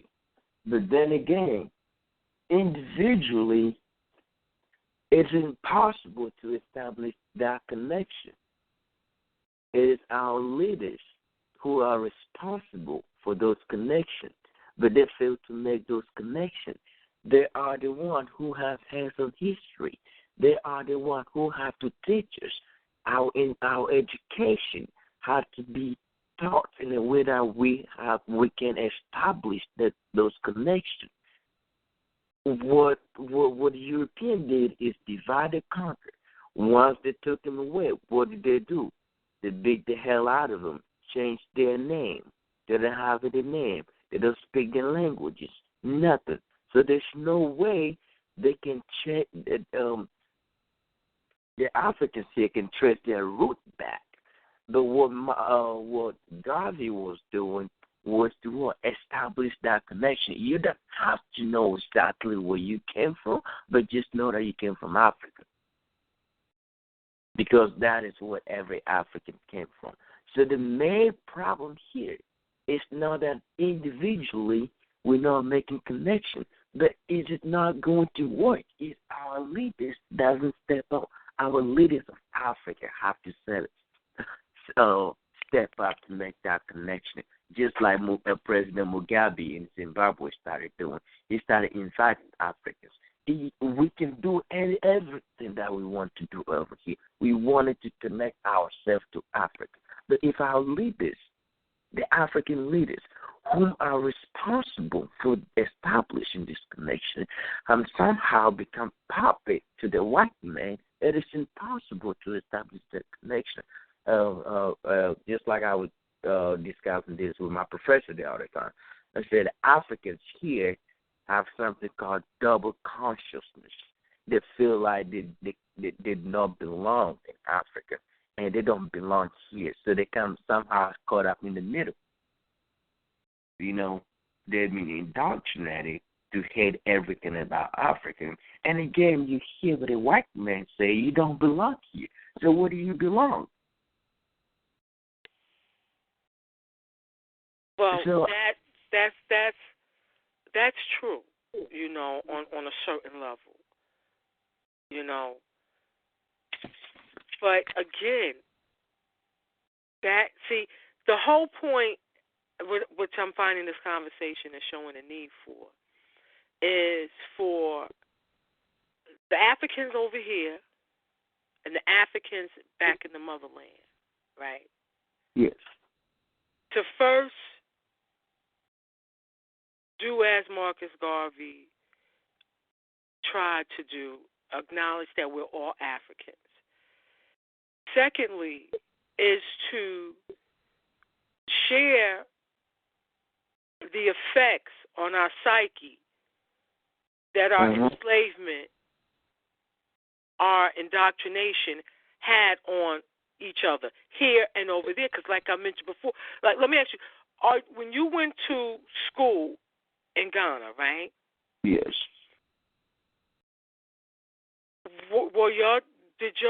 Was a part of your history curriculum dealing with enslavement of Africans there in the motherland? It did. But again, most of the history was taught in favor of European. They did mention African enslavement, but we don't have any accurate numbers as to how many Africans were enslaved. We don't know. Now, when you say that, you mean in the motherland or taken from the motherland? Taken from the motherland. See, that's not what I'm talking about. I'm talking about the history of the enslavement of Africans on the motherland. Okay. Yes. Again, they taught history whereby they tell you that slavery happened. But they did not go into details. Okay. Mm-hmm. We don't. That's the same kind of thing here. Yes. Mm-hmm. Same kind of thing. Because the history, again, is written for both sides. Written by the same person and presented to both sides. So the story is written in favor of Europeans. Even in Ghana. Even in Ghana. In the motherland. That has an actual, on the coastland, there are dungeons that were built to facilitate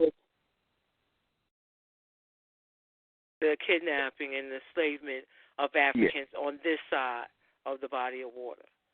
Yes. But again, there are radical professors whom actually study the real history that can only teach those history underground. Or they will encourage you. Because what we lack in Africa is resource. Now, when I mean resources, information, books, the real books that, like, I did not know all these books, the miseducation of the Negro, the destruction of black civilization, till I came here. If it's hard to get books like that because everything is controlled by Europeans over there, and they decide what information is given to the students. Now, brother, can I stop you there for 1 second? I want you to continue your thought, but I just want to say that's another commonality that we have here. Yeah. Go ahead, brother. Yes. So it is the same. Is the control of information. Because the only way you can control somebody's thoughts and action is if you control information, and that is a big problem. Same back there. They have professors, great history professors, and you see every student, every professor who studied in America doesn't teach history the same as when he's being taught back home. Now, what do you mean by that? Break that down. What do you mean by that? Meaning there are two different types of professors, or let me say three. There are those who study the real history by getting information or actually examining what has been given to them. And there are those who came here to study history and learn a different story that has been told or that has been taught back home. So once they came here, those professors came here and studied the real history of their people. They go back and teach the opposite of what is being taught back home, because what is being taught back home is being taught in favor of Europeans. Now, can I stop there, too? Now, when you say the real history, are you referring to the history of your people that were kidnapped and brought here, as well as to your antiquity history in the motherland? Yes. Yes.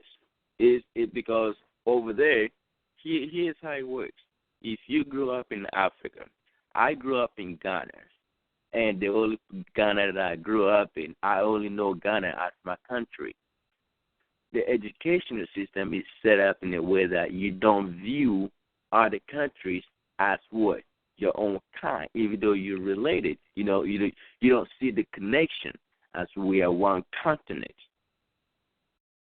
Damn, yeah. That speaks to Chancellor Williams' work. Brother, I hope you get into our study group with that, too, by the way. Now, brother, before you go any further, because I want you to continue on that, but I just want to interject here that we have to now ponder the impact on the psyche of the African at home receiving that kind of white racist indoctrination at home, as well as the impact of the African away from home receiving that information. Because, see, you also implied that the indoctrination might be even more severe in some of the countries in Africa as opposed to here if we got our African family members coming here and learning their true history. True history. But then that's deep what you said. Yes, but then again, it depends on how that person interprets what is being taught. You got to remember. Absolutely, yes. When you come here, the European doesn't teach you your own true history. They teach you the same thing they teach you back home. So it's up to the person to look for the right kind of information. Right, to be exposed to the works of Dr. Ben, That's for right. example, Walter Rodney, somebody had mentioned him earlier, and Chancellor Williams. Okay, that is quite interesting. I got to tell you, because, again, it shows things that we have in common, that if we have a real open discussion with each other, we can start to solidify or reconnect that connection, that umbilical cord that we have with each other, because we're all children from the same mother, That's as right. well as the same father. Because we're dealing with my eye here. You know what I'm saying? But we need this because it will also help us to really understand how we are really family, and that we have a common enemy.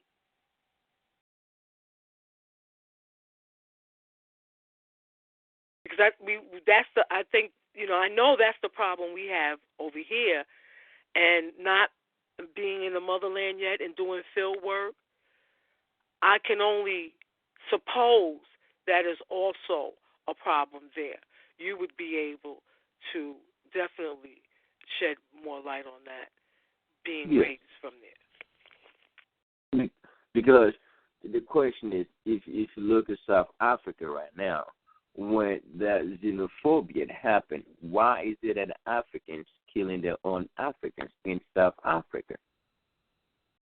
Again, it is the indoctrination of the Europeans to make sure that an African nation view themselves as different and separate, but living on the same land. They don't see the connection among themselves. They don't see that they all have the same ancestors. They know they're on the same continent. They look alike. They have the same skin color, but that psychological connection, the ability to say, hey, this is my brother, even though you're from Kenya, even though you're from Uganda, even though you're from Congo, we're still the same person. We're the same people. We have one enemy in common, which is the white man. It keeps us divided. When I was in Ghana, I did not establish the connection between Ghana and what? Egypt. There's no connection. There's no psychological connection between Ghana and Ethiopia. There's no psychological connection between Ghana and Congo. It was here that I came to really understand what is going on. So again, back home, the same psychological warfare that's going on here is the same thing that's going on over there. It's called divide and conquer. Mm-hmm. Because if you keep them divided, they don't see the connection. They don't see that they can, because if they can see the connection, they put the differences aside and build one nation. Because they know they've been divided, they've been destroyed. But if that connection is eliminated, it's a lot easier to destroy them, to control. And that is exactly what's going on over there. You see each African nation standing on its own, trying to fight a battle, which is impossible to win. It is impossible. Because Congo on its own can't win the war. Kenya on its own can't win the war. Zimbabwe on its own can't win the war. What we need is the psychological connection. Link the whole people together. Connect all of them. Mm-hmm. Which is the true history of our people. It's not itself. The Europeans have the real history of ours. Well, I can't really hear you. That will satisfy our needs or our wants. So the real history is not being told. They tell you your Nesbo, your Nesdo, or your Northern African nation is your enemy. And we supply you weapons to keep them in check. And they find a proper government to do that.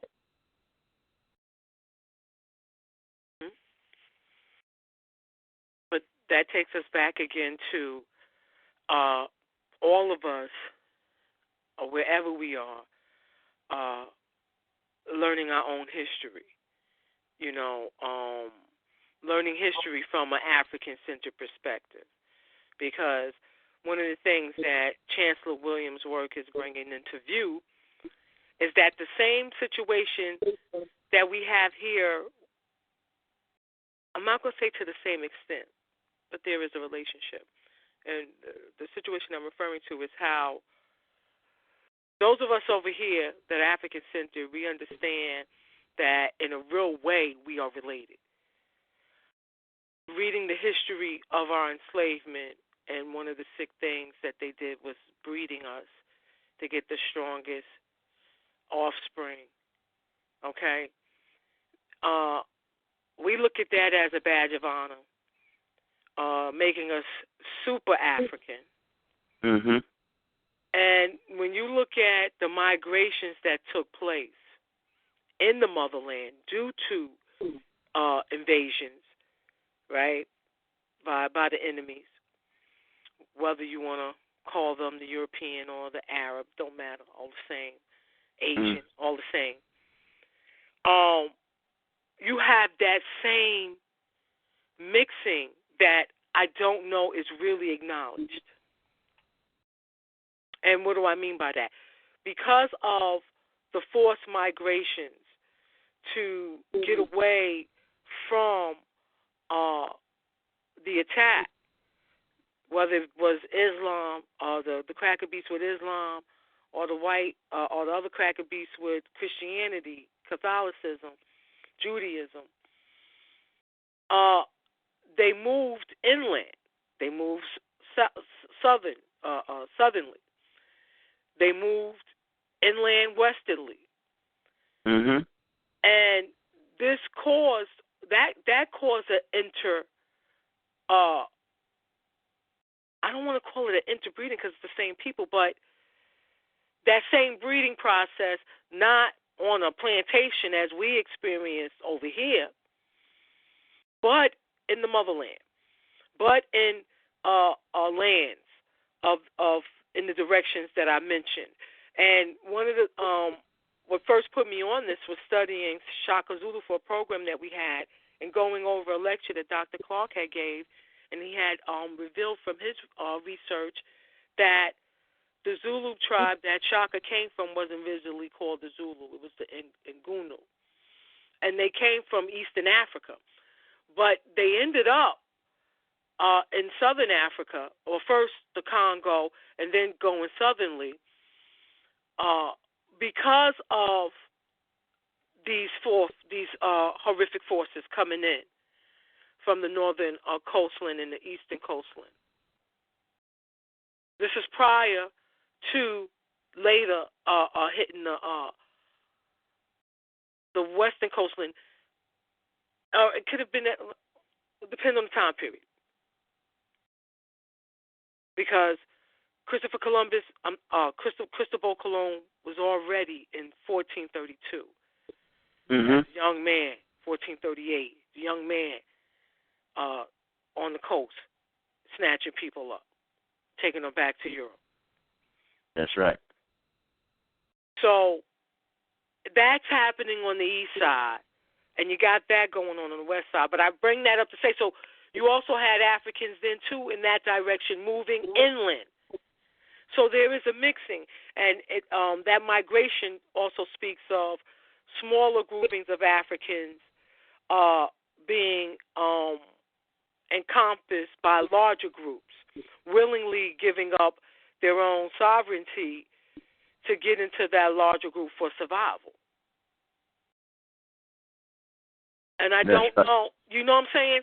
So that would also help deal with the psyche, the damage to the psyche that the indoctrination of the enemy has caused in us at home to make us think, as you mentioned, if you happen to be born on the side of what is now called Ghana, you're somehow different than the one that is born in what is now called Zimbabwe. Yeah, that's right. That's right. When if you look at the history, there's a real reality that bloodline is one and the same because of the migration things that occurred. Mm-hmm.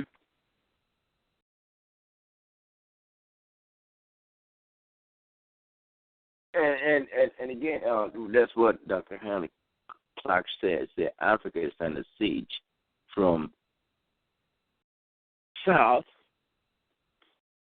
and north. Because when you look at the African continent, the north is populated by the Arabs, the white Caucasian Arabs. And when you look at the South Africa, it's populated by the Caucasian Arabs. So Africa is called in the middle, in their own land.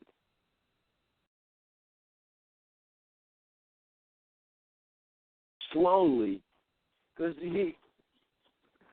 when you look at the continent of Africa and you look at the history, the migration, and Africans don't migrate like that. They do migrate when during the ancient time. What they do is once they farm on a single piece of land for a long time, they leave the land and go to a different land and live off the new part of the land till this land heal itself.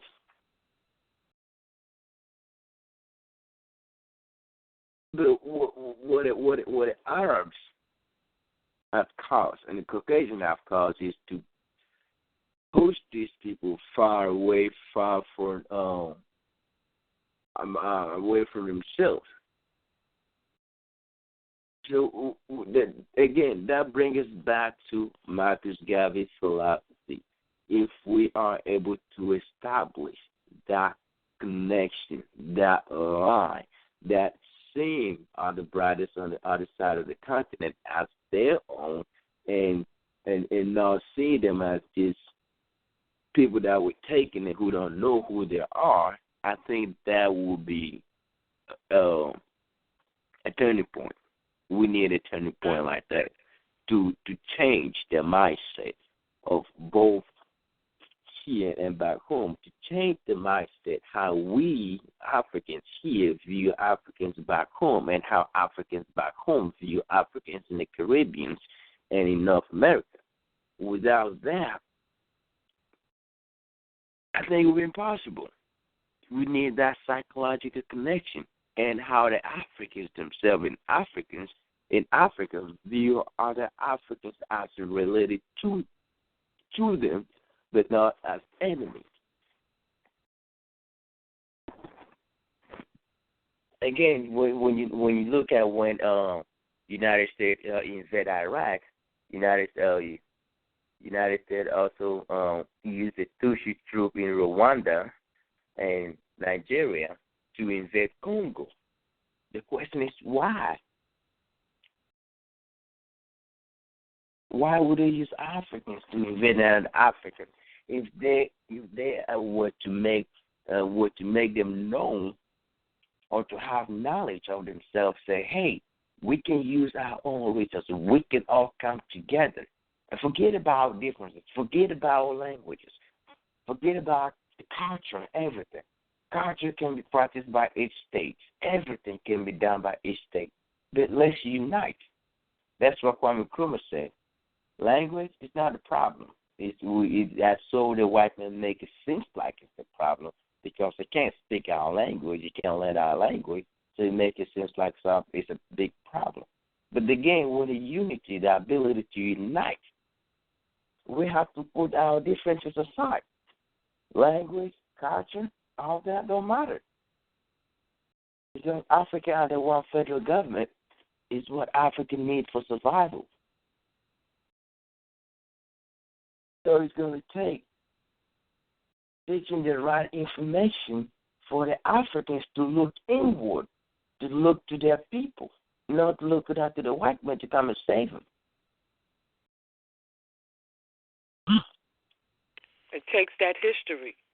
You will not. If you are born in a state of oppression, as you just so eloquently manifest, when you are educated by your oppressor in their Eurocentric historiography, which is myth and lies, you are going to be subordinate. That's right. That is the whole purpose of it. Dr. Clark again said, how do you keep a people oppressed? You educate their children. So we're talking about, in modern times now, while you're in your mother's womb. But then, without the television, even though you still can't say that, but I'll say it. From the time you came out of your mother's womb, you're indoctrination, and definitely is the case with Africans that were kidnapped and brought to this land here. Mhm. So the whole thing is, the whole purpose of getting into our history is to undo that, to unlock, to remove the feathers off the African mind, to remove that European psyche out of your mind, to see that you are capable of being self-sufficient. You did it for thousands of years. You're capable of mastering math and science. You are the children of the progenitors of that. And again, this is what they've done to Africans. They have told them they are inferior, incapable of thinking, incapable of building great civilization. If Africans themselves would have identified themselves with Egypt and the Nubians and Ethiopia, I think they would be more than capable to actually do that. And again, this is when the divide and conquer rule came into play. They divided each African nation to look at other African countries as enemies. They failed. By doing that, they eliminated the connection to see themselves as one. And this is what John Rockefeller said. He quote, "I don't want a nation of thinkers. I want a nation of workers." Slaves. A nation of workers. So he established the General Education Board in 1903. So he doesn't want a nation of thinkers. He wants a nation of workers. So look at Africa right now. It's Africa's thinking. So look at true, but it is because of what occurred. You know what I mean? Like you mentioned the languages. Well, one of the things that Chancellor Williams' work reveals is that it shows how the languages came about and how those languages coming about was able to be used to cause division. The problem is that, again, we have to really go into the origins of things, of our history, the origin of our divisions that we have, which will, again, deal with the psyche. And I'm going to use myself as an example. I was, was growing up around a lot of my people that had came, that was fortunate to be born in the motherland from Nigeria, right? Not saying that fortunate to be born in Nigeria, but from the motherland. Okay. And talking with them, I was fascinated by the fact that they had no fascination with going to Egypt, going through the Nile Valley, starting up. Shit, for me, my dream is to be able to start from, the foot of Kilimanjaro, you know what I mean, Tanzania, Kenya, work my way up. That's my dream. But they had no concern about that history. And I'm, fascinated, stunned by it. But then I had to check myself because I had to look at my own indoctrination. I'm here, and I can't say that I done been to every museum with history of the Africans here in this soil, as well that came to this soil, as well as the museums that's owned by the Cracker Beats that have the artwork of our ancient ancestors. You know what I'm saying? I'm right here. That's right. So it showed my own indoctrination, my own affected psyche. It made me check myself. But it also, because first your initial response is never to look at yourself. You're looking at your other person like, oh, no. How can you say that and not realize you got the same mental condition? Exactly. So they say change starts with you. It takes yeah, with you studying your own history, with you acknowledging that your perspective, the perspectives that you have, your views that you have, are not your own. That your behaviors, are not your own. That's what Karachi Woodson say. He says, "You control what a man thinks. You don't have to worry about his action. You control what you think. You control what you know. You control how you think. If you know how a man thinks, then your action is predictable. That's what it's down to our people back here and back home. We've been giving the wrong information. We've been miseducating. We've been taught the wrong kind of thing. We've been taught to look down upon ourselves and our people. And here again, I raise the question: does it take 600 years to teach another man to run his own country, to be independent, to be self-sufficient, to be able to be a rightful thinker? That is the question. And it seems like we've all fallen for it. We've given ourselves to it. It's like generation after generation, Europeans have dominated. They've used deception. They've used, we are the chosen people, or they are the. And again, we as Africans fail to make the connection ourselves. Therefore, if Europeans go in and discover who we are, they're not going to make But brother, I need for you to help me understand why we fail to make that connection. You know what I'm saying? Like, and what do I mean by that? For example, how does a person that is born blind know they're blind?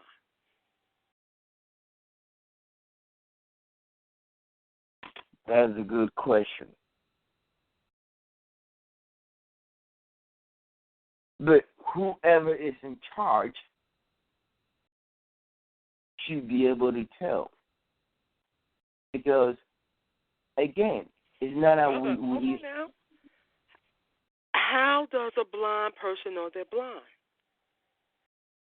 Somebody that can see tells them. Yeah.